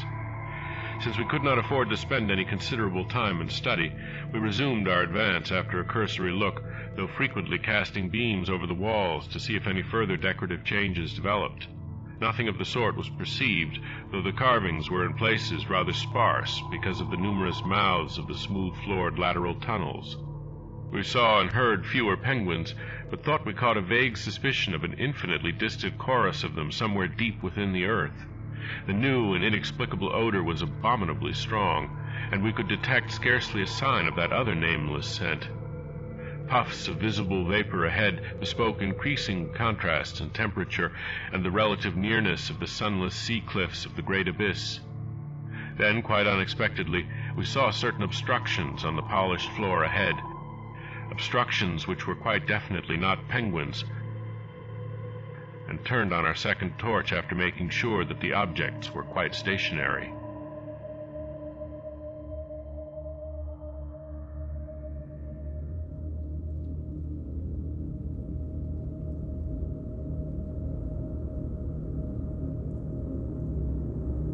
Still another time have I come to a place where it is very difficult to proceed. I ought to be hardened by this stage, but there are some experiences and intimations which scar too deeply to permit of healing, and leave only such an added sensitiveness that memory re-inspires all the original horror.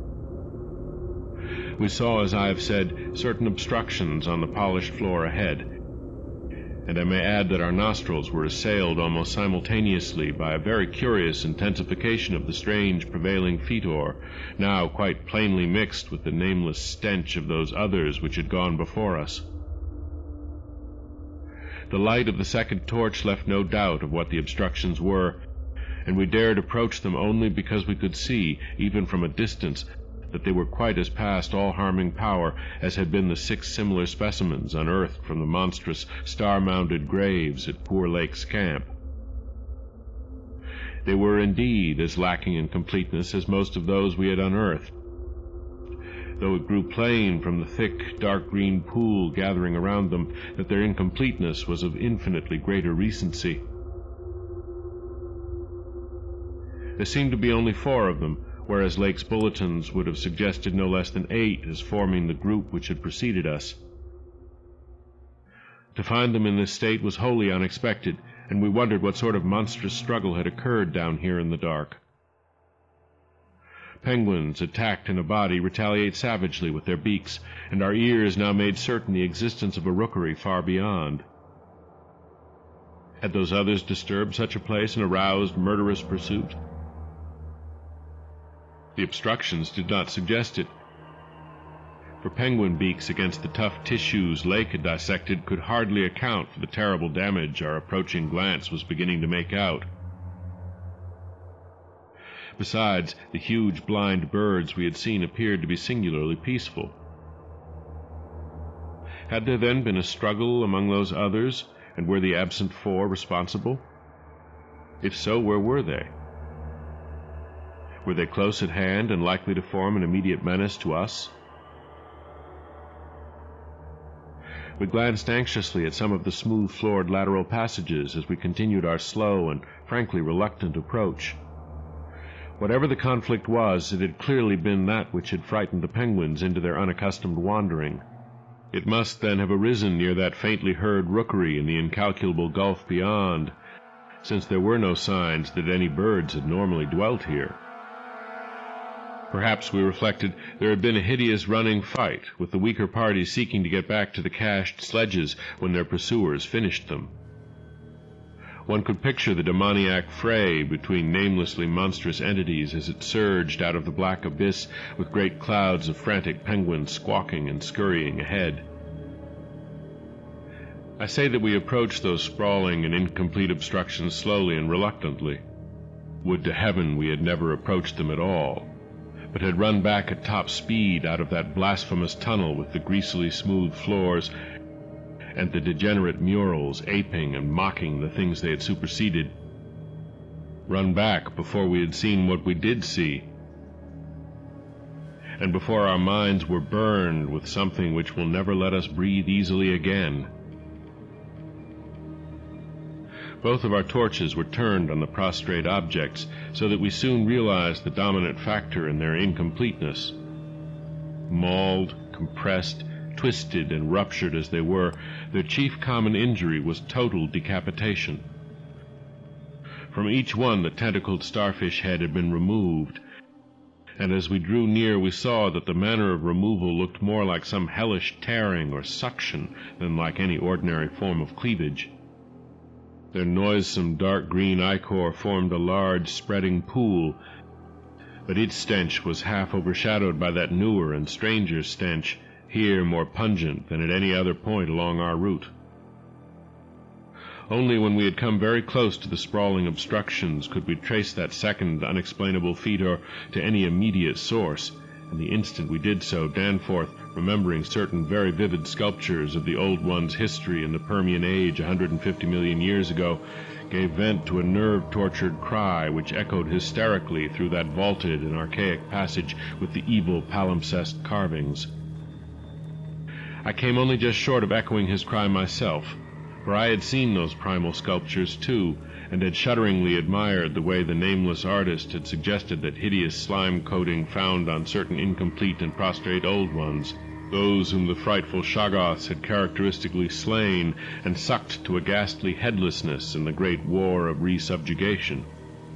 They were infamous, nightmare sculptures even when telling of age-old bygone things, for Shoggoths and their work ought not to be seen by human beings or portrayed by any beings. The mad author of the Necronomicon had nervously tried to swear that none had been bred on this planet, and that only drugged dreamers had ever conceived them.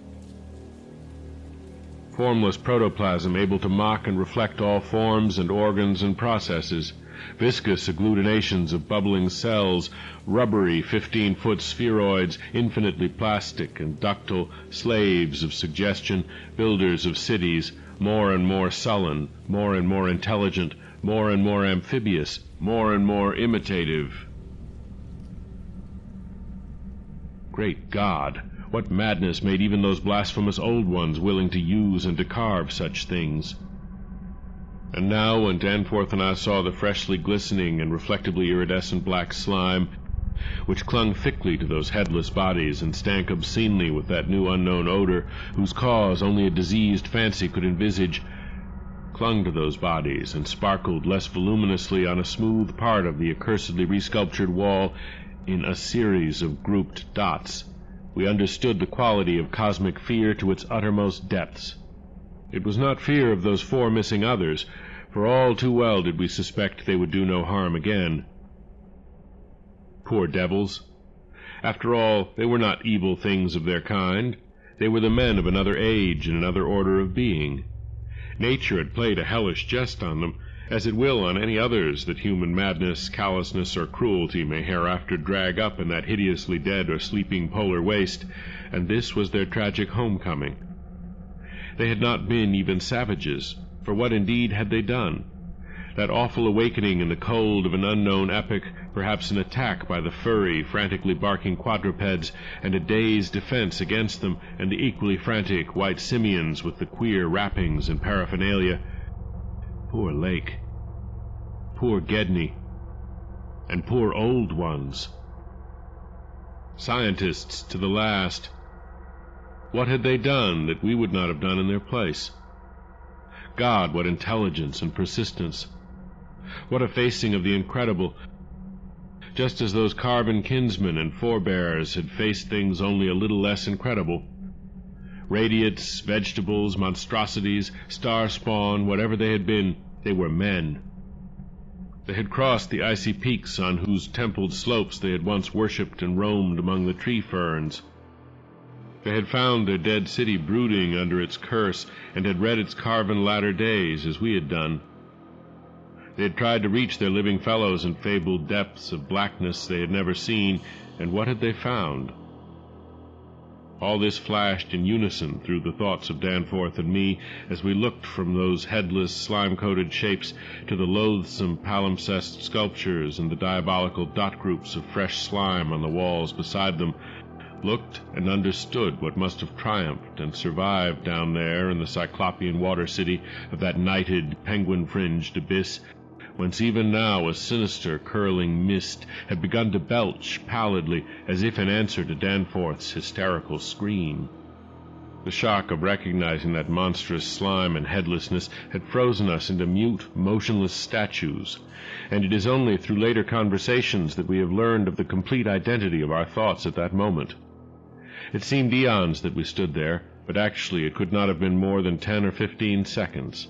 That hateful, pallid mist curled forward as if veritably driven by some remoter advancing bulk. And then came a sound which upset much of what we had just decided, and in so doing broke the spell and enabled us to run like mad past squawking, confused penguins over our former trail, back to the city, along ice-sunken megalithic corridors to the great open circle, and up that archaic spiral ramp in a frenzied automatic plunge for the sane outer air and light of day.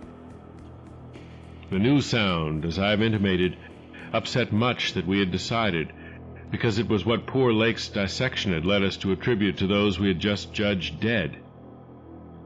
It was, Danforth later told me, precisely what he had caught in infinitely muffled form when at that spot beyond the alley corner above the glacial level, and it certainly had a shocking resemblance to the wind pipings we had both heard around the lofty mountain caves.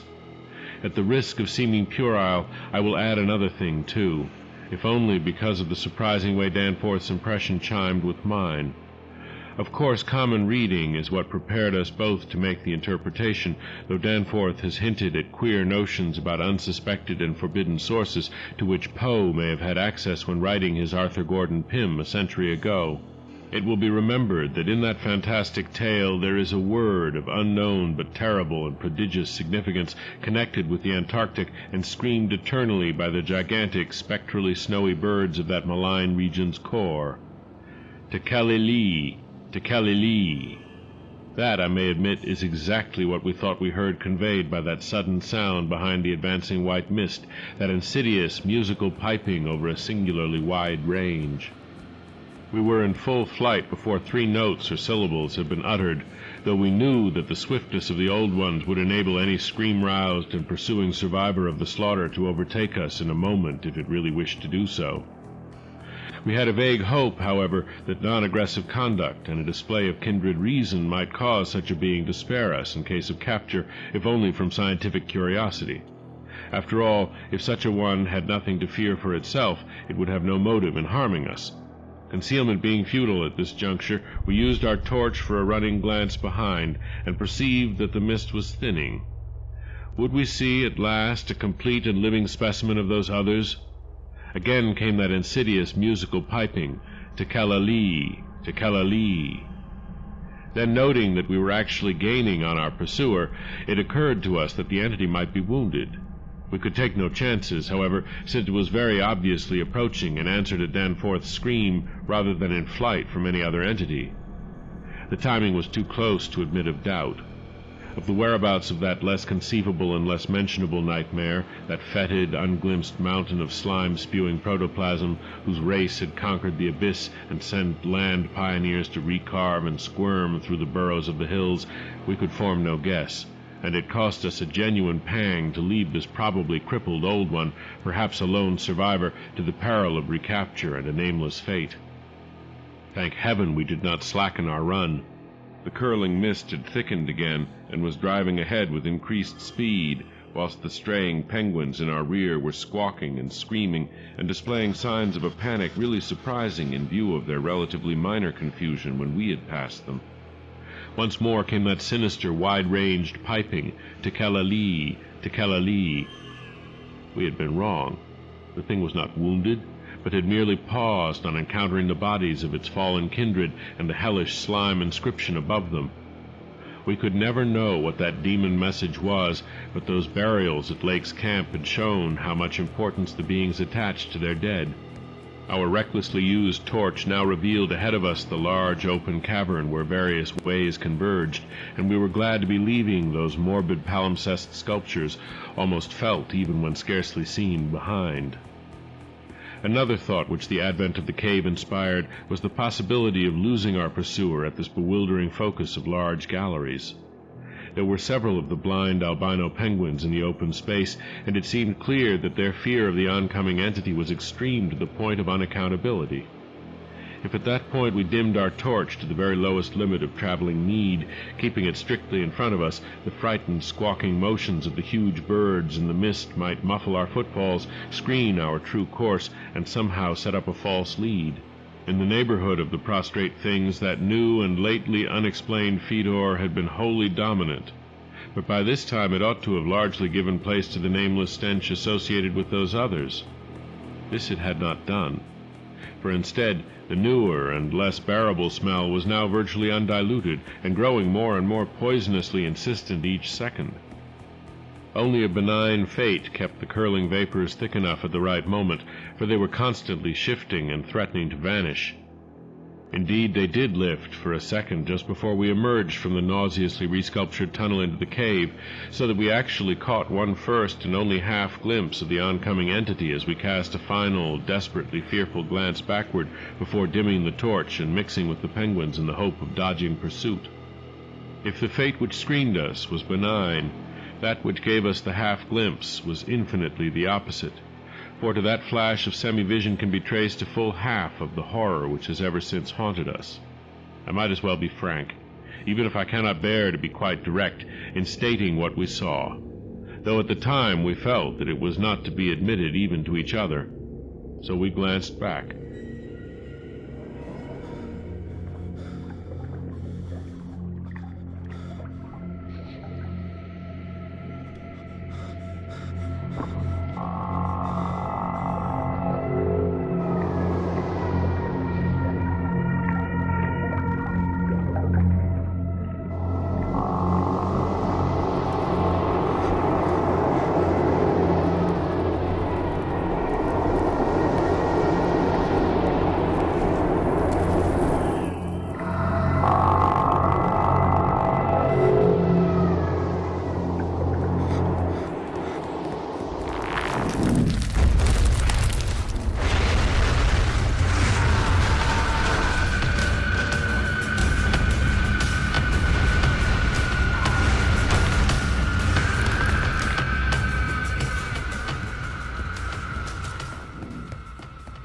It was a terrible, indescribable thing, vaster than any subway train, a shapeful congeries of protoplasmic bubbles, faintly self-luminous, and with myriads of temporary eyes forming and unforming as pustules of greenish light all over the tunnel-filling front that bore down upon us, crushing the penguins and slithering over the glistening floor that it and its kind had swept so evilly free of all litter.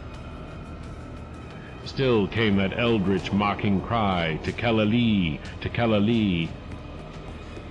In the midst of our flight, with all our faculties centered on the problem of escape, we were in no condition to observe and analyze details, yet even so our latent brain cells must have wondered at the message brought them by our nostrils. What we did see, for the mists were indeed all too malignly thinned, was something altogether different, and immeasurably more hideous and detestable.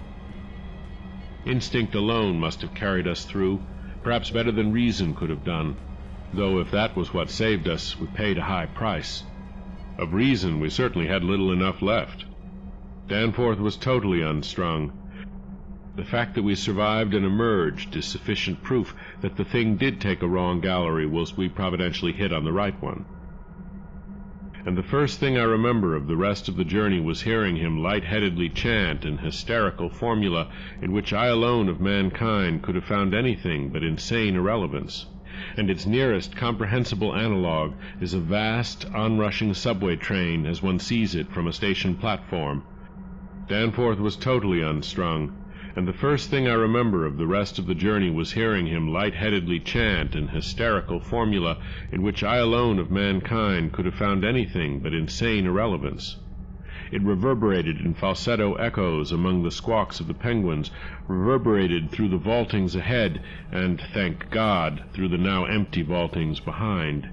He could not have begun it at once, else we would not have been alive and blindly racing. I shudder to think of what a shade of difference in his nervous reactions might have brought. The poor fellow was chanting the familiar stations of the Boston-Cambridge tunnel that burrowed through our peaceful native soil thousands of miles away in New England, yet to me the ritual had neither irrelevance nor home feeling.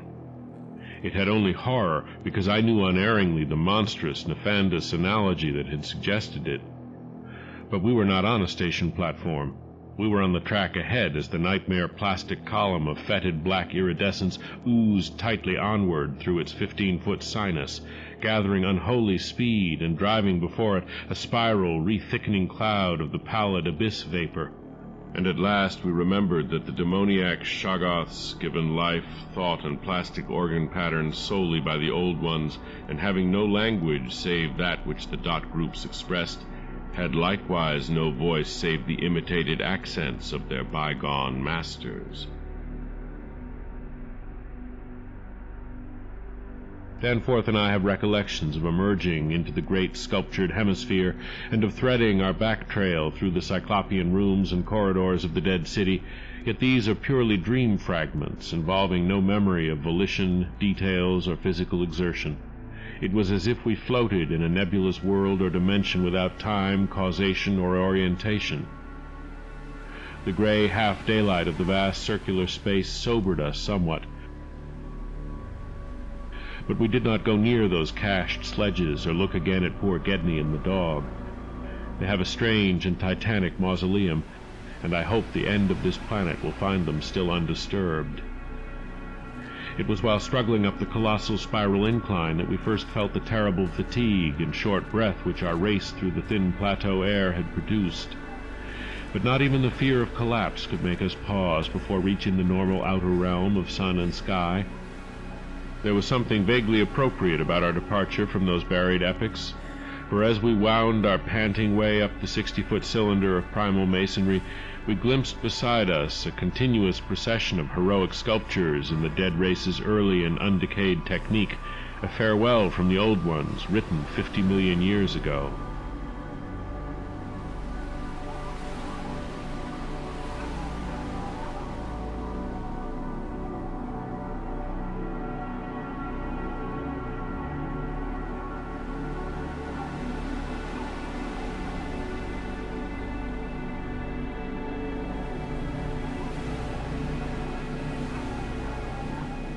Finally, scrambling out at the top, we found ourselves on a great mound of tumbled blocks, with the curved walls of higher stonework rising westward and the brooding peaks of the great mountains showing beyond the more crumbled structures toward the east.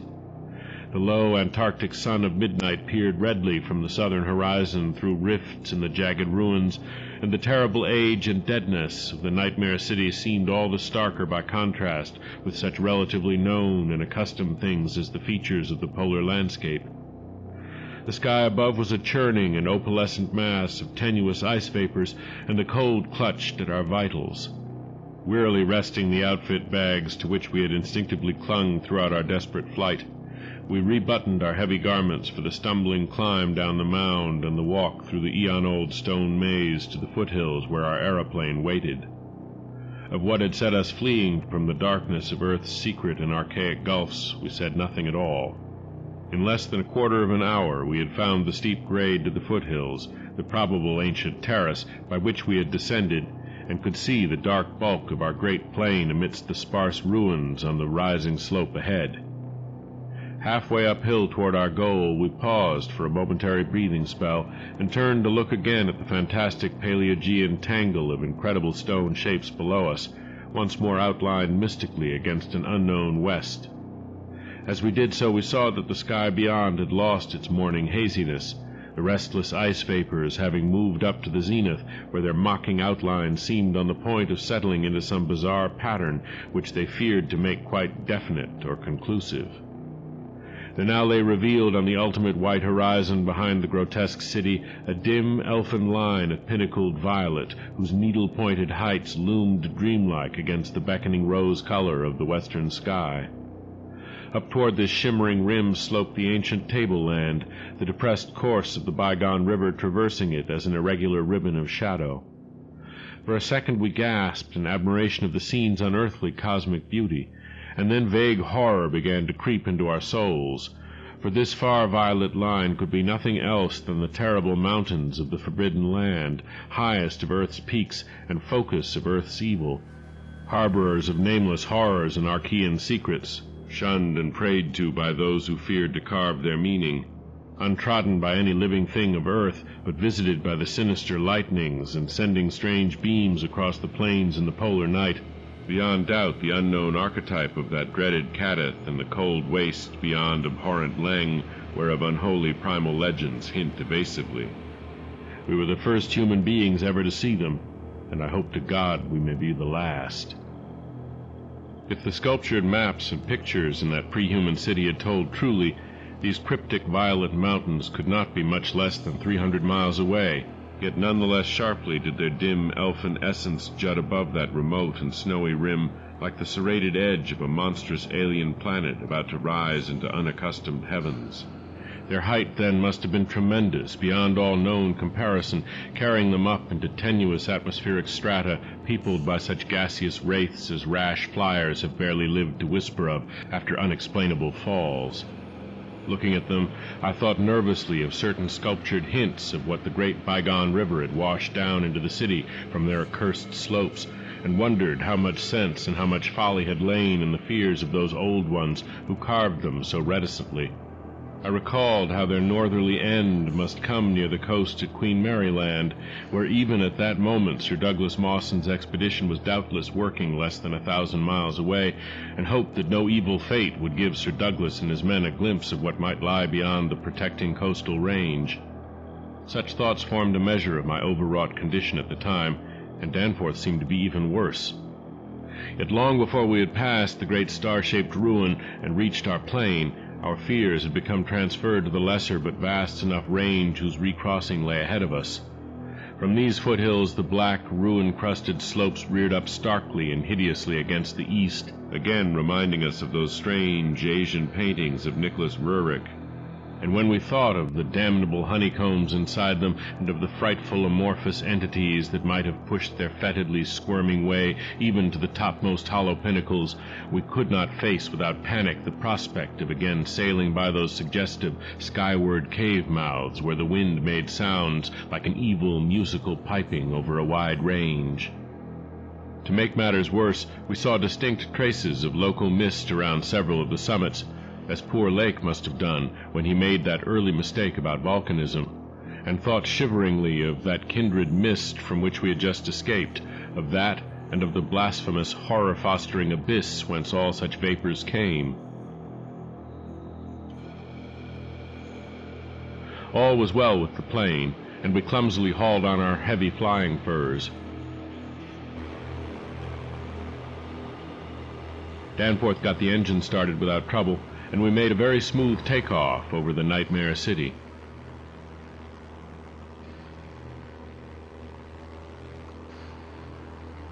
Below us the primal cyclopean masonry spread out as it had done when first we saw it, so short yet infinitely long a time ago, and we began rising and turning to test the wind for our crossing through the pass. At a very high level there must have been great disturbance, since the ice-dust clouds of the zenith were doing all sorts of fantastic things. But at 24,000 feet, the height we needed for the pass, we found navigation quite practicable. As we drew close to the jutting peaks, the wind's strange piping again became manifest, and I could see Danforth's hands trembling at the controls. Rank amateur though I was, I thought at that moment that I might be a better navigator than he in effecting the dangerous crossing between pinnacles, and when I made motions to change seats and take over his duties, he did not protest. I tried to keep all my skill and self-possession about me, and stared at the sector of reddish farther sky betwixt the walls of the pass, resolutely refusing to pay attention to the puffs of mountaintop vapor, and wishing that I had wax-stopped ears like Ulysses' men off the Siren's coast to keep that disturbing wind-piping from my consciousness. But Danforth, released from his piloting and keyed up to a dangerous nervous pitch, could not keep quiet. I felt him turning and wriggling about as he looked back at the terrible receding city, ahead at the cave-riddled, cube-barnacled peaks, sidewise at the bleak sea of snowy, rampart-strewn foothills, and upward at the seething, grotesquely clouded sky. It was then, just as I was trying to steer safely through the pass, that his mad shrieking brought us so close to disaster by shattering my tight hold on myself and causing me to fumble helplessly with the controls for a moment. A second afterward my resolution triumphed, and we made the crossing safely, yet I am afraid that Danforth will never be the same again.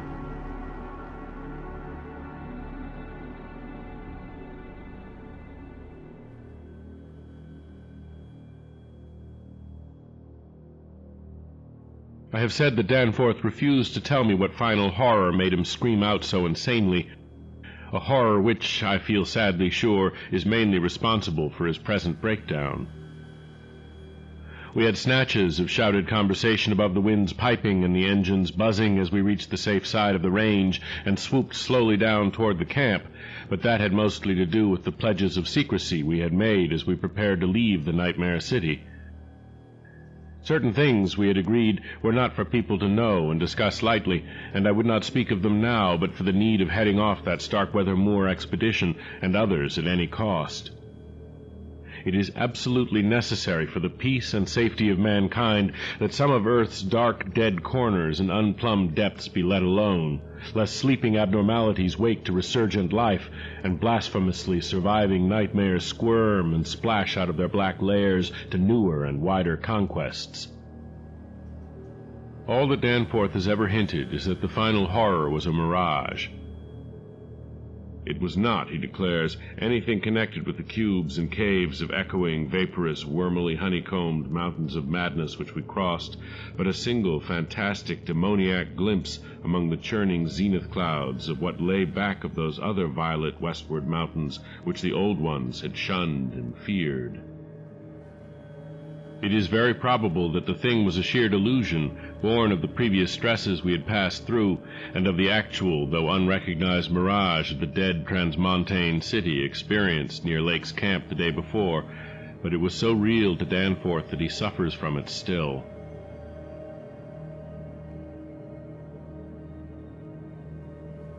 He has on rare occasions whispered disjointed and irresponsible things about the Black Pit, the Carven Rim, the Proto-Shoggoths, the windowless solids with 5 dimensions, the nameless cylinder, the Elder Pharaohs, Yog-Sothoth, the primal white jelly, the color out of space, the wings, the eyes in darkness, the moon ladder, the original, the eternal, the undying, and other bizarre conceptions, but when he is fully himself he repudiates all this and attributes it to his curious and macabre reading of earlier years. Danforth, indeed, is known to be among the few who have ever dared go completely through that worm-riddled copy of the Necronomicon kept under lock and key in the college library. The higher sky as we crossed the range was surely vaporous and disturbed enough, and although I did not see the zenith, I can well imagine that its swirls of ice dust may have taken strange forms. Imagination, knowing how vividly distant scenes can sometimes be refracted and magnified by such layers of restless cloud, might easily have supplied the rest, and of course Danforth did not hint any of those specific horrors till after his memory had had a chance to draw on his bygone reading. He could never have seen so much in one instantaneous glance. At the time his shrieks were confined to the repetition of a single mad word of all too obvious source. Tekela-Lee. Tekela-Lee.